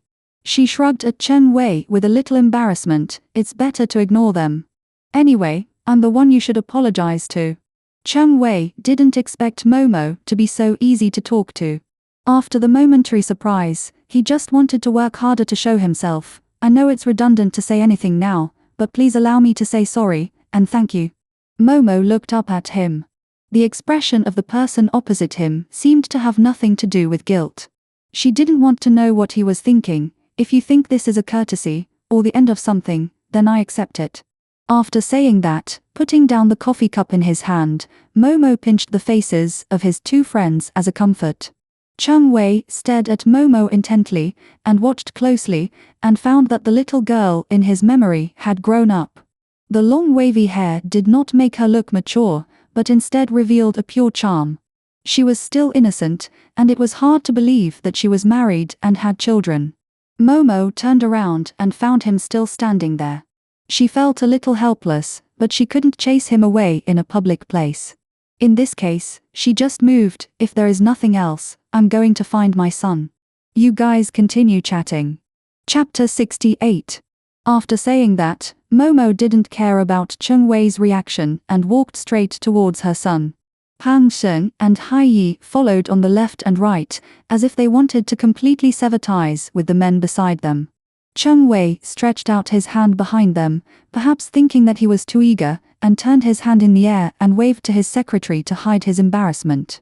Fortunately, there were many people in the venue who were meeting each other, either my deskmate or my brother who slept on the upper bunk, so no one thought there was anything wrong with his behavior.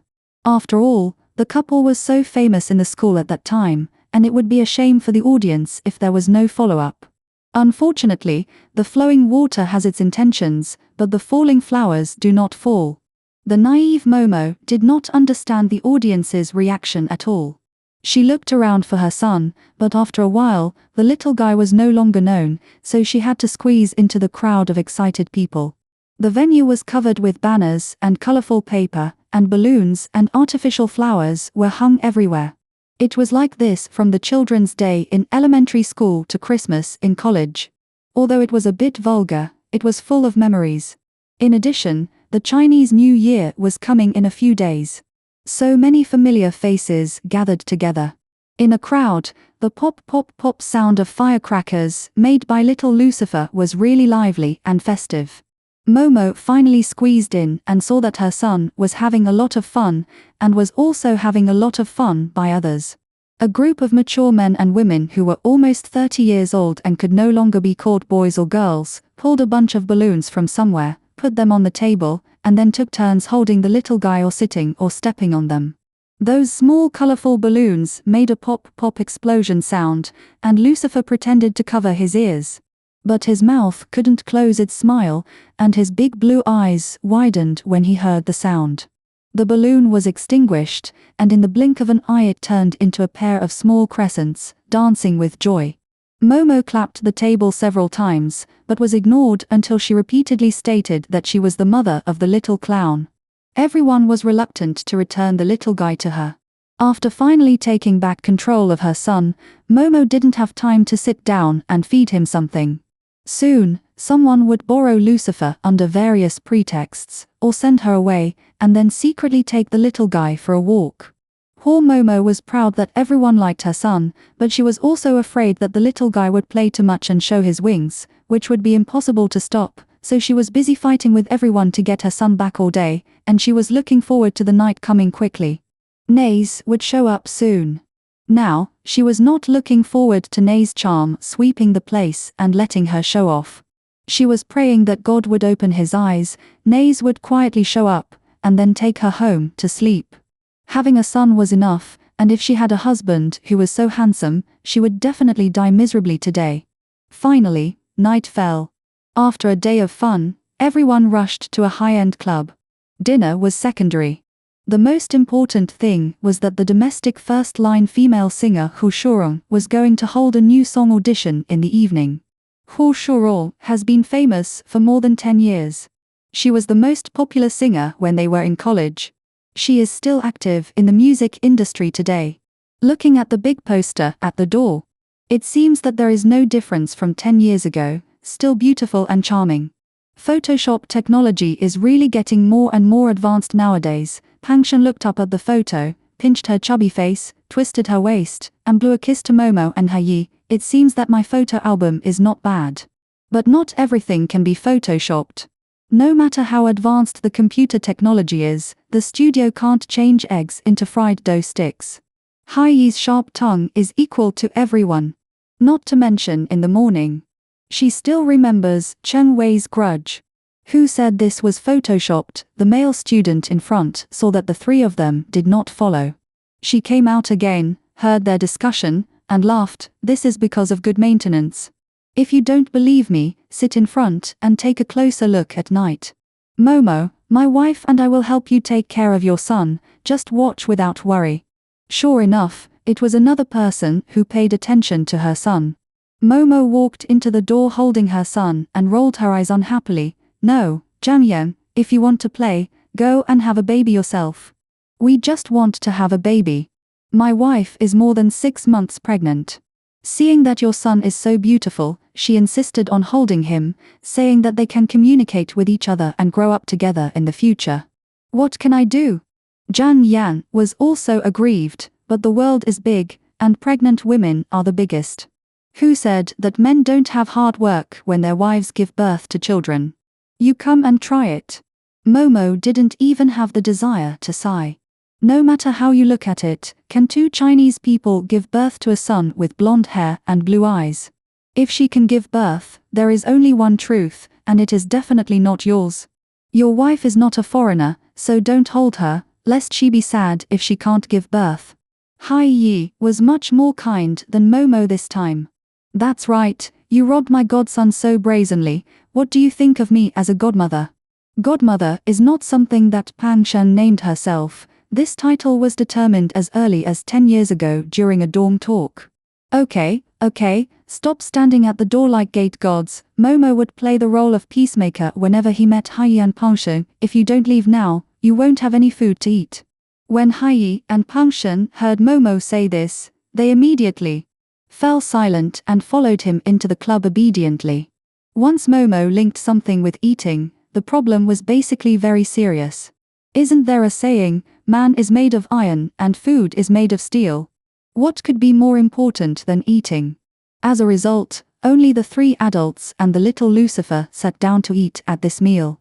The others were either eagerly waiting for Ho Shurong to show up, or toasting with their glasses of wine out of friendship. The men were rarely relaxed, and talked about their school memories with their arms around each other. Of course, the one who regretted the most was Momo. This little girl was so rustic when she just came out of the mountains, but now she has become so elegant and smart. If she had known earlier and seized the opportunity, who knows, she might have a son as cute as little Lucifer. Momo didn't know whether to laugh or cry when she heard such comments, especially when she heard the half-drunk monitor patting Wei on the shoulder and sincerely complimenting him for having the best vision. She felt so depressed that she wanted to bang her head against the wall. It's not that exaggerated. Besides, apart from the eyes and hair color, Lucifer still looks a lot like Naze. How could she have given birth to a child by herself? It seems that little Lucifer is very charming. She is also famous because of her son. Lucifer is really a popular little king. Momo looked at the little guy holding the bottle and seriously considered whether he should let his son do a milk powder commercial.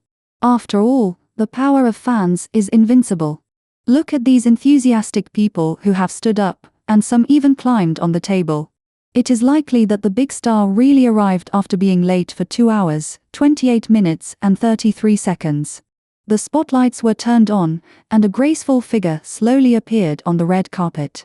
Momo squinted her eyes and tried hard to see the beautiful female star, but why did she see a furry animal with 2 pointed ears on its head and 9 tails behind it? Oh my god. Chapter 69. If you see a group of people chasing after a furry fox, waving their hands and shouting loudly that they are the love of their lives, kneeling on the ground and kissing her skirt, with passion surging, then don't get excited, please. Close your eyes and try to hypnotize yourself that you are in a zoo, and everything in front of you will become very harmonious. After all, the 9-tailed fox is such a beautiful animal, it is normal for everyone to like it. So, apart from being surprised for a moment at the beginning, Momo was very calm. Even when Ho Shurong started singing, she was more excited than anyone else.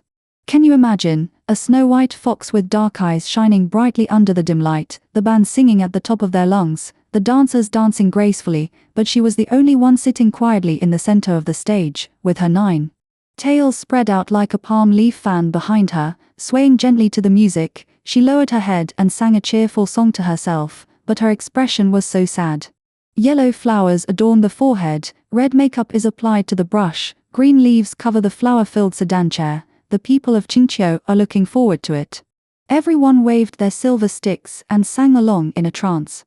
Hai Yi, who was standing next to them, saw Momo staring at the stage with curiosity, and remembered that she had not been back to China for 10 years, so he smiled and pushed her. Our Chinese songs are still poetic and rhythmic, right?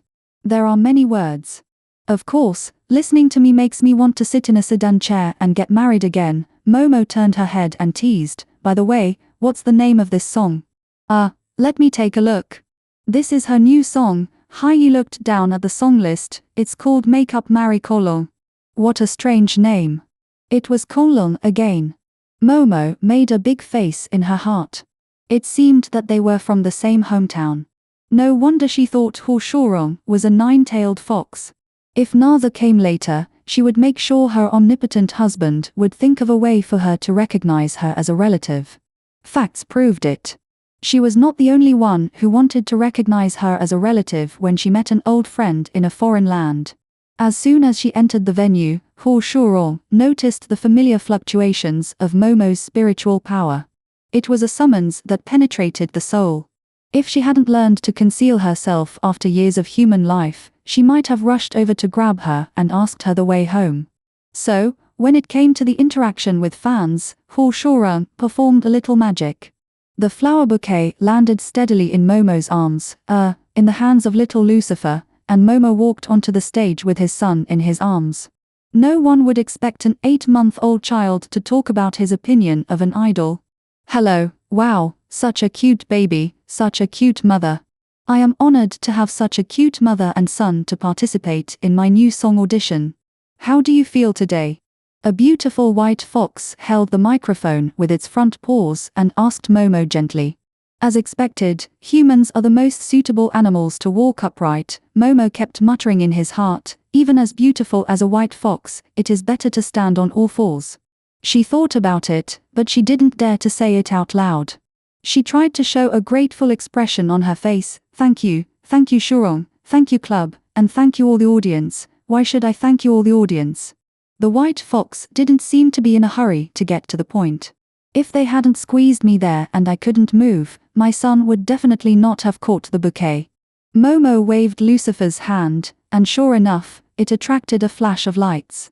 Haha, fate is not determined by people. The white fox paused obviously. Momo understood. She handed the baby to Hu Shurong. He pointed at her tail without leaving a trace. Yes, it is destined by heaven. Everything will come back to the same place. Hey, Boba. Little Lucifer obviously noticed her tail, but he couldn't express himself, so he used the name of his handsome father. Little baby, it's Auntie Hu, Auntie. Come on, call me Auntie again, dear. Su Yi came forward enthusiastically. The big star Hu usually doesn't like to talk, but today he is willing to interact with his fans. The company must promote it well. Tomorrow's newspaper headlines will definitely be Iceberg Beauty Melts, willing to be a gentle auntie. When a new song is released, what is more important than positive promotion? Be good, call me Auntie. Boba. Auntie. Seeing that she was endlessly teaching the little guy to speak, Hu Shurong simply stuffed the child into Siyi's arms. You are responsible for teaching him to say ah. Aunt, I'm going backstage with her mother to sing my famous song, that's all. As she said that, she stretched out her white claws, grabbed Momo and walked straight to the backstage without caring about the reactions of the people around her. Poor Momo couldn't even say a word of refusal, because her long nails seemed to pinch her arteries at any time. As soon as they arrived at Hu Shurong's independent dressing room backstage, Momo immediately shook off her hand. Why are you running so fast? What do you have to say? Can't you wait until after your concert to say it? You can see my tail, right? Hu Shurong's hand grabbed her again. Momo stared at her without blinking. It felt really bad to look into the eyes of a fox. The fox's eyes were so big and the difference in momentum was too great. Yes, I can not only see your tail, but also your pointed ears and front paws. In short, in my eyes you are a nine-tailed fox that is much more beautiful than ordinary foxes. You don't look like a human at all. Hu Shuron was obviously surprised by her words. Momo looked her up and down again. This green gauze on you is very beautiful. It matches your skin. No, your fur color. Are you a celestial being from the Kunlun realm? It is said, but it is said by many people. Momo didn't know how to describe her life experience. I can't get rid of my relationship with the Kunlun realm, but I don't know if I am the celestial being you mentioned. To be specific, if you have time, come with me to the orphanage. Well, it is the passage between the human world and the Kunlun realm. Although it is closed, some people can still come from Kunlun. That's right, I thought everyone was like me and could never go back. Hu Shurul changed her excitement just now and smiled a little sadly. Momo wanted to ask her what happened, but after thinking that it was their first meeting, it would be better not to be too abrupt, so he could only pat her on the shoulder. It's okay, don't be too sad. If you want to go back, there will be a way. Hu Shurong heard her words, and her eyes revealed a deeper sadness. I'm different from you, I was expelled from Kunlun. How could it be? Momo couldn't expect such a thing to happen. Why did they expel you from Kunlun? What else could it be? Of course, you had an affair with a mortal. Hu Shurong's mouth curled up into a mocking smile, her ears drooped. It's ridiculous, isn't it? You can't say that. For love, there's nothing wrong with being brave. Momo didn't know how to comfort a vixen trapped in love, so she could only quote dryly, as the saying goes, I only envy the birds, not the fairies, and, if you marry a chicken, you follow the chicken. If you marry a dog, you follow the dog, and there's another saying, don't comfort me. For Shuro interrupted her, opened her mouth, and uttered a sentence in a hoarse voice, do you think someone like Chun Wei knows what love is? Chapter 70. Momo was completely shocked by the name he blurted out. It was Chun Wei. This world is really small, so small that it makes people feel a little unbelievable. She wanted to answer that it would be strange for Chun Wei, who was separated from his soul and flesh, to know what love is. But when the words came to her lips, she swallowed them back. Matters of the heart are not a simple comparison. I don't know. I know what happened between you and him 10 years ago. For sure thought Momo's hesitation was because she was afraid that she didn't understand, and ripples appeared in her black eyes. I will watch him in every life, and try very hard to watch him, from birth to death, trying to find a chance to make him fall in love with me, but understanding will only make me lose my love for him. It turned out that she was not waiting for Chun Wei, but someone in the past. How should such love be judged? Momo stroked the fringe of hair on his forehead with his hand. To be fair, what happened between Chun Wei and I is not without lessons. Human emotions are the most difficult to guess. Although he hurt me before, when I no longer loved him, his hurt was no longer a hurt. Although he betrayed me before, his not loving me 10 years ago does not mean that he does not know how to love another person 10 years later. As for you, I don't know if you still love the person who made you come to the world without looking back after waiting for him for so many reincarnations, but I can be sure that you don't love Chun Wei. Hu Shurong looked at her with a confused look in her eyes. I don't understand. Yes, you said that every life is the same soul, but what is the relationship between them? It's obviously the same person. No, not the same person. They live in different times, they were born in different environments, they have experienced different things, their thoughts and feelings are different. How can they be the same person? Momo tried to calm down and explain to Hu Shura, who was crying. Maybe only men would think that a crying woman is beautiful. Anyway, she couldn't think of a pear blossom in the spring rain. She was just busy handing out tissues. It turns out they are not the same person. Not the same person, Hu Shurong repeated over and over. Not the same person, it turns out they are not. Looking at her distraught look, Momo couldn't bear it, and carefully helped her sit on the dressing chair, but she grabbed him. Tell me. How to get him back? Give me one clear answer. Momo sighed. Some people really won't give up until they say it out loud. Come back. What do you want him to return? Maybe he really loved you in that life. Maybe you think he should belong to you for the rest of his life, but this is not fair to him in the future. Have you ever thought about it? He doesn't have your memory, he doesn't have your story, the name is different, the identity is different. What do you want him to return to you? What about him?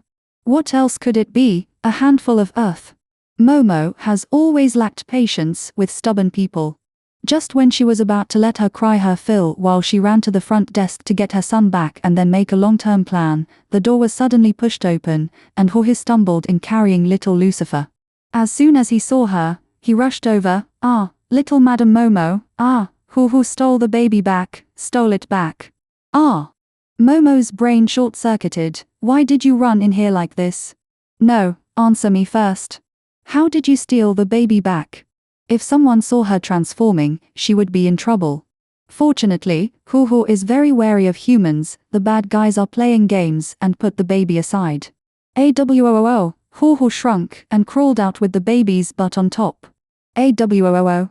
Fortunately, nothing happened and Momo was relieved. Then, did Jorge come alone? No. AWOO, His Royal Highness asked Jorge to fly over. AWOO, to ask the young lady when she would go back. AWOO to. Jorge was halfway through her words when the little Lucifer in her arms grabbed her long hair and stuffed it into her mouth. "Ah, Lucifer, let go, let go, ah." Jorge's short arms wanted to hug him and fight for the ownership of his hair. His little face turned red. Momo separated the two little guys with a smile and slapped his son's hand. "Little rascal, why don't you let go? You are so young, but you know how to bully little girls. Little madam, don't hit the baby." Jorge rarely said anything bad about her. He didn't care about his messy long hair.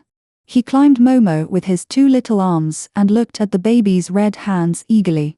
"Gugu, Jorge." The baby opened his eyes wide, looked at Jorge's hair, and reflected seriously. "It doesn't hurt. Woo-woo, oh woo-woo too." A louder cry came from behind them. Turning around, Jorge, who was originally speechless, burst into tears. "Hey, don't cry like that. If you cry like that, people will think I did something to you," Momo said, only to realize the ambiguity. "Well, although I can't do anything to you, don't cry either. People are waiting for you to go out and sing. Come on, stop crying. I've always dreamed of having a child with him, but now it's definitely impossible." As expected of a nine-tailed fox who has practiced for thousands of years, she cried so hard and didn't hiccup while talking. Technology is so advanced these days, the worst that can happen is to find a corpse, take some cells and clone it. Wait a minute, a grave, a coffin, a corpse, something in Momo's head popped. Things that are extremely difficult for others don't seem to be that difficult for her. Qing Hanba in the east, the prince of the blood clan in the west. It is true that all roads lead to Rome.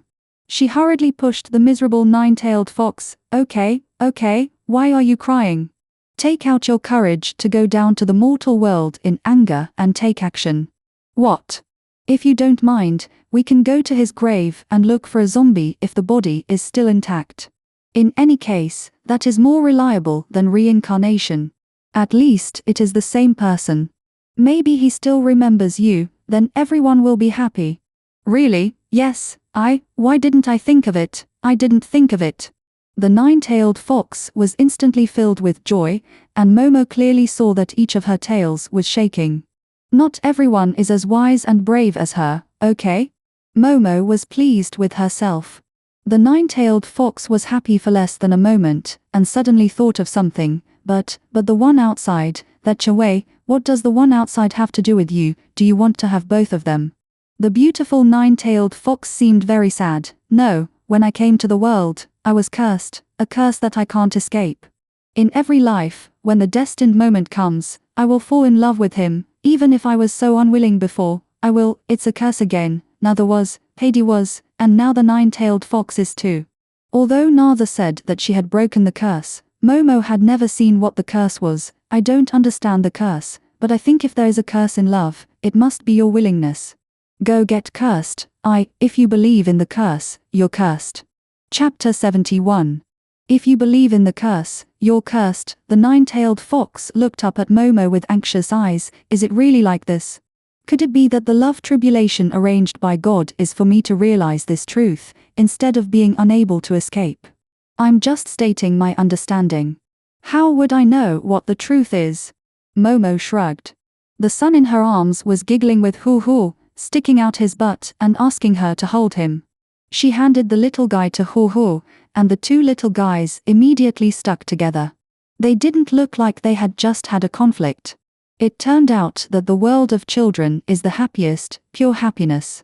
My own affairs are also a mess.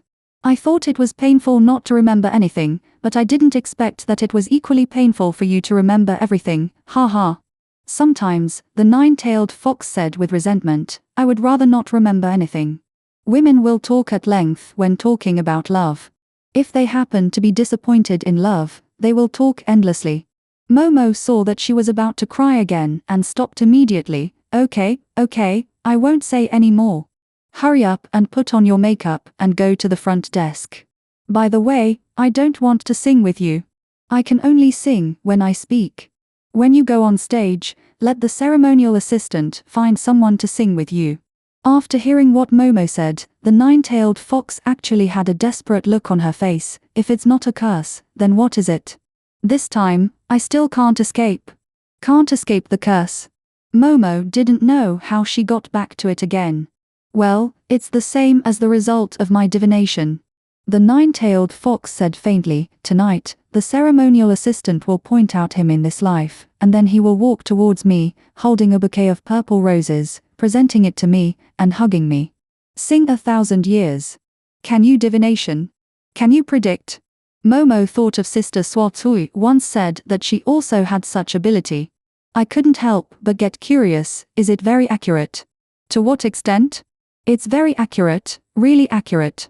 The scene of when and where I met him keeps appearing in my mind over and over again. Scenes from one lifetime after another appear in turn, and I watched it happen helplessly. Like a bystander, I am powerless to change. The sad thing is that I am the destined protagonist. These words are so embarrassing. Momo wiped the cold sweat from his forehead. Why don't you just say you know how to meet him? Since you know, then you don't cooperate. Don't sing and ignore him. No, I can't do it, it's destined. The tearful heroine continued. Momo put her hands on her hips, looking quite angry at the lack of resistance. What can I do and what can't I do? To put it bluntly, you just can't be so cruel. No, since I was expelled from Kowloon, I am immortal. Even if I don't have to suffer the pain of reincarnation because of my powerful magic, I can't escape reincarnation, unless, don't say unless, you are planning to take advantage of me, right? A lot of words. Momo finally understood a little. The nine-tailed fox had an idea on the spur of the moment. He liked her. Tell me. How do you want me to help you? Are you willing to help me? The nine-tailed fox's inky red phoenix eyes flashed with a strange brilliance, full of joy. Of course, but there is a prerequisite. It has come to this, how can she not help? However, Momo is not a bad person. If she saves this person and hurts that person, what's the point? Don't hurt anyone. The nine-tailed fox waved his hands quickly, shaking his head and tail. No, I won't hurt anyone, I promise.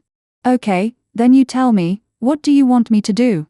Originally, I thought this time would be the same as before, and no one could change it. However, you are a celestial being and will not enter the cycle of reincarnation. You also said that the person I really love is not Chen Wei, so I really want to change all this. Knock knock knock. There was a knock on the door, and a female voice followed. Miss Hu, are you ready? The game at the front desk is about to end. Also, I heard that the little baby crawled to you by himself, is that true? Momo looked at Miss Fox, who was still immersed in her own sorrow, and had to say, oh, yes, my son is here. I'm sorry to have worried you. Well, Miss Hu will be there soon. You should go get ready first. Well, please hurry up. The sound of high heels faded away outside the door. The nine-tailed fox wanted to continue mournfully, but Momo interrupted her immediately. Time is short. Please speak to the point. Just tell me what to do. The host will call the 9th guest to sing with me after the countdown. He happens to be the 9th one to enter, so, just let him not be the 9th one to enter or don't let him sing on stage. Momo understood immediately. Yes. The nine-tailed fox nodded carefully. That's not easy. Don't worry, I'll stop him. Why is it so troublesome for such an easy matter? Sigh, it turns out that a woman who is crazy about love always has a muddled mind. The nine-tailed fox said hesitantly, "But, miss. Who, can you please be quick?" The voice outside seemed very urgent. "Ah, coming," Momo agreed quickly, pushing the nine-tailed fox out. "Don't say buts, quickly transform or something, keep your perfect image and go out, don't worry, I'll take care of everything." "Can you really do it?" Yes, Momo pushed him out of the door, patted his chest and vowed, "With me, Momo, I will definitely get it done. Anyway, that curse is not aimed at me." "Well, then all right." The nine-tailed fox released the claws that were scratching the door frame. "Ha!" Momo closed the door neatly, as if she was the user of this luxurious dressing room. She sat down in front of the dressing mirror, looking at the neatly arranged makeup boxes, wigs and sparkling hair flowers, and smiled evilly. The reason why she was so anxious was simple, because she just thought that this time, in addition to helping others, she could also give someone a surprise. Chun Wei, she really didn't want revenge. It was really such an opportunity that it would be a pity to miss it. Just think of it as God's will. Come on, fight against violence and uphold justice, and promote the prestige of our country. Momo laughed silently, picked up the bright red lipstick and spit it all over her mouth, looked in the mirror, still not satisfied, and put a blob of what we tentatively call a beauty mole in the center of her eyebrow. Little Madam Momo. Haw had already noticed her abnormality, and little Lucifer also stared at this somewhat scary mother with wide eyes. Momo pouted, holding the purple lipstick in her hand, and continued to reinforce, "Haw, take the baby to play, little Madam Momo will be very busy later." "Oh." Haw nodded obediently, a little worried about the little madam, but did not dare to dissuade her. He glanced at the window, and carefully stole a glance at Momo, then covered the baby's mouth, spread his wings, and flew out of the window. Momo continued her makeup, put on a sweet potato skin-like wig, and put on a big red flower, then turned around to look for suitable clothes on the hanger. She was not worried when she found that her son and Haw were nowhere to be seen, because Haw was better at taking care of children than she was. Finally, she picked a colorful long shawl, and Momo wrapped it around her body proudly. She stretched out her orchid fingers in front of the floor-length mirror and stroked the shawl coquettishly. It was very good, it really looked like the back of a peacock with its tail spread out, with faded colorful feathers and a bald flesh-colored butt. To be fair, it was not as pretty as a chicken's butt. Opening the door, the host's coquettish voice came over. "Oh, my God, our sixth guest is such a handsome man, what a pity, come, give him a beautiful gift, and let us welcome the seventh together." "Ah, it's the seventh one," Momo stuck out her tongue mischievously, and walked out from the corner behind the scenes holding a long shawl, and quickly stood in her seat. "Chun Wei, a gentleman's revenge is never too late, here she comes." Chapter 72. The atmosphere at the scene had already reached a climax under Su Yi's ambiguous hints. Who is the destined person of the popular star? Everyone looked at the door excitedly, wanting to see the lucky one as soon as possible. Therefore, even though Momo was dressed so strangely, only a few people standing next to her noticed it. They quickly made way for her to see the door clearly. The next one is our most lucky ninth one. Wow, I believe that the fans here must be as excited as I am. Shorong, how do you feel at this moment? Miss Si asked Ho Shorong, standing beside her with a sweet smile. Well, very excited. Ho Shorong mechanically repeated Su Yi's words, her eyes never leaving Momo. When Momo saw her looking at her, she immediately waved her fist and patted her chest, looking confident. Only then did she feel relieved and smiled slightly. The photographer seized the opportunity to press the shutter, and immediately the flashlights were everywhere. Su Yi also did not miss the opportunity to make a fuss. The beauty whose smile is priceless. "Oh my God, Shorong, tell me, what makes you so happy? Did you foresee something?" Ho Shorong's eyelashes trembled, and she didn't say anything, but turned her eyes to the door. The sound of the security guard's thump-thump footsteps had come from outside. The first thing that caught her eye was a float full of purple roses. The light golden powder was particularly bright under the magnesium light. "Wow, look, what happened? My God, there are so many roses," the ceremonial officer exclaimed, not knowing what to do, and hugged his head in exaggeration. "Oh, no, planning, where is the planning? Tell me, is this a program that the company has pre-booked?" "Oh." Cheng Wei looked at the excited people around him in confusion. What happened? He just went out to get the roses that he had ordered for Momo in the morning. It would have been fine if he was restricted by security when entering the venue, but why did the cameras on and off the stage point at him after he entered? Did they think he was going to give roses to the female star on the stage? This is not impossible. Who said this is someone else's new song audition? According to common sense, others would speculate like this. Cheng Wei, who turned his mind around, couldn't help but feel a little annoyed. It was all because he was too happy to see Momo in the morning and forgot the occasion for a moment. So now, who should he give this romantic float to? He looked up and saw the mature and beautiful Ho Shurung on the stage staring at him intently. Thinking of the innocent Momo, he hesitated.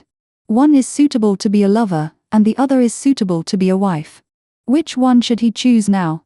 Others don't know his thoughts, but when Momo saw Hua and thought of his demeanor in the morning, he still figured it out. Sure enough, a dog can't change its eating habits. Who hasn't got it yet, but he starts to fantasize about hugging left and right. She resisted the urge to vomit and decided to give this unrepentant scum a thorough blow. Momo lifted the hem of his cloak with one hand, raised his orchid finger with the other hand, touched the big red flower on his head, and walked out with a twist of his waist. There was no way. Seeing such a beautiful sister, normal people would automatically make way, so our beautiful Momo, who looks like a peacock, walked to Cheng Wei's side without any hindrance and affectionately. In front of everyone, the hand that was touching the big red flower gently poked Cheng Wei's forehead. "You stupid face. Don't think I will forgive you just because you gave me this carload of flowers." "Humph," Momo stamped her feet seriously, "I won't agree." "Huff, what's wrong? What's wrong?" The show. People who were closer turned their heads to watch the excitement. The jealousy and envy just now all turned into happiness. It's so easy to see a beautiful woman. You have to go through all the trials and tribulations to get her. When this beautiful sister stomped her feet just now, the powder that fell down was enough to give people lead poisoning, not to mention her dignified appearance, earthworm eyebrows, panda eyes, and a bloody mouth with missing front teeth. My dear, no matter what the reason is, you'd better wish you good luck. Compared to the discussions of the crowd, Cheng Wei did not move. He was already confused by the series of events that happened before and had no idea what was happening in front of him. However, a normal girl would not put herself in such a state. He was stunned for a long time and thought that it could only be some activity at the concert. He resisted the urge to vomit and forced a smile. "I'm sorry, I think you must be disgusting. Brother Wei, you don't need to say you or you when you apologize, you're calling me old." Momo opened his hands, and the colorful cloak blocked the light, making Cheng Wei feel like he was falling into hell. Fortunately, Momo immediately took them back and pulled out 2 roses from the car. Cheng Wei was stunned for a moment because she blurted out her name. Seeing her movements, he hurriedly stopped her. "Wait, don't, why, did you buy this flower to give to Miss Hu?" Momo rolled her eyes, which was very similar to the effect of a horror movie. Frightened, Cheng Wei denied it flatly. "No, of course not. In fact, I don't know what kind of activities are going on now. In fact, you bought it for me, I know." Momo twisted her body, thinking that it was not exaggerated enough, and simply learned to stand on tiptoe and do a ballet pose, then took out the big red flower on her head, threw it to Cheng Wei, and gave a wink, which made Cheng Wei's stomach start to churn. "Grrrl. Brother Wei, are you hungry? Wait a minute, let me finish dressing up." Momo pinched her throat, and became more and more engaged in the more she spoke. She inserted 2 purple roses into the wig one by one, pulled Cheng Wei's sleeve and acted coquettishly. "Look, doesn't it look good?" Cheng Wei couldn't stand her shaking. He turned his head to take a look, then immediately lowered his head and vomited wildly. What did a flower inserted in cow dung mean? This was it, one on the left and one on the right. He couldn't help it at all. Grrrl. Momo jumped aside as prepared. "Hey, Brother Wei, What's wrong with you? Since you say you are hungry, why do you want to spit it out? You will need to eat it later. What a waste. Grrrl, groan. Wow. All the words Chen Wei had to say were vomited out. Really? Why are you doing this? Momo shook his cape, picked up a large bouquet of flowers, and was intoxicated. I have never felt so fresh and unconventional. Wow. Oh my god. This time, Chen Wei was not the only one who wanted to vomit. It was okay to put on some comedy shows. But it was wrong to play a horror movie without saying hello. Everyone had just finished such an expensive dinner. What are you doing? Such a disgusting skit at the concert. I don't think it's real. It seems real. What's real or fake? I think it's. Hu Shuro's agent was so anxious when he saw the mess. How could a new song audition be ruined? This would affect the sales of the album. He quickly instructed the cameraman to turn the camera, and the MC came back to his senses and immediately made amends. Dear fans and friends. Look here, sorry, there was a mistake just now. I don't know if you noticed, our Chimo Club has a parking lot entrance in addition to the main entrance. In order to ensure fairness, how about we reselect the 9th guest? Come on.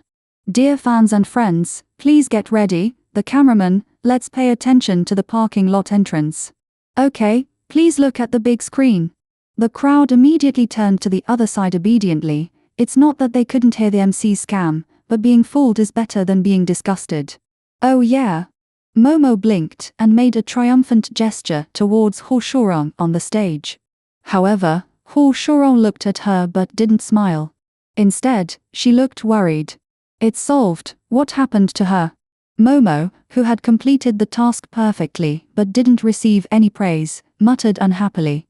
She carefully avoided the vomit that Chen Wei had vomited and raised her head again. But she found that Hu Shurong suddenly waved at her. She kept making lip shapes and looked very anxious. She couldn't help but lean towards the stage to see more clearly. Don't run, turn around. Suddenly, a hand stretched out from behind and slapped Momo hard, and then a hand turned her face around. Momo, it's you. A fleshy hand pulled her wig, and Pang Sheng and Hai Yi's heads appeared at the same time. Hee hee, good job. Hee hee. Momo laughed dryly. But your makeup is really scary. Pang Sheng closed her eyes. What is terrible? I finally understand today. Hee hee, if your husband sees it, I wonder what he would think. Hai Yi pulled off the rose on her left and played with it in his hand. Oh my god, how could she forget this? Momo suddenly remembered vaguely that the little guy seemed to have said in the dressing room just now that Nazo asked her to come over, which means that Naza should be not far from here. Her husband is right in front of her, but she still takes the initiative to flirt with men. Hey, Momo, what's wrong with you? Are you okay? You've written a lot. Hai Yi pushed Momo, who was suddenly frightened and was a little confused. At this time, the voice of the MC suddenly became louder. Ah, the most exciting moment has come. Our 9th guest is about to enter. Wow, from the camera of the parking lot, we can see that he is actually driving a silver Lotus sports car. Wow, the man who came out is wearing a silver-purple shirt. Silver-purple? Momo's mind was blank. What did Naza wear when he went out today? Ah, why doesn't he look at the camera? But it doesn't matter. He has entered the elevator. Ah, the elevator door is open. God. The MC stared at the big screen and couldn't explain it anymore. The man could no longer be described as handsome. She had been in the entertainment industry for so many years, but she had never seen such a perfect man. Not only his appearance, but also his cold temperament, his aloof nobleness, and even his contemptuous glance at the camera, all made people want to scream. I'm really finished. Momo screamed bitterly. Chapter 73. Covering her face in vain, Momo's regret was like a torrent of water. There was no need to guess who the person was. It was of course Momo's dear husband. However, at this moment, the expression on his face was not gentle at all. When he walked out of the elevator, the unreserved stares of the crowd made him very uncomfortable. He frowned slightly, with a hint of awe. The staff greeted him attentively. It was obvious that such a graceful and handsome man must be an outstanding person. If he could cooperate with the event promotion, then Hu Shuro's record release would undoubtedly have a big selling point, and it could also cover up the farce just now. Sir, this is it. We just picked a lucky audience member to come on stage and interact with Miss Hu Shurong. You happened to be picked. Please come on stage, okay? The hostess on the stage came to her senses and joined the ranks of persuading. Narza hesitated for a moment, and turned his head seemingly nonchalantly to scan the direction where Momo was. Momo was lying behind Hai Yi like an ostrich, not daring to look at him. Sir. The female host bent her waist, and she wanted to stretch her whole body to the stage. Narza retracted his gaze from Momo, nodded slightly, and walked into the venue with elegant steps. He unbuttoned the first and second crystal buttons of his shirt. He suddenly had a wild temperament. His narrow purple eyes were almost soul-stirring under the illumination of the magnesium light. The concert, which had been very lively, suddenly became silent because of his appearance. He walked onto the stage and stood calmly next to Suyi and Hu Shurong. For the first time, Suyi's heart was beating fast because of the other person's charm, but her many years of hosting experience allowed her to conceal her true emotions very well. She held the microphone and smiled at Narza. Hello, sir, how should I address you? Just call you Your Excellency. Narza replied indifferently, with a gentle attitude. Suyi didn't know that Your Excellency is a respectful title for nobles in Europe, while Mr. is a title for commoners. He obviously didn't expect him to answer like this. He couldn't help but be stunned. Fortunately, Hu Shurong, who had been silent, noticed her embarrassment and turned her head to smile at Narza. Changing the subject, looking at your eyes, Your Excellency should not be Chinese. Hu Shurong's words immediately made the audience who had not noticed it before make surprised sounds. It is not difficult to find foreigners, but it is still very rare to find purple eyes. Yes, I'm from the UK. Narza also turned his head and smiled at Hu Shurong. The perfect profile attracted screams again. Of course, this time it didn't include Momo.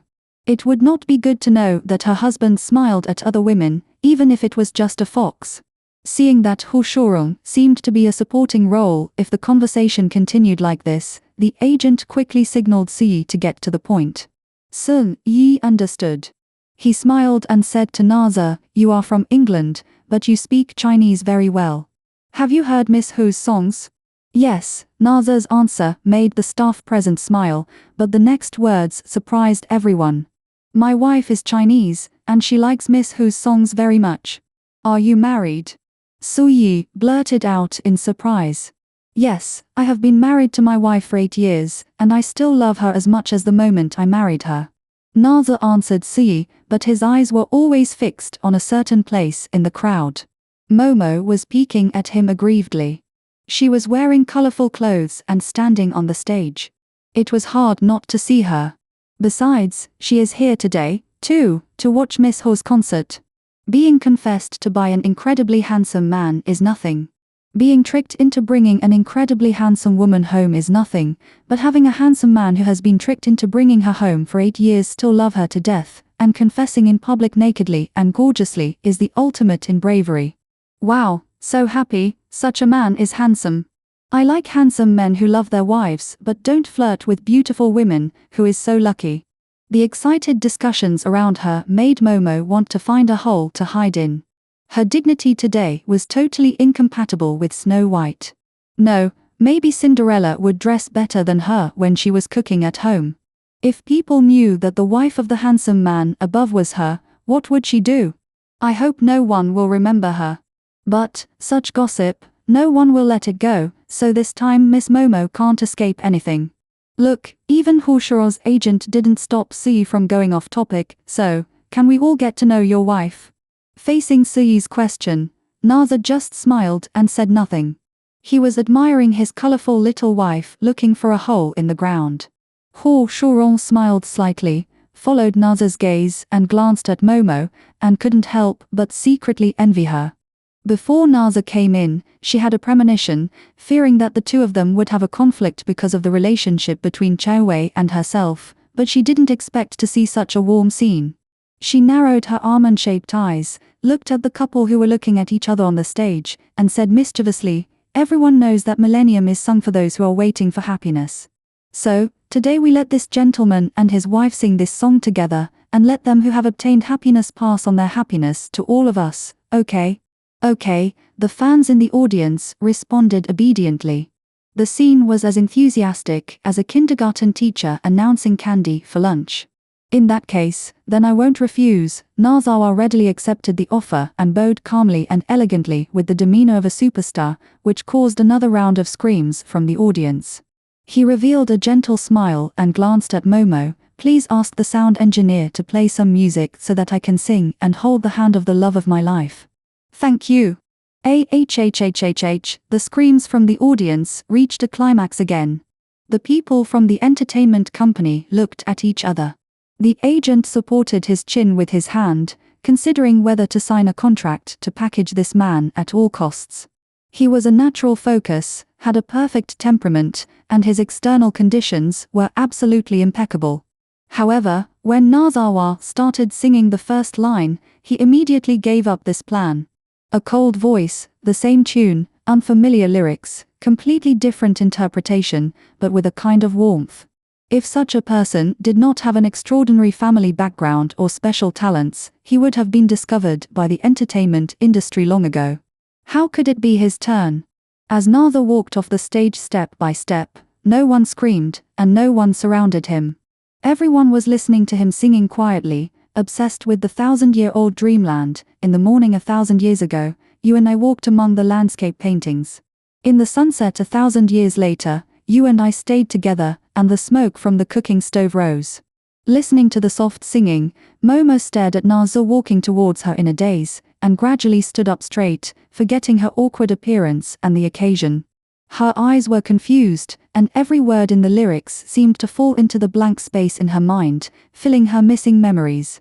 "Don't look for the dream, don't believe in the vague right and wrong, fate is the letter of the previous life, love is the zen of this life." Chapter 74. Momo stared at Naze, as if ignorant, until Naze walked along the red carpet and came to her. She still looked at him without blinking, tilted her head hesitantly, and slid her eyes across his face inch by inch. If his hair was golden, if his eyes were blue, if he was wearing a white holy robe, if the black area in the memory suddenly lit up, and the person in front of her overlapped with the figure in the memory. Momo was surprised to find that in addition to the god of the night, her Naze had another appearance. All along, Naze always associated with darkness, wearing black clothes and haunting in the dark night. She never thought that when Naze's figure was bathed in what is the scene in the holy white glow. Even when watching the sunrise, her heart is still hanging in the air, and she didn't look carefully. But this time, although Naze was standing in front of her, another scene kept appearing in her mind.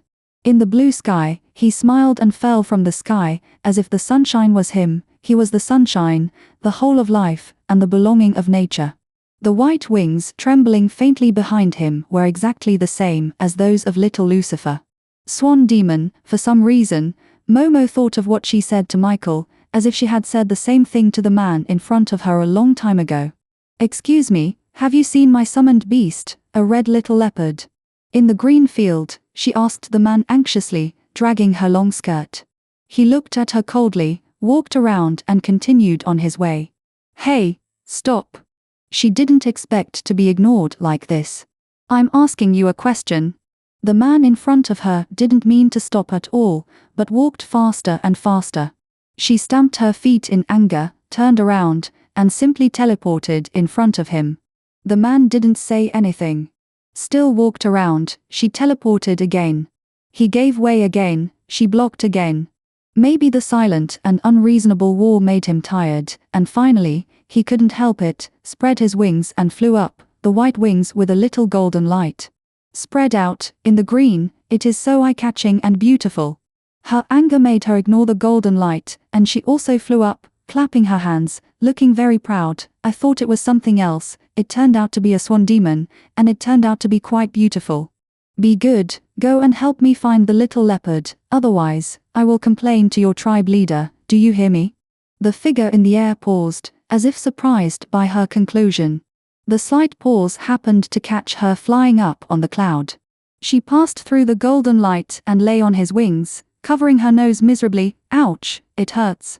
The other party folded his wings stiffly, then turned around and pulled her into his arms, lowered his head, and said in a slightly cold voice with temptation, "You touched my wings. Just follow me."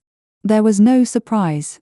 Without struggling, the memory stopped at the sky full of white clouds.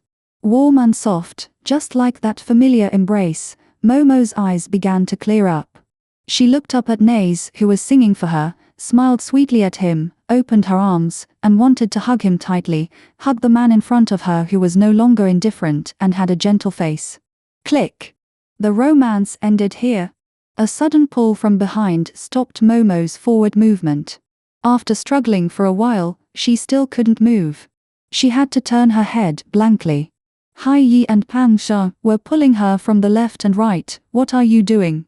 Pang Sheng stretched out his hand and forcefully pressed down her raised arms. Although his voice was small, his momentum was definitely strong. Are you doing this? Are you addicted to destruction, or are you a nymphomaniac? Stop embarrassing yourself and go away. As he spoke, he covered his face with his sleeves. What could better illustrate friendship than embarrassing yourself together? Pang Sheng suddenly felt that he was incomparably noble. However, before Momo could refuse, Hai Yi stopped her. Pang Sheng looked at her in confusion. Hai Yi loosened his grip on Momo's hand and said nothing. He lowered his head and rummaged through his bag with a serious look on his face, leaving the onlookers puzzled. Only Naza was not affected. Facing the tragic Momo, he continued to sing affectionately, "The green wind is in disorder, messing up the 3,000 black hairs. The white clouds are floating, floating clouds and water." Hai Yi took out a bottle from his bag, shook it in his hand, and tore off the cap, inventing, "He can sing like this, it really subverts my view of men. It turns out that pigs that can climb trees really exist. Why haven't I met one? Ah, what is this?" Momo looked at Hai Yi's raised hand, and the liquid in the bottle spilled out, and she was shocked. "What else can it be? Do you need sulfuric acid with your dignity? Silly, it's makeup remover." Hai Yi raised the bottle and rolled his eyes. "I'll do it." Nazawa stopped singing and reached out to grab the bottle of makeup remover.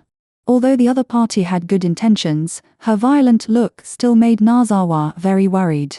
Besides, how could he let others touch his wife's face, not even a woman? Hai Yi read the undisguised possessiveness in Nazawa's eyes, curled his lips, and let go of his hand. He felt distressed even for her, and he really didn't feel jealous anymore. Nazawa took a step forward, turned the slightly stiff Momo around, and kissed her forehead.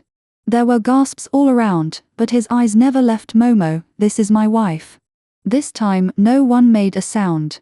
I don't know if they were expecting his next words, or were shocked and didn't know how to react. One was the horrible woman who had just behaved in an exaggerated and unruly manner, and the other was a perfect and elegant man like a prince. These two people are husband and wife. Oh my God, what kind of world is this? Are they still on Earth? This is more speechless than the mouse eating the cat, or Tang monk falling in love with the white bone demon. Nazawa didn't care about other people's reactions, and didn't even give any extra explanations. He just applied makeup remover to the dazed Momo, and held a cotton pad in his other hand, carefully performing water magic to help Momo remove her makeup. He sang today to make Momo happy, and he removed her makeup because it was too damaging to her skin to wear such makeup. As for the opinions of the people around him, they were meaningless to him. After 100 years, she would be nothing but a beauty withered bones. After wiping her face, Momo obediently took off her cape and ripped off her wig. Naze looked at the purple rose that fell on the ground, then looked up at Momo. "If you like it, I'll give it to you." No, I'm just having fun, I don't want it, really." Momo shook her head like a wave drum. If Naze wanted to settle the score later, she would definitely die miserably. Well, where's the baby? Momo, who had restored her original appearance, was also a little beauty. The people who originally felt incredible were finally relieved. However, they immediately turned their doubtful eyes to Chen Wei. Since they are a couple, what is this person? Chen Wei had just finished vomiting and was drinking the tea brought by the assistant to rinse her mouth. In addition, she had already been squeezed to the edge by the crowd, so she didn't pay attention to what happened in the crowd. Suddenly, he found that everyone's eyes were back on him. He was stunned at first, and then he quickly scanned the surroundings. Could it be that the peacock girl appeared next to him again? Boss Chen, she's there. The intimate secretary reminded him in a low voice. Chen Wei followed the secretary's gaze and saw that the scary colorful clothes had been thrown on the ground. Next to him stood his first love, Momo, which made him almost throw away the teacup in his hand. Was that woman Momo? How could she dress like that to scare him? Chen Wei's mind flashed, and for some reason, a smile appeared on the corner of his mouth. He nodded slightly to the person who was looking at him, straightened his Armani suit, stood up, and walked straight towards Momo. Wow, a showdown is coming. Everyone's eyes were excited and even more enthusiastic. Chapter 75. Not many people paid attention to what the boss on the stage was saying. Everyone was blatantly looking for a seat to watch the live version of a beautiful woman reunites with her handsome husband and rich lovers meet. At this time, Nazawa and Momo didn't notice the irrelevant people at all. They were surrounded by their friends and classmates, asking this and that. Momo finally got what she wanted and happily walked her loyal husband. Aha, I didn't expect that I would marry such a handsome husband. Jealous, jealous, wahaha. Momo laughed proudly. Jealous, jealous, oh haha, Momo laughed proudly. Someone muttered, I thought your son was so cute because of your credit, but now it seems that it doesn't matter much. Well, if you have the ability, come and seduce my husband to have a child. Momo touched his chin. Pang Sheng pinched her fat. My external conditions are not enough, but maybe they are. By the way, marrying such a handsome guy, will it be very stressful? It's good that she doesn't make people feel pressured. Hai Yi kicked the clothes on the ground, and was very disdainful of Pang Sheng's worries. She was curious about why Naza didn't ask why. Hey, Momo, I have a question for you. Naza has been smiling since Momo started to exhibit to classmates. He is very good at dealing with the wind. In addition, Momo has been emphasizing that Hai Yi is her best friend, so his attitude is even more friendly. What? Momo hooked up with other boys, are you angry? Hai Yi winked at Momo.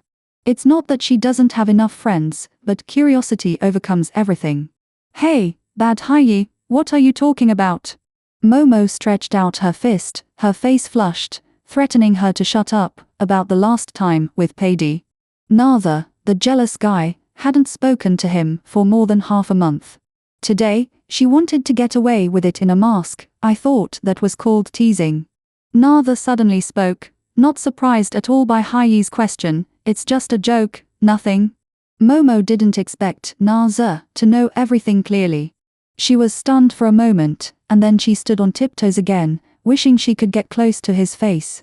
She widened her eyes to see if he was speaking the truth or the sarcasm. What are you looking at? Nala supported her waist, let her lean on him, and gently touched her lips. Your husband is not jealous today. Really not jealous at all. Momo couldn't hide her smile. Well, it's impossible not to be jealous at all.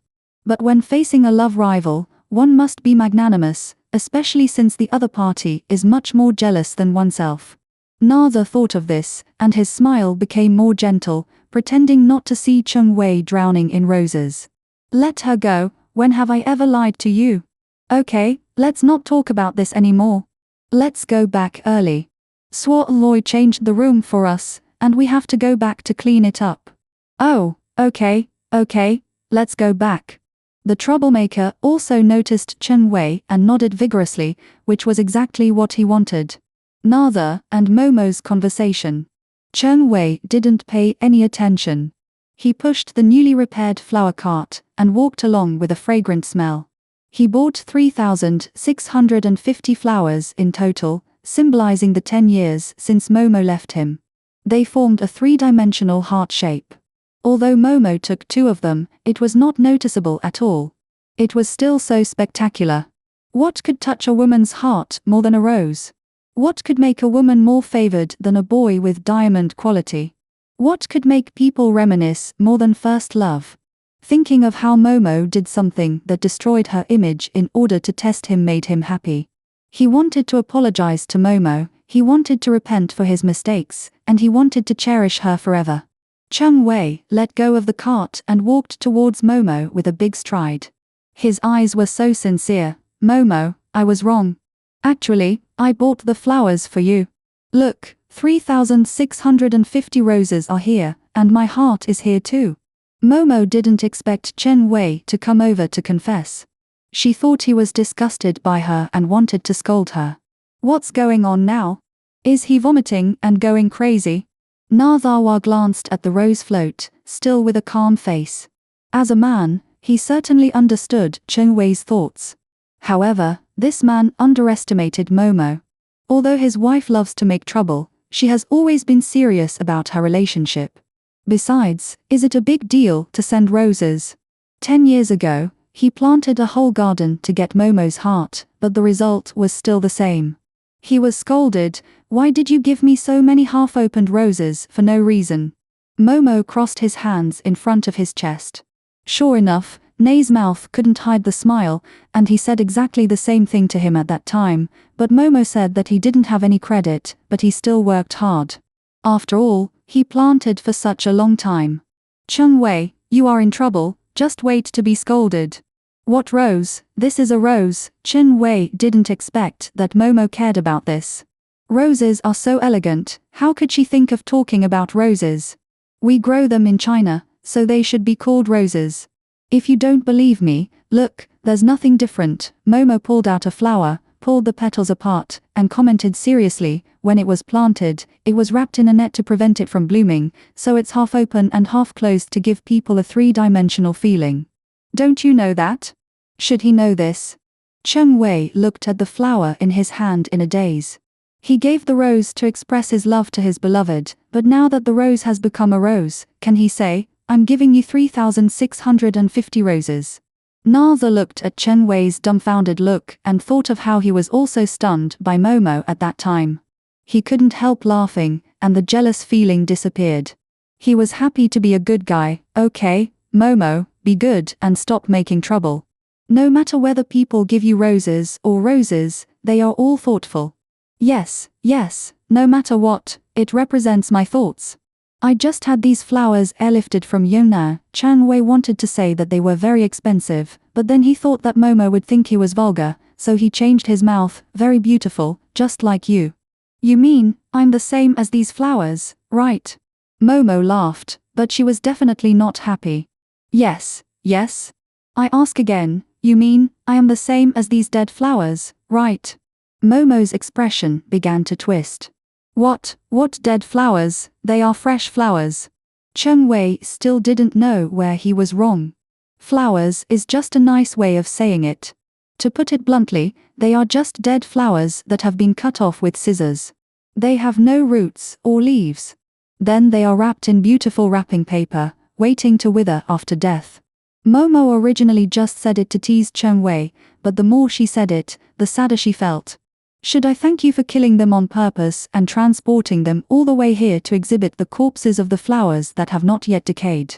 Momo choked up a little at the end of her speech. Perhaps she has been dealing with some non-humans recently, and her feelings of equality for all beings are much stronger than others. Thinking of the cute little flower fairies in the orphanage, perhaps she originally had her eyes on them. The flower in front of him will be one of them. No, 3,650, in fact, all of them. Momo, Nazawa did not expect Momo to be so sad. Don't think so seriously. If people don't love flowers, don't open flower shops, and don't have plantations, maybe they won't have the chance to see this world. Ah, yes, Momo, don't be so sad. If you don't like it, I won't send it to you next time. Cheng Wei was overwhelmed by Momo's various reasons. Fortunately, Nazawa next to him kept speaking for him, and he couldn't help but feel good about him. Thank you, sir. Well, thank you. Nazawa accepted it with a clear conscience. The first sentence of the love rivals' conversation was like this, and the audience's eyes almost fell out, and even Hushurung, who was eavesdropping on the stage with magic, almost dropped the microphone on the ground. Chen Wei took out a gold-threaded cigarette box and handed it to Nazi attentively. What's your name, sir? Naza took the cigarette, but Momo grabbed it and glared at him. He, Chen Wei smiled awkwardly. It seems that you are very familiar with Momo. Momo and I had some misunderstandings before. Can you help me persuade her? I really love her. No, Naza answered calmly, but the smile on his face had already begun to stiffen. Of course, Chen Wei nodded repeatedly. To show his sincerity, he immediately stated, I'll explain it to you as soon as I get back. No need. Those who believe have already believed. And those who don't believe will never believe. I just hope you won't disturb Momo. Nazawa reached out and touched his wife's hair, his voice gradually becoming gentler. My identity is special. She is actually very lonely. It's rare for her to come back and talk to some friends. Besides, I don't have much time to accompany her like this. Chen Wei stared blankly at him and Momo smiling at each other, so dazzling that he lowered his head. He didn't even notice that Nazawa pushed him back from the mirror space. No one can take away anyone's happiness, only oneself can take it away. Chapter 78. Chen Wei's heart was very calm at this time. He raised his head and looked greedily at Momo's smile. Although that smile was not for him, he felt a sense of satisfaction and a little envy. Love, maybe he really never understood it. It seemed so touching, even if it was just a simple sentence or a look. Noticing the disdainful and puzzled eyes around him, Chen Wei smiled self-deprecatingly. He didn't know how to explain that he realized it just because of Nei's words. Hey, Chen Wei, stop looking around. What happened to you just now? A man patted his shoulder from behind. Chen Wei turned around and saw that it was Jiang Yan, who was quite good with him in college. Nothing, I may have drunk too much and was a little confused. Chen Wei smiled and shook his head. I thought so. Jiang Yan looked at his wife who was happily chatting with Momo, afraid that she would notice that he was chatting with Chen Wei, the class enemy. It's been so long, don't let it go, it's over. Yeah, I know, Chen Wei forced a smile. It's my fault, let's not talk about it. Jiang Yan stretched out his hand and wanted to pat his shoulder, and suddenly found some red spots on his shirt. You just drank red wine. No, it's so sticky, it can't be tomato juice. Haha, it's all over your shoulder, don't think too much, wait, I'll find a wet tissue to wipe it for you. Chen Wei was stunned for a moment before reacting, and hurriedly followed his gaze. Sure enough, it was the bloodstain just now. Thinking of Nazadi's words. He was suspicious again, because that was a vampire, and his heart was in his throat. He turned to look at Nazawa, but found that he was still following Momo with a gentle face, elegant and calm. Nazawa, Momo said after chatting with her classmates. She yawned in Nazawa's arms. Why am I so sleepy? What time is it now? 11:45. Nazawa hugged her and replied casually. It's so late. Momo rubbed her eyes. Although she was still reluctant to leave the class reunion, the music on the stage was so loud that it was really uncomfortable to hold up her eyelids. Then let's go back. Ah, Momo, you want to go back? I win. And me. Several girls in the same dormitory suddenly got excited, leaving Momo confused. Hey, I'm leaving, why are you so happy? Seeing you off? Of course not, we're just making a bet on who will leave first today. We're not seeing you off. Pang Song waved her chubby hands. Actually, we really don't want Momo to leave, but we also know that we can't keep her, so this bet is just a convenience. Hai Yi explained with a smile, but his sincerity is questionable. Momo is a rich man, he wouldn't ask us for such a small bet, right? Not a lot of words. Eileen puffed out her belly, as if I was a pregnant woman and my biggest thing. HMPH. Momo rolled her eyes, too lazy to argue with them. She held her husband's arm and glanced at her best friends. Forget it, let's go. Come to England to find me when you have time. Do you hear me? I heard you. The answer was very uniform. It was unusually powerful. Yo. What's going on? Jan Yan came out with a box of tissues. He rubbed his wife. Are you going to give a red envelope to the baby in our belly? Kaylin punched him. Momo is leaving. Bye, where did you go just now? Hey, what are you doing with the tissue? Nothing. Jan Yan dodged and tried to get away with it. Seeing his wife's gloomy face, he had to say honestly, I went to say hello to Chen Wei. I don't know who got tomato juice or red wine on his shoulder. I took some tissues to wipe it for him. I want you to be a good person. Kaylin glared at him unhappily. Jan Yan scratched his ears and cheeks pitifully, making the classmates around him laugh. Only Nei's face changed slightly. He turned his head slightly. Chen Wei's shoulder was the familiar red color. He just moved Chen Wei outside. How could there be blood? Or was it the kind of blood that had no essence left? Clearly, it had been absorbed by the same kind. In this era, who dares to suck blood so blatantly and spread it everywhere? Nazawa suddenly had a bad premonition and could not help but frown subconsciously. The venue was completely closed, and he only paid attention to the situation around him and did not search outside. Could it be? He immediately let go of consciousness, opened his 5 fingers slightly, and a silver thread extended from his fingers at an extremely fast speed.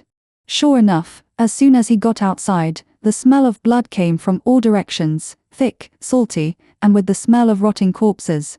Different from the vampire's supernatural energy, they were more like the blood that had just crawled up from deep underground. The traces of blood on Chen Wei's body were probably accidentally touched by them. He was surrounded by Chinese zombies without noticing. Natha didn't expect this to happen. You know, the Eastern and Western zombies have always kept to themselves, and they also belong to different systems in terms of cultivation. The Blood Clan cultivates to enjoy the life of the human world, and as far as he knows, ordinary zombies in the East don't have much wisdom, and those with wisdom, such as Hanba, basically choose to hide in the mountains and forests to continue their cultivation, hoping to achieve success, and not many of them walk around in the mortal world. But why did so many people suddenly gather today? Nays used his spiritual sense to roughly investigate and found that there were as many as 30 or 50 people, and their cultivation was not low. It looked like they were definitely targeting him. Nays smiled bitterly. Momo, who was originally dozing off, had been paying attention to Nei's expression because she heard Cheng Wei's name, fearing that he would be unhappy. Seeing his bitter smile, she was stunned. Neys, what's wrong? Neys touched her long hair and did not answer directly, but just reminded, Momo, you and Hushurong will be together later, don't separate, I'm going out for a while. What happened? Momo asked back. She now basically understood what Neys meant by leaving, which basically meant that he or she had troubles and wanted to face them alone. Nazawa smiled slightly. It's just a small matter, don't worry. Since it's a small matter, I can follow and see, it's settled, please keep your opinions. Momo would not believe him, and replied unhappily. Momo, Nazawa knew that he couldn't hide it from his sensitive wife this time, and he was embarrassed and didn't know what to say. After thinking about it, he said, You can't help. Who said I can't help? At least I know that my blood will definitely have a healing effect on you. Momo stomped her feet in anger. She didn't like Nazawa the most that he always wanted to take on things alone. They were obviously husband and wife, and they were obviously equal. Why didn't he believe that she could share the hardships? Nazawa didn't expect that she would know. He grabbed her shoulders tightly with both hands, very hard. How do you know? I clearly. Momo raised her head. Don't worry about it, anyway I know. Although their voices were not loud, the students next to them still looked over. Who made them the focus of the whole scene? Kaylin and Jiangyan stood next to them and heard it most clearly. Hey, what drama are you two acting in? It seems to be a fantasy style. Momo and Nazawa looked at each other, then realized the situation, forced a smile, and were about to explain when suddenly the lights flickered and a cold wind blew. What's going on? who didn't close the window? It's so cold. Someone shouted. Momo's heart skipped. They are here. Yeah. Nazawa replied softly. Chapter 79. Momo tightly grasped Nei's sleeve, smiled, stood on tiptoe, and whispered in Nei's ear, then let's go, husband. No matter what, let's leave here first and don't hurt innocent people. Neis looked at Momo deeply and said, okay. The two's actions fell into the eyes of others, and naturally, they thought it was a lover's private talk. Momo didn't care about other people's jokes, and said goodbye in a hurry, and walked to the underground parking lot with Neis. What she was most worried about now was the two little guys. Little Lucifer and Hoo-Hoo were both in the car. They were both angels and elves, and they both belonged to the light system. If Hanba took the initiative to touch them, the best outcome would be to perish together, so he didn't dare to attack easily. But it would be impossible for the Hanba not to turn their attention to little Lucifer. There is nothing in the world that can make parents submit more easily than putting their children under house arrest. As expected, as soon as they arrived at the underground parking lot, they saw more than a dozen Hanba wrapped in black robes, with their faces covered, monitoring Nei's silver Lotus sports car in a semicircle. Lucifer's crying could be heard faintly in the car. Momo's heart suddenly tightened. She bit her lower lip tightly to stop herself from shaking. Nei's pinched her hand and glanced at her, his gentle eyes full of comfort. Baby, Momo couldn't help but choke up a little. Nei's didn't turn his head, but his voice was clearly heard by Momo. I'll lead them away later. And you take the baby to a safe place. Momo raised her head abruptly, but, compared to me, our son needs your protection more now. Nei's paused, and then said, besides, they didn't take action directly, but waited for us to show up. They must have some requests to make. There are so many drought demons. I guess Din Xing will know that I will delay time to wait for you. Okay. Momo took a deep breath. Nodding, she must believe in her husband. At this moment, the most taboo thing is to drag things out. Nei's reached out and touched her hair, smiling warmly, be good. After that, he took her hand and walked towards the group of drought demons. Sure enough, a slightly bloated man in black, or, let's call it, a black-clad drought demon, came up to meet him. Momo took a glance and found that he had a red spider lily pinned on his sleeve, which is what the Chinese call a red spider lily. Hi, Your Highness, the Prince of the Blood Clan.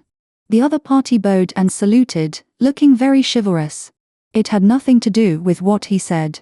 Natha was stunned for a moment before replying, hello. The other party continued to clasp his hands together and said, nice to meet you, thank you for your courtesy. Natha's mouth twitched, and he didn't know whether he should also follow the local customs. He flexed his fingers and finally made a gentleman's salute of a Western noble family, nice to meet you, thank you for your kindness. Hello, my dear sir. The other party seemed not to notice Natha's embarrassment, and clasped his hands together. And bowed again, muttering to himself, please allow me, no, let us introduce ourselves.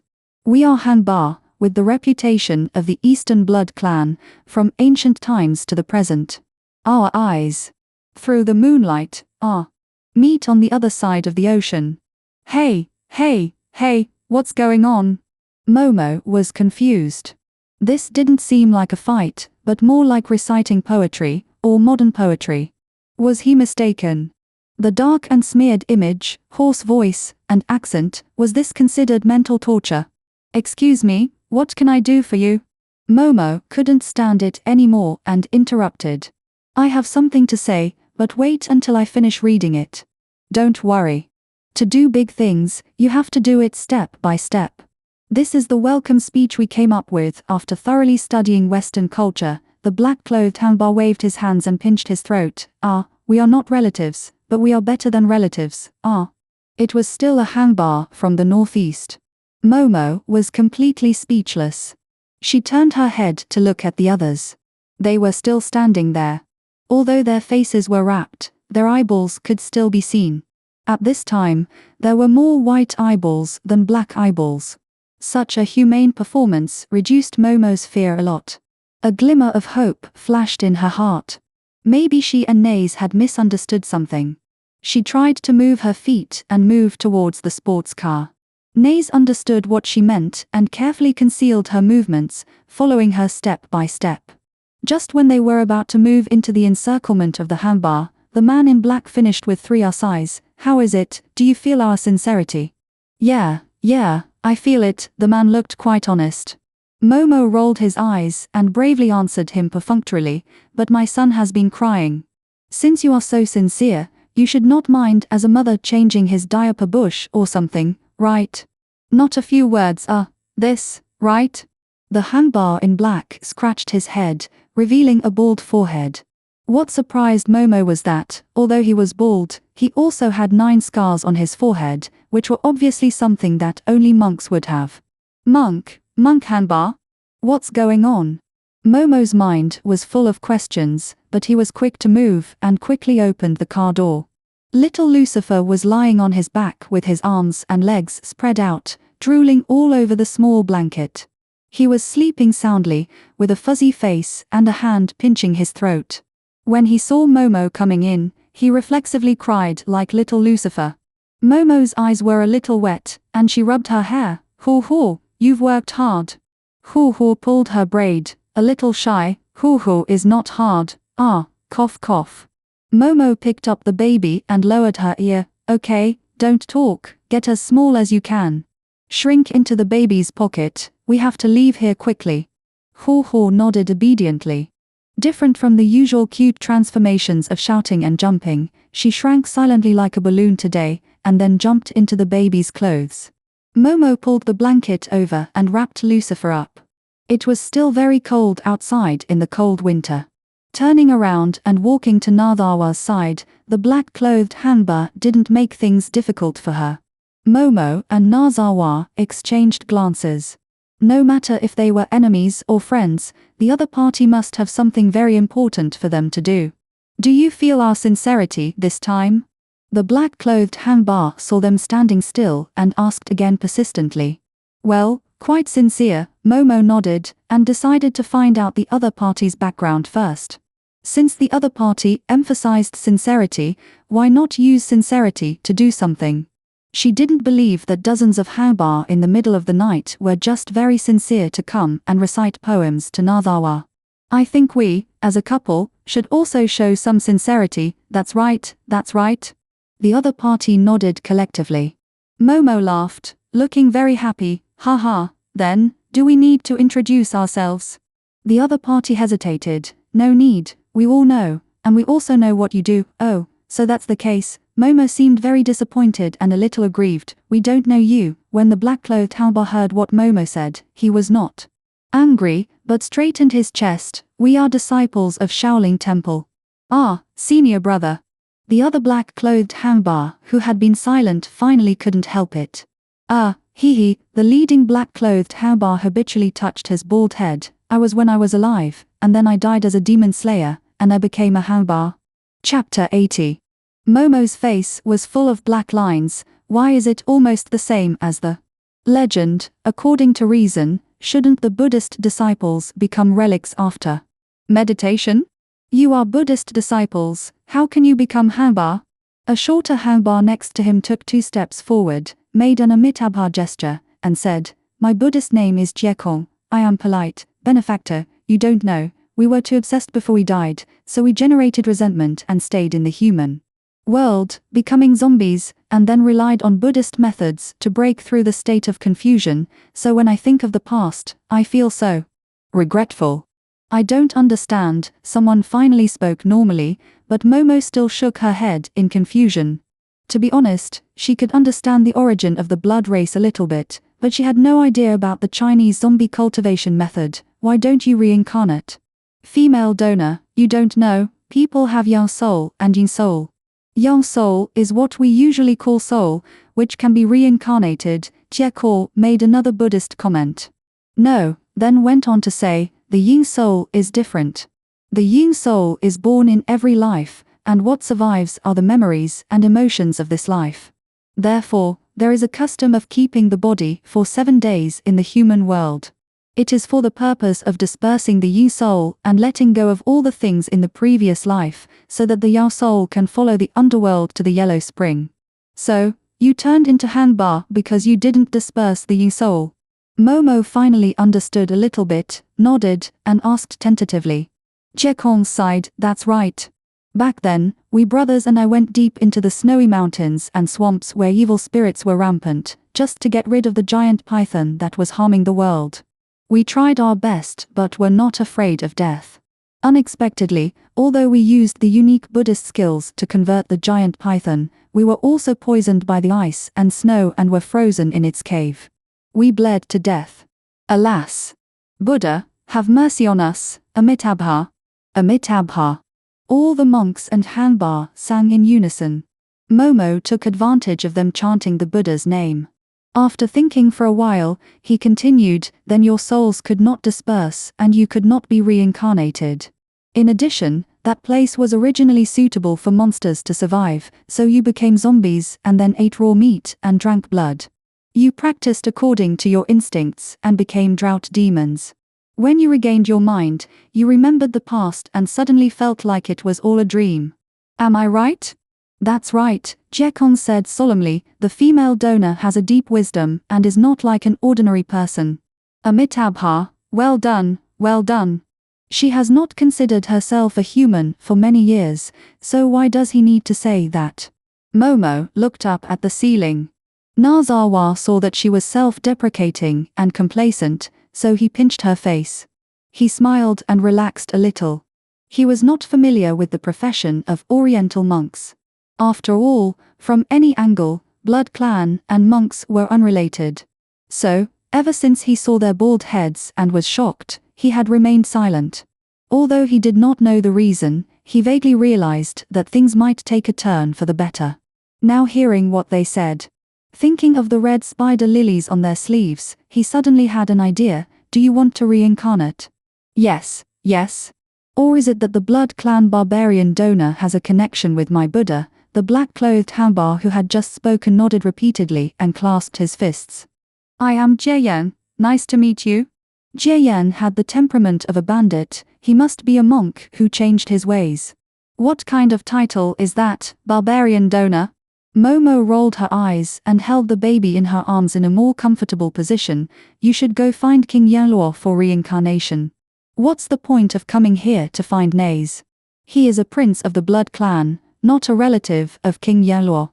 Do you want to count how many of his subordinates are willing to reincarnate with you? You are wrong, female donor. We don't have such a plan. Jiekong shook his head repeatedly, anxiously. Wiping the cold sweat off her forehead, the black cloth covering her face accidentally fell off. If the donor's clansmen wanted to reincarnate, they would have already done so. Why should we have any say in this? Momo took a look and saw that he was an old man with a kind face. Even if her age was not a factor, the saying that appearance reflects the heart always holds true. She felt embarrassed to provoke him any further, so she slowed down her breath and said, then why did you come here? Where are the others? Nazawa asked almost at the same time. Momo turned to him in confusion. What do you mean by other people? Ambushes. Naze Chao put his arm around Momo's shoulders, patted them comfortingly, turned to Jekor and said, except for the 18 of you here, there should be more than 20 people hiding in other places. Am I right? Quite a few words. Yes, Jekor nodded, his face peaceful, but they are not ambushing, they are just waiting for us to discuss with the two donors. In everything, peace is the most valuable. We must not take action unless it is absolutely necessary. Momo tilted his head, and his mood, which had originally relaxed, became tense again. Shin brought it up, so, you are lobbyists. Jieyan jumped up immediately. Who said that? We are also very capable, Amitabha, brother Jieyan. Jekor stretched out his hand to stop him. Be careful in what you say and do, and don't fall into the devil's way. Okay, I won't say it, okay? Jieyan shook his sleeves unhappily, touched his bald head, and muttered, what's wrong with being a drought demon and the leader of zombies? You have to ask for other people's white spider lilies and reincarnate as someone else's grandson. It's really... Jieyan. Jie Kong shouted as he heard that he was getting more and more outrageous. Hey, stop shouting. Jie Yan quickly covered his head. Stop shouting. Sincerity. I am very sincere. It's good to be reborn. It's wonderful to be reborn. If I'm reborn as a girl and can't be a monk. Bah. Look at my mouth. Puff. Momo saw that he was getting more and more embarrassed, and finally couldn't help laughing. No wonder he just said sincerity and very sincere. It turned out that he was talking to himself. However, Jie's nonsense woke up Natha, and as he expected, he came for the red spider lily. You want the white red spider lily for reincarnation? That's right, Amitabha, please help me. Jie Kong clasped his hands together with a pious face. Nazawa frowned and his voice turned cold. Where did you hear that from, and what did they say? This, Jie Kong raised his head, pondered for a moment, and spoke, was said by a senior master named Law. She is also the most prestigious and powerful among the Hangba. She summoned us a few days ago and said that the Blood Clan has a secret treasure that can balance yin and yang and allow us to reincarnate. Whatever he says, you believe it? Momo pouted in annoyance. Jie Kong looked a little embarrassed, but continued, at first, we didn't believe it, but then she explained that the flowers on the other shore of the underworld are all bright red, but in this world, everything is mutually exclusive and opposite to each other. The secret treasure of the Blood Clan is the white red spider lily, which is also the secret of the Blood Clan to possess supernatural powers and achieve immortality without having to disperse their souls. Therefore, if you put the two together and apply the 5 elements method, you will be able to reincarnate successfully. Oh, so you want to grab it whether it exists or not. Momo's good impression of the other party immediately disappeared completely. Amitabha, I will not hide it from you. They had such a plan, but we were persuaded by our fellow disciples. Jie Kong said sincerely, monks do not lie. Please believe that I have no bad intentions. They promised that if they can borrow the white red spider lily from you two, they will thank you in the future. Thank you for your kindness. Nazawa did not expect that the secret of the vampire clan's immortal place was completely leaked. In addition, it was exaggerated to be a reincarnation secret treasure. His expression turned cold, but he knew that now was not the time to pursue these things. The person behind the scenes must have a bigger plan, and the person in front of him was just his chess piece. I'm sorry, the white red spider lily is the secret treasure of my clan and will never be lent out. Chapter 81. Vampire Barbarian, what did you say? I won't lend it to you. Jie Yang grabbed the hem of his black robe and swung it violently, squatted in a horse stance, and pushed forward with both hands, with the momentum of Huang Feihong. If you don't lend it to me, I'll beat you. Come here. Hey, I said, who do you want to fight and kill? What a joke. Momo raised her chin and rolled her eyes, looking as if she had suddenly realized something and looked down on her. Oh, I see. It turns out you're the one who wants to reincarnate the most. I thought you were a good person just now. TSK, you say one thing and mean another. An honest person is most afraid of others twisting his meaning and saying that he is not honest. Momo dared to provoke Jie Yan because she knew that Jie Yan was an honest person. Sure enough, when Jie Yan heard her words, he became anxious. Nonsense. When did I say I would reincarnate? You don't want to reincarnate. Why are you so excited if you don't want to be reincarnated? Others who want to be reincarnated haven't said anything yet.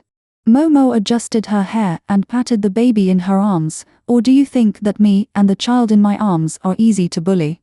You want to beat people for fun? Is that what Buddha taught you? Jie Yan really said everything this time. He was muttering in his heart, how could this woman be better than the master who made him convert to Buddhism? It would be a pity not to become a nun. You can definitely make a lot of money by begging for alms and meditating. Being a monk and still thinking about making money, it has to be said that Jie Yan is also a very tough existence. Unfortunately, he met Momo. It's a pity that he lost as a small wizard versus a big wizard. Momo and Jie Yan won the verbal battle here, while Naze and Jie Kong were still looking at each other affectionately. Their eyes were so glued that Momo felt that her husband had never looked at her like this in his life. If the other party was a woman, she would have hit him with a slap. But now the other party was an old monk. She didn't know what expression she should show to be considered normal.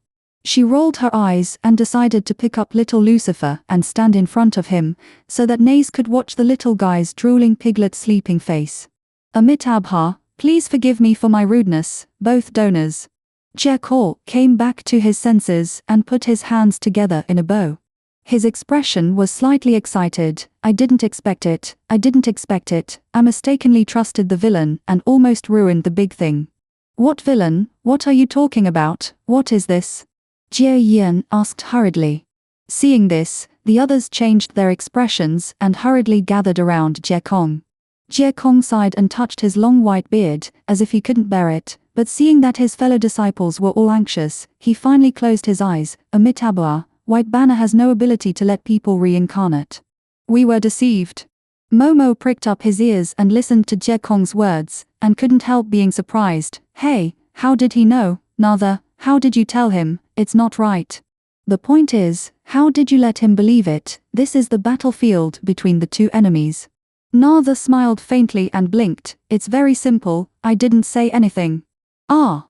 It was just an experiment. Nathawa took the child from Momo's arms and helped her tuck her hair behind her ears. They pinned red spider lilies on their sleeves, and according to them, my body is flowing with blood mixed with white red spider lilies.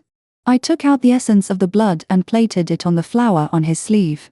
There was no change. Isn't this enough to explain? But I didn't see you bleeding. Momo's mind was full of question marks. Holding his hand, and I remember that time, you could obviously turn the red flower into white. Nathawa shook his head. She didn't want to say anything, because she couldn't understand anyway. But she had no choice but to continue explaining with her hand shaking. When you reach a certain stage of cultivation, you can absorb a small amount of blood essence through the air. You don't need to really drink the blood and filter it. Well, you still won't understand even if I tell you this. As for why the scene you saw in the castle can't be repeated, don't forget, the flower was originally white. I can restore it, but I can't make it turn out of thin air. Do you understand? It's so profound. I don't understand. Momo held his head with his hand and thought for a long time. After a while, she finally decided to give up. She turned around and saw that group of dark drought demons also looked depressed. She couldn't help but feel happy again. Never mind. Anyway, we have to win with wisdom now. We can defeat the enemy without fighting. My husband is really the strongest.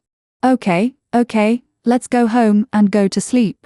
I'm afraid I can't leave for the time being. Nathawa shook his head with a wry smile. Momo, you forgot, there are more than 20 zombies around here. You mean? Momo thought about it and instantly understood what Nathawa meant. Those people actually tricked these monks to be cannon fodder. They never thought that you could make these monks trust you and expose the scam, so they won't let it go. Yeah. Nathawa responded softly, touched her face, handed little Lucifer to her, kissed the baby, and kissed her forehead. Don't worry, at least there are more people to help. Those monks and drought demons will not stand idly by. But you, pay attention to safety, be good, understand? I know, don't be good all the time, the baby is so big, it's weird, Momo blamed in her mouth, but her face was full of smiles. Don't worry, I'm here to be your cheerleader, come on, husband. Nathawa was about to open his mouth to instruct Momo. Bang! A heavy object suddenly fell beside Momo and him, and the floor was cracked with a loud noise. Lucifer, who was sleeping like a pig, opened his eyes in surprise, was stunned for a moment, then twisted his body and cried, "Wah wah wah wah." Momo looked closely and found that it was Hushurung lying on the ground. Her fur had already turned blood red, and blood was still oozing from her eyes, ears, nose and throat. Her 9 tails were drooping, and except for the middle one, the other 8 seemed to be hazy and looming. Momo thought he was dazzled, so he rubbed his eyes and opened them again. The color of the 8 tails seemed to have become transparent. Thinking of the meaning of the fox's tail, Momo rushed to Hushurung in shock. Could it be that because she had changed the marriage between Hushurung and Chen Wei without authorization, she was in danger of losing her life? Hushurung, wake up, what's wrong, what's wrong? Although Momo asked very anxiously, her movements were still gentle. The injured person could not withstand the shaking, so she only dared to pat Hoshoral's cheek slightly. Hiss, stop patting, I'm here to find you, I'm not dead yet. Hoshoral forced open her bleeding eyes and smiled at her. The teasing look made Momo want to cry. She was fine just now, how could it be like this? Momo's tears began to fall uncontrollably. Is it those drought demons? Tell me, is it? Cough cough cough, I didn't expect them to dare to attack ordinary humans. All the people who could teleport away were teleported away by me. Puff, Hoshiro spat out a mouthful of blood. Momo subconsciously stretched out her hand to block it. But her hand was stained red, and the blood continued to flow out, but she seemed not to care, and continued, I was ambushed when I was casting a spell. Cough cough, it turns out that this is my fate, I didn't expect it. He. Who said that you should find someone you like, and then live happily with him in Kolo? Didn't you say that you wanted to marry Kolo? Don't be sad, it's nothing, anyway, I've let it go. Hoshorong pulled her lips, and more blood gushed out of her mouth. Don't worry about me, let's go before they come. Naza glanced at her, raised his right hand, spread out his 5 fingers, and replied lightly, wrong, that woman is already here. As soon as Naza finished speaking, a black and blood-colored figure like a bagua pattern appeared out of thin air, accompanied by a voice that seemed to come from underground. Hehe, this little brother is still capable, even my sister, it can even sense where I'm hiding. Hehe, not bad, not bad. Chapter 82. The bloody storm that covered the sky and the earth was coming towards us, the scattered soil was flying, the vibration of the ground came from far away, a black figure broke out of the ground, and merged into the weird and gorgeous Bagua diagram. The graceful figure was wrapped in the black curtain-like long hair, the beauty was like the red clouds sinking into the night, like the incarnation of Licorice radiata. It was a pity that no one appreciated this scene. The moment he heard her speak, Momo reflexively squatted down, protecting Lucifer in his arms, and also blocked Ushura behind him, looking at the ghostly woman in front of him with a face full of vigilance. Naze looked at the newcomer expressionlessly, chanting an ancient spell, and gradually ascending. A purple mist was billowing around him, as gorgeous as a violet, and the silver light was like the tears of a flower in the illusion, the beauty of sorrow. As he ascended, his left hand drew an arc in the air, and a protective magic weapon made of amethyst slipped out of his sleeve. Then he threw it gently, and the protective magic weapon fell steadily above Momo, like a purple crescent moon, but emitting a milky white halo, covering them. Momo looked at the purple moon above her head and smiled at Naze with trust and encouragement. Natha saw it, and his originally stern expression softened a lot. He turned his head and nodded to Jie Kong. Jie Kong understood, waved his sleeves, and fled into the ground with his fellow apprentices behind him. The ground was obviously arched with a series of crisscross corridors, which gathered around Momo and made a loud noise.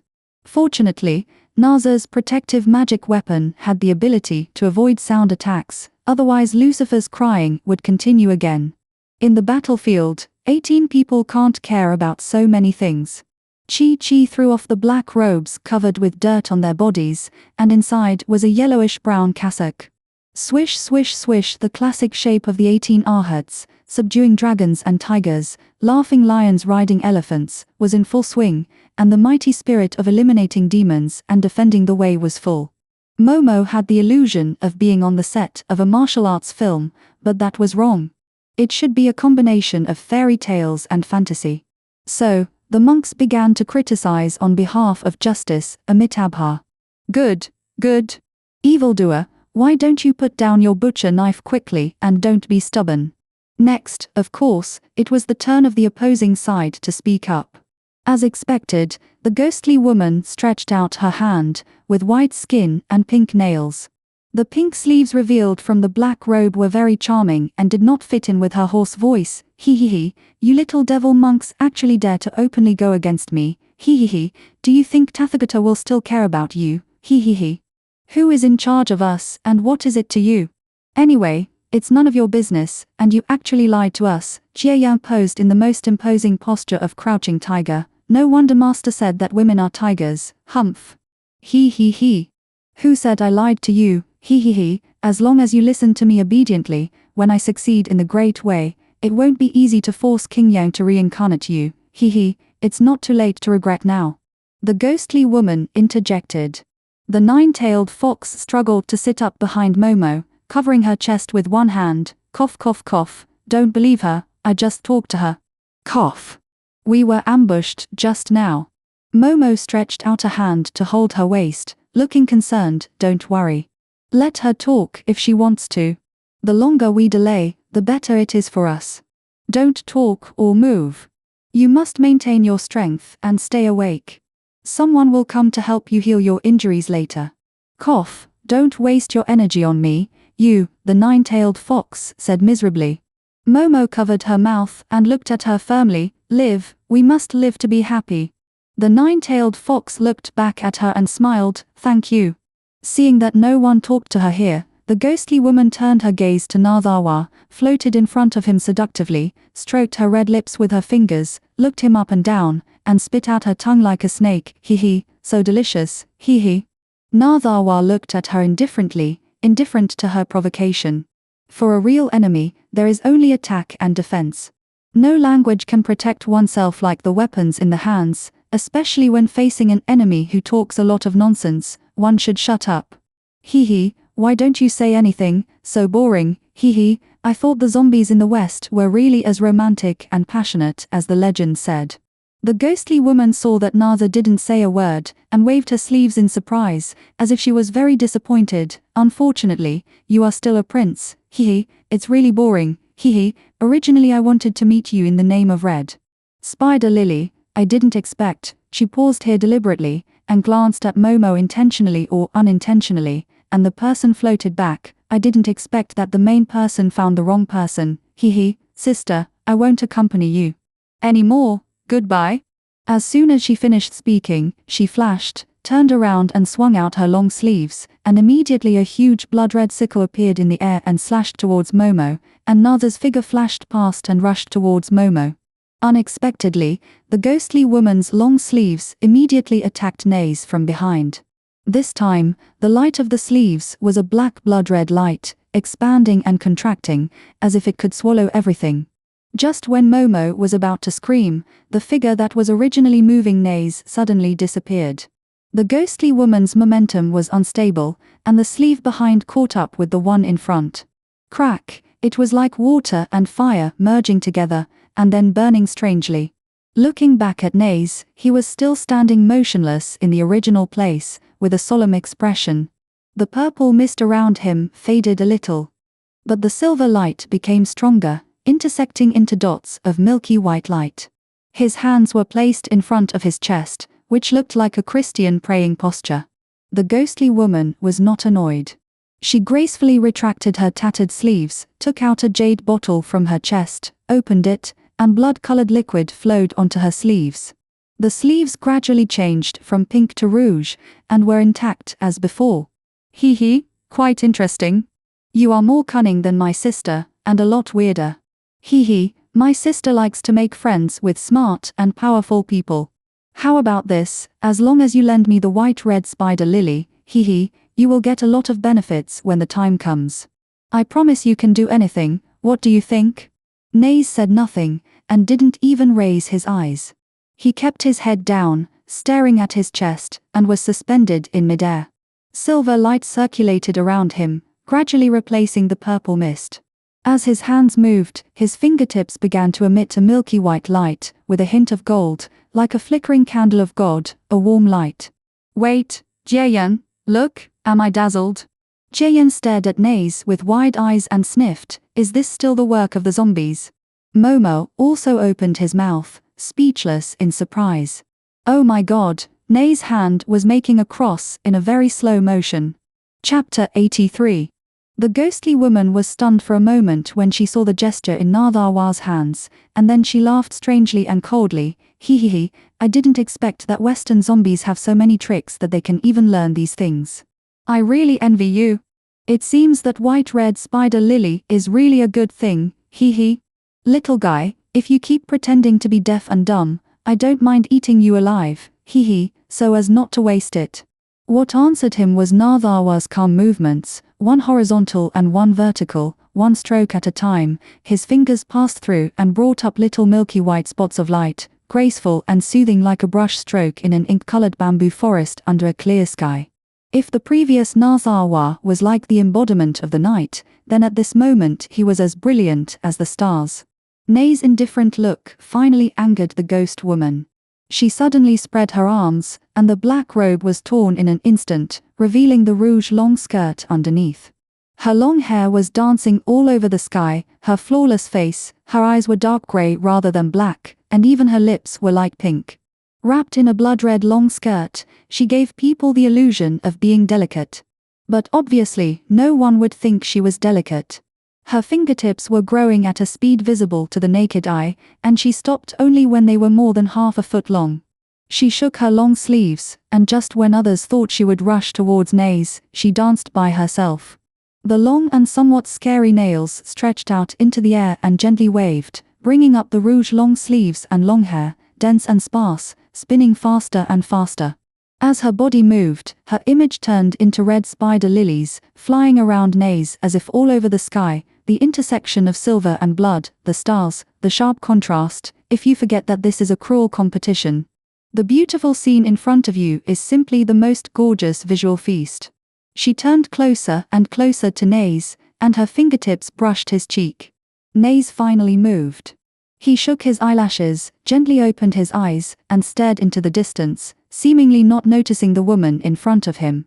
Compared with the ghost woman's rapid rotation, his movements were so peaceful and slow. One hand was stretched out flatly, and the milky white light gathered in the palm of his hand, bit by bit. The ghostly woman thought he was casting a spell, so she leaned forward and swung out her long sleeves from behind him. When she was about to get close to his back, she seemed to be separated by an invisible net. She took a step back in disbelief, turned her waist diagonally, and made another side attack, but her sleeve was still blocked back. At this time, Nada seemed to feel nothing, his eyes were looking straight into the distance, and the milky white ball of light in his hand gradually expanded. He was seen gently holding up the dots of light, and at this moment his back was still facing her. The next moment he had disappeared, and when he reappeared, the milky white ball of light was already in front of her, and Nada's expression was still as peaceful as ever. The ghostly woman had no way to dodge and was thrown heavily to the ground. For a moment, the entire parking lot was filled with dust again. Her screams were unbearable. No, it's impossible. I have been cultivating for 5,000 years. I am a goddess and a god. I can't lose. I absolutely can't lose. I don't believe it, although the sound and vibration were weakened when they reached the protective magic weapon, the nine-tailed fox was still shaken in the lungs. After spitting out several mouthfuls of blood in succession, Momo hurriedly called out the crying little Lucifer who was hugged by Ho-Ho. He went to help her up himself. In a hurry, he suddenly remembered the function of his blood to the vampires, so he simply bit a piece of his finger and put it to the nine-tailed fox's mouth. The nine-tailed fox was stunned at first, and when the blood from Momo's finger dripped onto her lips, she hesitated for a moment, then leaned over and took a sip. Instantly, her body glowed with milky white light, and the nine tails behind her gradually turned from dim to solid. Momo breathed a sigh of relief, feeling that she had made the right bet. She closed her eyes and patted her chest, not noticing the solemn expression that flashed across the face of the nine-tailed fox. Momo wiped the sweat off her forehead. At present, the nine-tailed fox's injury seemed to have stabilized. She took advantage of the opportunity just now to call the dean, wanting him to come to the martial arts world as soon as possible to help. As a result, the mentally disturbed dean, before she even mentioned that they were surrounded, only mentioned that a nine-tailed fox was injured and in critical condition. He immediately shouted "Come right away," and hung up the phone. After that, the phone could not be reached, no matter how hard she tried to call it. It was probably because everyone was entangled. She didn't expect him to be so quick. Momo looked up at the field and found that Nei's seemed to have easily defeated the ghost. Although from the perspective of patriotism, it was a bit unpleasant for Western zombies to defeat Chinese zombies, but no matter what, justice always triumphs over evil. Besides, Nei's is now a Chinese son-in-law after all. At worst, she can let Nays and Xiaoluo Shifeiao become Chinese citizens, and teach them the unique kung fu of Western zombies. Thinking of this, Momo, who has a strong sense of patriotism, suddenly felt relaxed all over, and looked around the field with some leisure. This is more real than a live broadcast. Momo sneezed and waved his hands. He didn't expect that the ghostly woman, with such a slender figure, would raise more dust than the 18 arhats. After finally seeing the person vaguely, Momo squinted hard. Hey, what's going on? Where is that woman? Why is the person in the middle who fell to the ground after the dust flew also hairless? Could it be that the woman is actually a nun? Momo opened his mouth in surprise and muttered in his heart, "Turn your head, turn your head, turn your head." The woman seemed to have heard Momo's call, and turned her head faintly. She was wearing a tattered red dress and had a bloodless face, like a wronged soul from hell.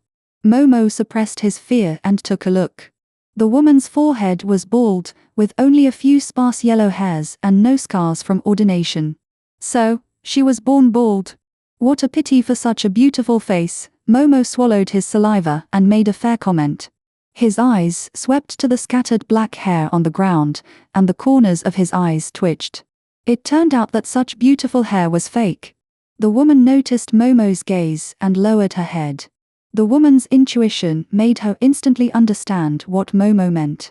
She waved her sharp fingertips and suddenly smiled brilliantly. "Hee, have pity on me, then you come to keep me company, how about?" As soon as the word "what" came out of her mouth, she flew over, her sleeve swept towards the protective magic weapon, and rolled up like a red snake. The moment the sleeves touched the moon-shaped purple crystal, the light suddenly dimmed. Momo and Hu screamed in surprise. The ghostly woman laughed triumphantly. Hee, this magic weapon is just refined from the essence of blood. Girl, it seems that the man does not really care about you. Otherwise why not give it to you to restrain me, because it is not necessary. Natha's voice rang out without warning, and the next moment, he appeared beside Momo, holding Hu who was squatting on the ground in his arms. Little Hu's hands were still tightly holding little Lucifer. Maybe the little guy who had cried and made a fuss was already used to it. It was a strange scene. Facing this not-so-ugly bald aunt and a large group of bald uncles and grandpas, the little guy showed his first truly happy smile today. Be careful, Ro Bao Bao, Chapter 84. The ghost woman originally paused because she was afraid of Nays, but the moment she heard the little Lucifer's comment, her fingertips suddenly grew 3 inches, and she began to attack the protective magic weapon frantically, without paying any attention to the monk Haobar in the shape of the 18 arhats behind him. With red eyes, as if he had a deep hatred. Little Lucifer was happily jumping in his daze, cheering for the Ro Bao Bao in front of him, who reflected a red light for a while and turned purple the next moment. Aunt Ro Bao Bao's magic was really beautiful. Nazawa touched the little guy who actually only had a few yellow hairs on his head, and raised the corners of his mouth. He simply did not stop the woman's attack directly, but chose to infuse spiritual power into the protective equipment to let his son see enough. He gathered a milky white light column mixed with a little silver light in his palm, like a stream of clear water directly hitting the half-moon-shaped amethyst. In an instant, the dim purple light lit up again, and the light film seemed to have spirituality, from the original motionless pattern to soft. The ghostly sleeve swung over, it swayed down, rotating with bumps and bumps, making the ghostly woman more angry, flying faster and faster around the amethyst, and little Lucifer also danced with joy. Momo, who was terrified just now, is now surprisingly excited. Wow, Nazawa, do we look like we are hiding in a big purple balloon? What fun! Looking at his wife beside him, Nazawa smiled helplessly. His expression was always focused and happy. In Momo's eyes, there was no difference compared to usual. But the 18 monks looked at him differently. The mutual induction between the same kind almost disappeared, and what remained was an inexplicable sense of rejection. Nazawa looked down at the 9-tailed fox's injury. He found that she was no longer in serious condition, but just fainted temporarily. He couldn't help but frowned and reached out to grab Momo's arm behind her back. Poor Momo struggled for a while, but finally couldn't stand Nei's obviously gloomy face. She had to raise her hand with a wrong expression, showing the blood mark on her index finger. It's just a small wound. There is not much blood, and it doesn't hurt at all. Really? Nei's pulled her hand, put it to his lips, and licked it with his tongue. Momo blushed and didn't know where to look. She pulled her hand back hard, but found that the wound had completely healed in an instant without leaving any trace. Wow. The wound is gone, husband. I didn't expect your saliva to be so effective. Everyone frowned. Nei's expression didn't change much. After all, it was a compliment. There was no need to be angry, right? Xiaolu Xifei, who was originally staring at the outside, turned his head and saw Nazawa Tianmama's finger. His big blue eyes widened. Thinking that Mommy had something delicious in her hands, she stretched out her two chubby little paws and pounced towards Momo, drooling, Mommy. Hey, dear baby. Momo deliberately stretched out her hands and waved them in front of little Lucifer. Mommy has nothing in her hands. Your daddy ate them all. Daddy? As expected, the little guy fell into the trap and began to pull at the collar of Naza's shirt. Ho was sandwiched between the two of them, with Lucifer's little butt pressed tightly against his face. He could only protest aggrievedly, Stinky, the baby didn't wash his butt. You want to change the subject again? Naza patted Momo's head in annoyance. Did I say it's your fault? Then you didn't say you don't blame me. Momo muttered. He. I mean, Your Highness, you didn't blame me, so what did you want to ask me? Momo immediately smiled. You really never grow up. Nazawa didn't know whether to laugh or cry, but he didn't interrupt her anymore. Instead, he went straight to the point. Where did you drop the blood? Nowhere. Momo tilted her head in some surprise. She just licked it. Nazawa narrowed his eyes slightly. No wonder you recovered so quickly. As expected. What do you mean as expected? Momo was stunned for a moment, and suddenly shouted, Wait a minute, you guessed that she licked it, so you followed suit, right? What do you mean? Nazawa was completely frustrated, and suddenly turned around to chase Momo, who had already run away with a smile, obviously forgetting that he was holding Huhu in his other hand, and Huhu was holding little Lucifer in his hand. The ancients often said that beautiful women bring disaster, and that 3 women make a drama, and it was true. When Naza realized that his hand was unstable and wanted to rescue, the ghost woman's sleeves were emitting blood-red light and hitting the purple crystal. At the same time, the 3rd woman appeared gorgeously. Suozhoi pinched the teleportation hand gesture, without looking at where she was, and unfolded the appearance she had just learned from Wonli. Like autumn wind sweeping fallen leaves, she led the orphanage to cross over and got stuck on the purple light shield of the protective equipment. When the Blood Clan protective equipment with light is combined, plus the dark attack of the ghost woman, plus the unknown system of the teleportation gate, 3 layers are superimposed, what will happen? Can't guess it? A lot of words. Do you want to know? La. God has announced the answer. The answer is that all the characters present in our scene have disappeared. Hiss, in a place that is not yet known, Momo, who was running happily in the purple balloon, reacted first. Everything around her changed completely because she was the only one who fell outside the crowd. Oh my God, where are we? The sky was a vibrant green, and the ground was full of colorful flowers and colorful grass. The soil was as white as snow in the rare places exposed to the ground. In the distance, there was a pine tree that reached the sky. In the forest, there were bursts of crisp bird calls. Quack, quack. Momo, who was staring blankly, suddenly heard a frog call from below. She turned over in fright and looked nervously in the direction of the sound. A blue frog with 3 legs bulged its eyes and stared at her, as if it was very dissatisfied with her oppression. I'm sorry. Momo apologized to it reflexively. Quack, quack too. The call of the blue frog became much softer. The big frog grinned, and even stretched out its front feet and shook them, and then swaggered away like a kangaroo. Momo's eyes almost popped out of her head. What is this? Did it really understand? No, the key is not here. This little frog, does the earth exist? Is this still the earth? Who will tell her? Did they travel through time inexplicably?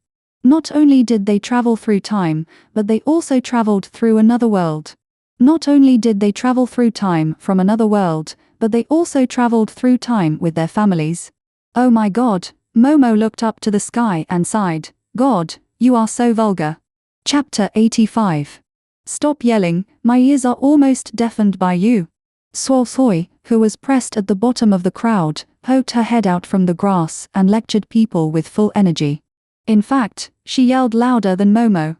Poor Momo did not dare to retort, and hugged her cheeks with both hands. Sister Suosoi, what should we do? We don't know where we have traveled to. What do you mean by traveling to where? You are uneducated. We are home, Suosoi replied unhappily. She moved her body and found that it was a bit difficult to pull herself out of the crowd of sluggish and pretending to be stupid people.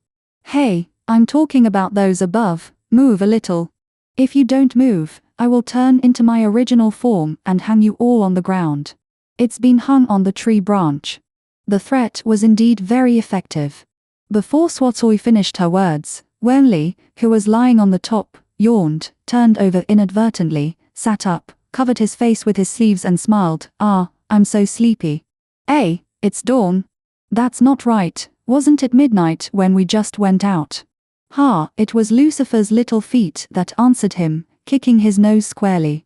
Poor Wenli covered his nose and looked at the murderer with tears in his eyes.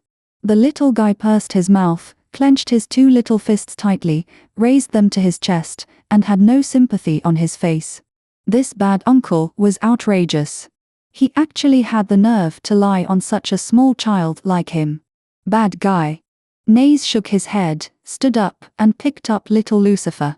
He was too lazy to talk to Wenli, and walked directly to Momo, helped Momo, who was in shock, to close her mouth, then pulled her up and brushed off the dust on her body.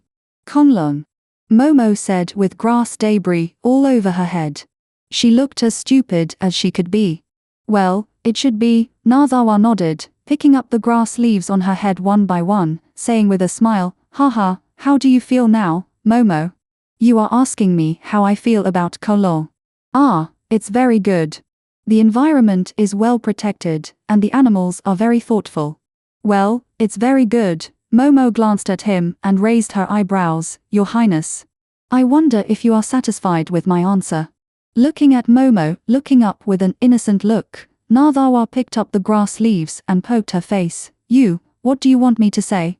Okay, I'll say it. Isn't it okay for me to say it? Momo laughed and dodged the grass. Yi clasped his hands together, with a pious face. I hear the call of home now. I am very nervous, very excited. I am also very happy, and, Momo paused here and peeked at Naze with a sidelong glance. Naze's curiosity was aroused. What else? I still want to take you home. Momo smiled proudly. The ugly daughter-in-law has to meet the parents-in-law. Can I ask the prince how he feels now? He came back so soon. Naze didn't know whether to laugh or cry. Thank you, miss Momo, for taking me away. This prince will behave well. He. Momo touched Naze's head with satisfaction. Oh, we're home. We're home. AWWW. Haw had spread his wings and flew into the sky without knowing when. The light green wings and the dark green sky really complement each other and are very beautiful. Ah, fly, the baby was really inspired and struggled to get rid of the water, flapping his wings to chase Haw. Momo looked up at the sky. I'm so jealous. It's so happy to have wings. I also want to have some. Little Momo, how about brother Wenli take you to fly and play, okay? Wenli came over without knowing when. HMPH, a young man in red clothes and with a serious face followed him. Don't even think about it. I haven't settled the score with you yet for that somersault you did and caused little Master Momo to fall. You're not lovable at all, Red Leopard. Wenli covered his face with his sleeves, muttering unhappily, why did I pick you in the first place, Red Leopard? Are you the little leopard? Momo looked at the mature young man, who looked like he was 17 or 18 years old, but with his square face, bronze skin and strong nose, he looked very stable. Yes, Chibao nodded, half bending his legs. I am Chibao, I have met the master. His serious look made Momo stunned. Don't call me master in the future, just call me Momo, and you don't have to be polite.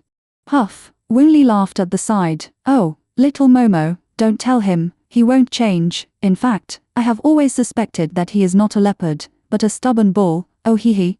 Momo cast a shut-mouthed look at Wenli, turned his head and smiled awkwardly at Chibao, just wanting to seize the opportunity to get familiar with his pet who looked more serious.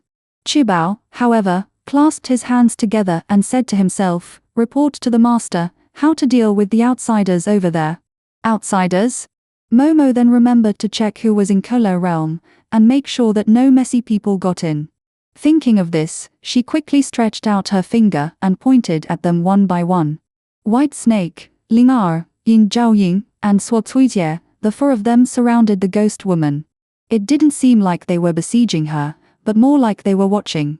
Hey, is that ghost woman crying loudly? Michael stood outside the circle with no expression. Michael? How did this person follow in? Could it be that the dean just called him over to help fight? Quite a lot of words. Momo was speechless. Dean, why did you invite such a big-name thug here? Angel, send him back quickly, we can't afford his appearance fee. Don't shout, Momo, he may not have time to take care of these now. Natha patted Momo's head and blinked with a smile. Where are they? Momo followed Natha's gaze and found that the dean was holding someone, sitting under a big tree not far away, his shoulders moving, and he was crying. Momo turned her head blankly and looked at Nazawa. What day is it today? Why are people crying? You don't know, how should I know? Nazawa smiled and tapped her nose. Why don't we join in the fun and observe closely for research? Which side do you want to see first? Over there. Momo pointed in the direction of the dean. If she was not mistaken, the dean should be holding a nine-tailed fox in his arms. It was incredible that these two people could be related. Oh my God, I'm sorry for you. The dean sang while crying, so miserable. Sorry God? Momo, who had just approached, was confused. The dean must be confused. Dean, are you okay? Not a few words. It's okay, what can happen to me? The dean looked up at Momo and smiled, which was more painful than crying. Hee hee. When I heard you mention the nine-tailed fox, I felt that something was wrong. Unfortunately, it's too late.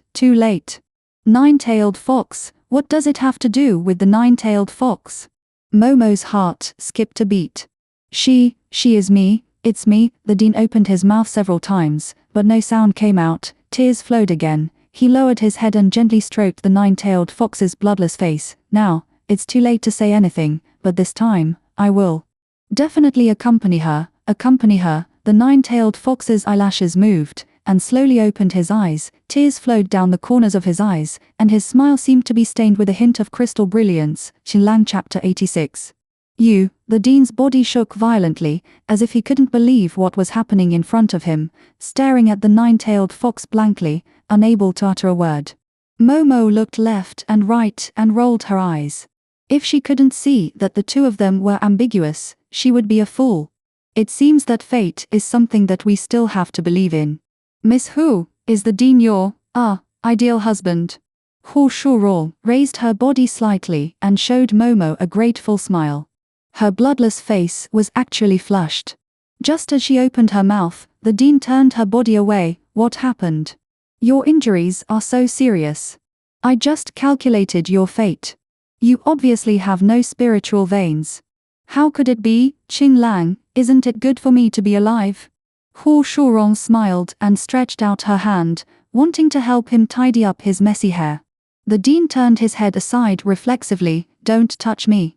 Hu Shurong's hand stopped awkwardly in the air, looking at him with a little surprise and a little confusion. The dean paused, as if trying to calm down his somewhat agitated emotions. After a while, he spoke. Answer me, how come you are okay? Momo couldn't bear to watch it anymore. It should have been a scene of holding hands and watching tears, but how come it has turned into a scene of wishing the beloved to die? Dean, she just drank a mouthful of my blood, and it is estimated that the injury has not healed yet. Find someone to treat her quickly. Why are you scolding people here so fiercely? Are you mistaken? The dean's body straightened stiffly and took Hu Shural's pulse. He let go of He Shurong's hand with some indifference. She only has some superficial injuries now, and she is not seriously injured. Ah, she is really fine, that's great. Momo was jumping with joy. How did you drink Momo's blood? Dean Chin asked for the third time. He Shurong didn't know whether he was concerned about her or questioning her, and the smile on her face was cautious. I just signed a master-servant contract with Momo. Huh. What master-servant contract? Momo stumbled on her feet, but fortunately, Naza hugged her. She widened her eyes in disbelief, and her first reaction was to turn to Naza for the answer. After all, in her mind, Naza was omnipotent. As expected, there is no one in the world more confused than his little wife. Naze smiled and shook his head. Didn't you just let her lick your blood? That is the blood contract. Ah, how could this be? I just wanted to save people. I didn't treat her like a human being, Momo explained incoherently while shaking his hands. I really don't want to keep a pet. Ah, how about we terminate the labor contract now? It can't be terminated, He Shurong smiled on her pale face. Actually, I can't thank you enough. I did it on purpose. Ah, He Shurong turned her head in surprise halfway through her words. It turned out that Dean Xing took her to the tree and leaned her against it, while he stood up. The expression on his face was cold, and he didn't even look at her. Momo, you don't have to feel guilty. If you sign the contract, her injuries will heal quickly because of the Master's spiritual power. Moreover, since you are a celestial being, she can follow you back to Kunlun. There is nothing wrong with it for her. No one expected Dean Xing to say this. He was so affectionate just now. He wanted to pledge his love to you, but why did he suddenly change his face without any warning? Momo looked at Nazawa in confusion. Nazawa smiled mysteriously, blinked his eyes, and looked like he understood. Momo's curiosity was immediately aroused. She opened her mouth and silently made lip shapes. Say it. Turn around and say it again. Nazawa imitated her, made exaggerated lip shapes, and then pointed at the Dean and He Shurong, making a stirring gesture. As expected of a married couple, Momo immediately understood what he meant. This was to let her smooth things over first. Momo nodded heavily to show her understanding, and bravely put her hands on her waist and stood in front of Dean Xing. Hey, Dean, why do you look so unhappy? You were crying so hard just now. People who don't know would think you found the wrong person. It was originally a joke, but Dean Xing seemed to take it seriously. He stared into the distance with a dazed and reluctant look in his eyes. You, just think of me as the wrong person. Qing Lang, what's wrong with you? Don't you remember me? Ah, He Shurong behind him wanted to get up in a panic, but unfortunately, she took only 2 steps and her feet went soft and she knelt down again. Although Dean Xing did not turn his head, he immediately stiffened when he heard He Shurong's exclamation. Isn't it obvious that he still cares? I really don't understand what the Dean is thinking. Momo shrugged innocently and decided to walk away boldly. Whether you admit your mistake or not, just help me take care of her for a while. She is still very weak now. She needs someone to hold her to walk. I can't hold her. Of course, it's impossible for my husband to hold her. Dean Xing didn't answer, but his originally stiff shoulders lowered slightly. Momo saw that there was something going on and smiled even more brilliantly. She patted the Dean's shoulder and dragged Nazawa to run in another direction. That's it, Dean, I'm going to see what's going on over there. Nazawa was dragged by her to run a few steps and couldn't help but smile. Haha, it feels good to run. What do you mean it feels good to run? Haven't you ever run? Yeah, that's right. In the past, I either walked or teleported. I never ran because I didn't need it. Nazawa ran while brushing away his hair that was messed up by the wind. It feels really good. Ah, why don't you run anymore? Momo stopped and looked like she was about to cry. Ah, according to you, the baby is doomed. You can teleport, so you can't run. Lucifer can fly. In that case, he will never learn to walk and will only be able to crawl forever. Momo wanted to cry even more when she thought that her son would become a reptile. Huff, Nazawa couldn't help laughing. It was true that her mind never worked in the same direction as others.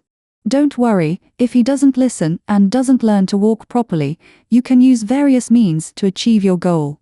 The little guy likes so many things. Momo's mood immediately brightened up. Yeah, why didn't I think of that?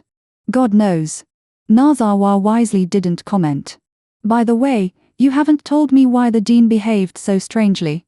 Momo was in a good mood and started to ask about gossip. Have you ever thought about why Dean Shin would cultivate to become a drought demon? No, Momo shook her head. She had been living a chaotic life recently. It was good enough that she could accept so many messed up things. She didn't have time to think about it. However, seeing Hu Shurong reminded her, could it be because of the reunion with Hu Shurong? Well, that's my guess. It's very likely, but Hu Shurong didn't know that the person she was looking for was Dean Qing.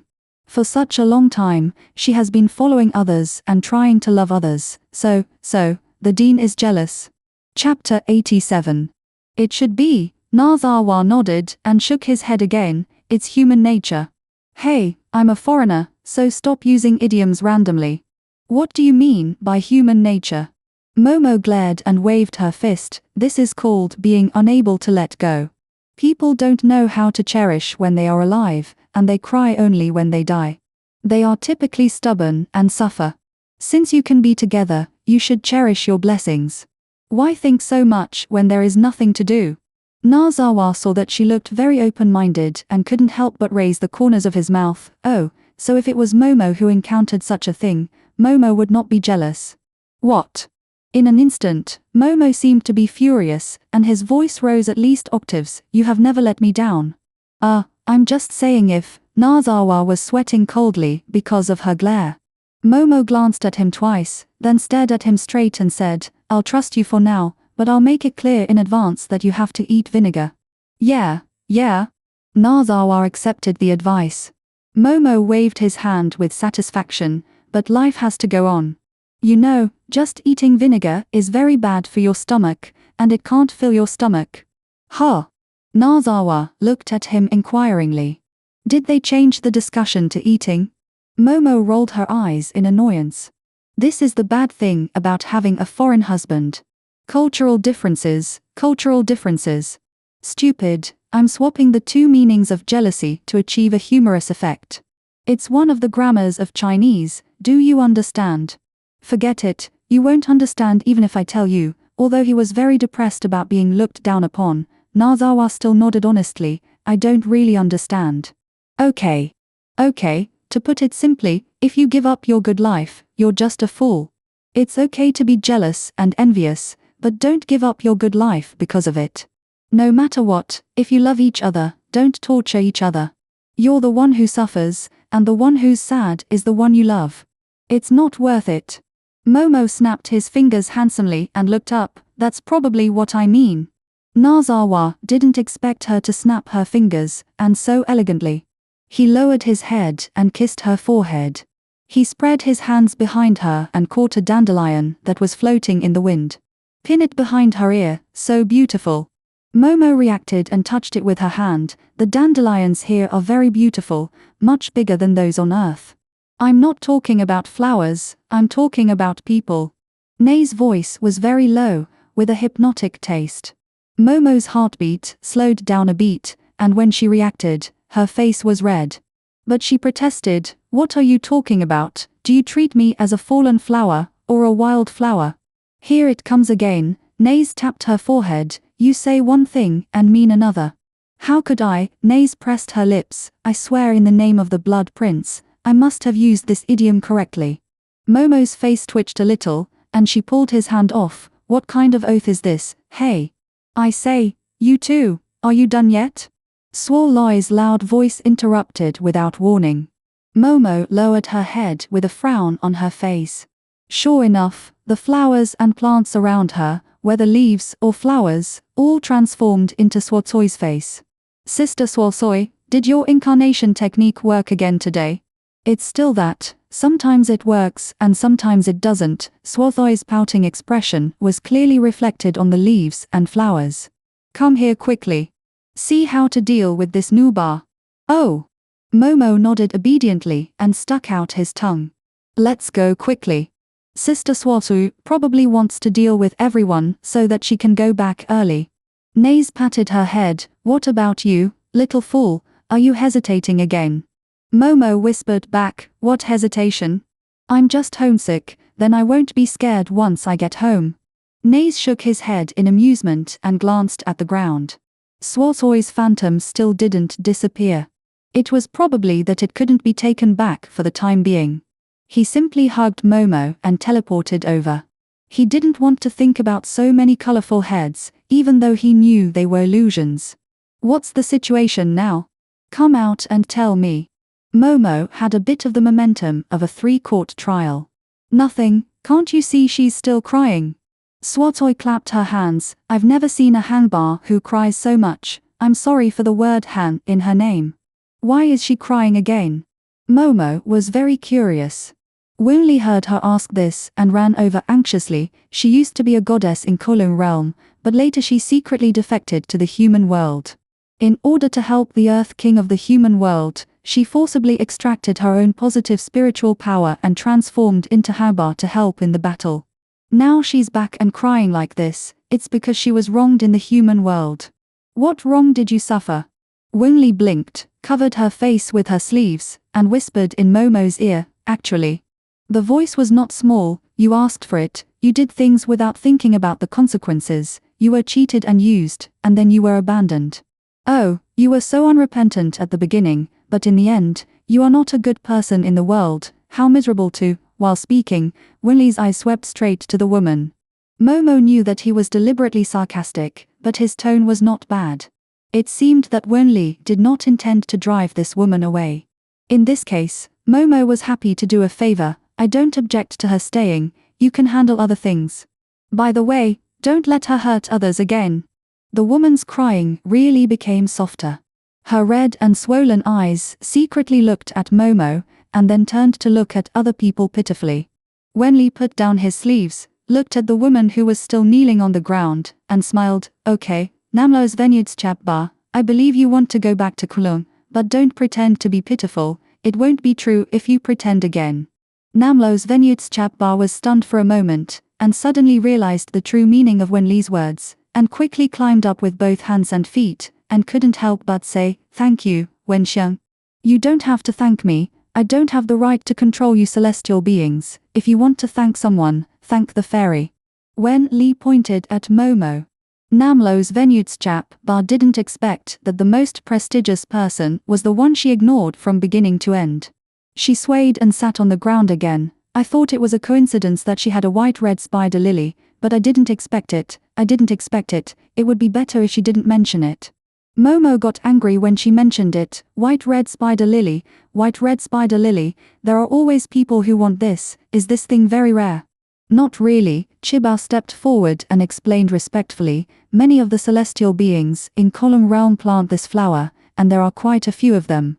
I saw it and thought of Kowloon realm, so, Momo didn't know whether to laugh or cry. What is this, homesickness at the sight of something? Nazawa smiled slightly, touched Momo's brow, and said with some emotion, it turns out that the mysterious land that is passed down in the tribe is Kowloon, then what special effects does it have? Momo was puzzled. The Blood Clan regards it as a sacred object, and, you see, it can be inlaid on my forehead, it looks magical. I don't know about the function of the Blood Clan, but it's not strange to be inlaid on the owner's eyebrow. White-red spider lily, shape it is charming, yet elegant, and has a good aura. It is the favorite forehead ornament of the goddesses, and that is why it is planted. Chapter 88. You mean, this is something that the goddesses use to stick on their foreheads to make them look good? Momo's jaw almost dropped. How is that possible? Niba got up from the ground and was incredulous at Momo's question. Everyone has a love of beauty, even gods and monsters cannot escape it. Otherwise, how did so many beautiful scenery and objects come from all walks of life? Why not? Isn't there a custom of sticking yellow flowers on the mirror in the human world? Hee, that's true. Momo stuck out her tongue. When she was a child, she danced and sang in an orphanage. Although she had never stuck real flowers on her forehead, she had stuck shiny fake flowers on her forehead. I know there are white red spider lilies in the Kolan world, but I didn't know they were used for this. Haha, Swatoy smiled cheerfully. It doesn't have to be used by the goddess, it looks pretty, I want to get one too. Norba looked at Swatoy, performed a detection spell casually, and thought for a while, I don't know about this. This flower is a spiritual flower. The goddess picks it and can use her spiritual power to nourish it, so it doesn't count as killing. If you don't wear it one day, you can let it go back to the branch and continue to bloom. But for you, although the nature of your spiritual power is different, you are a plant demon after all, so maybe you can try it. I want one too, and Ling'er wants one too. Ling'er, who was vomiting due to the inability to adapt to the space transmission, finally took a breath and immediately raised her hand to respond. Ling'er's mother wants one too. White Snake looked at her daughter who was joining in the fun, shaking her head. Ling'er, your spiritual power is not suitable. If you really want to wear it, you can consider other flowers. Wait, don't get off topic. I still have something serious to ask. Momo hurriedly interrupted the women's beauty discussion. Who can tell me, in addition to the function of being able to stick it on the center of the eyebrows, does the white spider lily have other functions? I'm curious, why can it work on the blood clan? There's nothing strange about this. The white spider lily grows on the sunny side of the Kunlun realm. It absorbs the essence of the brilliant sun, which can offset the yin nature of the zombies to a certain extent. Balance the yin and yang. In addition, the blood clan has become yin due to the curse, so naturally, some abnormalities will occur. There will be no mutation when it is used on the zombies in the east, Norba said here and found that the people around her were dissatisfied. Innocently pleading, but reincarnation still has a certain success rate. I have studied it, so I am not lying about the 18 Arhats. When Li waved his sleeves and wiped the sweat off his face, looking like it was very hot today. The others who didn't understand the situation chose to be wise and kept silent. By the way, where are the 18 monks? Momo looked around. They didn't come with us. Did something happen to them? Well, maybe because they were outside, the time-space distortion didn't involve them, Nazawa explained to her. That's good, someone will take care of the remaining zombies. I have detected that the remaining zombies are of average strength and are no match for them. Then I'm relieved. Momo nodded happily. Niba was a bit unconvinced to be Nei's subordinate. Now, after hearing what he said, she took the opportunity to interrupt and said, you can find out this. The Blood Prince is indeed very powerful. By the way, can you tell me how you joined the Blood Clan? Nei's expression did not change. He said lightly, who came first, Niba or Haba? Niba smiled sadly. Of course, I came first. Because I was lonely, I found some self-aware zombies to teach. Only they are suitable for practicing my skills, but those 18 monks are not. They broke through their inner demons by themselves. Well, it's different from my situation, but the order is the same. In fact, the only thing Nei's believed in was the order of order. Norba didn't expect his answer to be this, so, did you turn the vampires into? Nazawa didn't wait for her to finish, and suddenly a playful smile appeared on his face. Don't make trouble here, I won't agree to let Momo accept you as a summoned beast. Hee, don't be so decisive, I really want to repay you, and I have no home now, and I only have you. Woo, Norba seemed to be about to cry again. Momo, who was asking about Ling'er's well-being, turned around with a frown on his face when he heard Norba's cry. Nei's, what happened? Why is she crying again?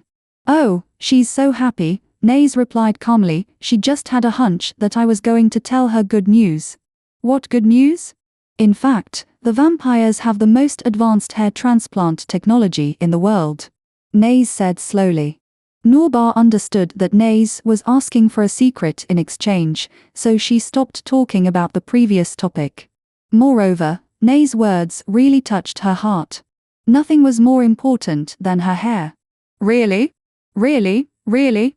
Momo found that Norba asked several times excitedly, her face flushed, and even the yellow hair on her head seemed to stand up. She felt a little sympathetic. If I were you, I wouldn't ask a few true or false questions, but ask, where is it? Ah, thank you, where is it? Norba looked at Naza hopefully. Before Naza could speak, Swatsoi waved her hands. Norba, you can't move around freely now. Do you want to never return to Kolam realm? Ah, I know, I'll go and confess my sin now. Norba said as she happily flew up, her crimson dress flying in the green sky, very dazzling. Is she admitting her guilt? Momo looked at the rapidly receding Norba and stuck out his tongue. It seems to me that she is preparing to escape to the wig shop. Did something happen that no one knows about? Wenli and Chibao, who had just disappeared, suddenly appeared. Wenli came over, while Chibao retreated to the side with a gloomy look on his face. Norba ran away, saying that she was going to admit her guilt. Swoloi said casually. Wenli blinked and covered her face with her sleeves, looking very sad. Oh, why didn't Xiao Tuoi stop her? There's no one on the judicial cliff now. Poor Norba, she has to go down with so much difficulty, and climb up again, alas. How should I know? I'm not as familiar with the Kunlun realm as that old guy Dean Xing. What's more, I wish she would suffer more. She dared to bully my Momo. When I return to the human world, I will definitely get back at her for this matter. Go ahead, I support you. Wenli clapped her hands. Momo looked at Wenli and then at Swatsoi. Why are you so sure that she is going to surrender and will not run away? Wenli laughed. Little Momo, brother Wen tells you, Kunlun realm is different from other realms. We have the realm master who makes the decisions, not the elected emperor. What's the difference? The realm master is the only one who created this realm. As long as you violate the rules of Kunlun realm, you will not escape the realm master's perception. Therefore, since you are willing to return to Kolam, you are naturally prepared to accept punishment. Chapter 89. Ah, this realm master, he is so powerful, he knows everything in Kunlun realm. Momo widened his eyes. Yes. Not only Wenli and Chibao nodded, Lian Suotui and Bai Sojin also looked as if it was a matter of course. Momo swallowed his saliva. Oh my god, so scary. Why, is little Momo going to do something bad? Wenli nudged Momo's waist with his elbow, looking like he wanted to hear gossip. No, how could I do anything bad? Momo's face flushed red. Nazawa glared at Wenli with some dissatisfaction and pulled her into his arms. Momo finally felt safe and retorted unhappily, I think there is no privacy at all. He knows everything everyone in Kunlun does. Isn't that world master the most eavesdropper in the world? No, in the entire universe. What does this have to do with eavesdropping? Momo put her hands on her hips. How can it have nothing to do with it? If I take a shower or go to the toilet, as long as I stay in Kunlun, he can see me. Isn't this eavesdropping? Isn't this scary? The whole audience was frozen. Only Wenli laughed out loud. The gentle and kind lord of the realm was said to be an eavesdropper. Haha, he was the one closest to him. If he knew about it, the expression on his face would be very interesting. Little Momo, just because you can hear something doesn't mean you will listen. If there is no major incident, how could the busy lord of the realm listen? Eavesdrop. That's right. Momo certainly understood what Wenli meant, but he still felt weird. In the future, wherever he goes, he will feel like there is a pair of eyes behind him. It feels so awkward. Naze tapped his nose with amusement. Okay, Momo, don't let your imagination run wild. I believe the lord of the Kunlun realm will not have the leisure to care about us. Don't worry about anything else here. Oh, got it. Momo nodded obediently. He gave Naze a lovely smile in return. Wenli and Chibao looked at each other with strange expressions. Chibao took a step forward and was about to speak, but was pulled back by Wenli. Momo looked at them both strangely, and Wenli smiled and replied, It's okay. No, it's weird. Momo didn't buy it. If you have something to say it quickly. Keep it to yourself or you'll get a beer belly. Well, it's actually nothing. We just contacted your father and parents, and they're not in Kunlun realm now. They've gone to the immortal realm to negotiate. There's a time difference between Kunlun realm and the immortal realm, so it'll probably take them about 10 days to come back. So, is that the case? Well, it's okay. We'll just wait. Momo didn't look sad at all. Instead, she breathed a sigh of relief. Let me prepare myself mentally for a few more days. We'll be able to meet each other anyway, it's okay. Then what's the time difference between Kunlun realm and the human world? Narzawa asked. The time in Kunlun realm is calculated based on the human world. The human world has the alternation of day and night, the movement of the stars, but Kunlun realm is a static place, half is day and half is night. So in fact, it has no concept of days, but for the convenience of calculation, it is synchronized with the human world. Qibao explained in a proper manner.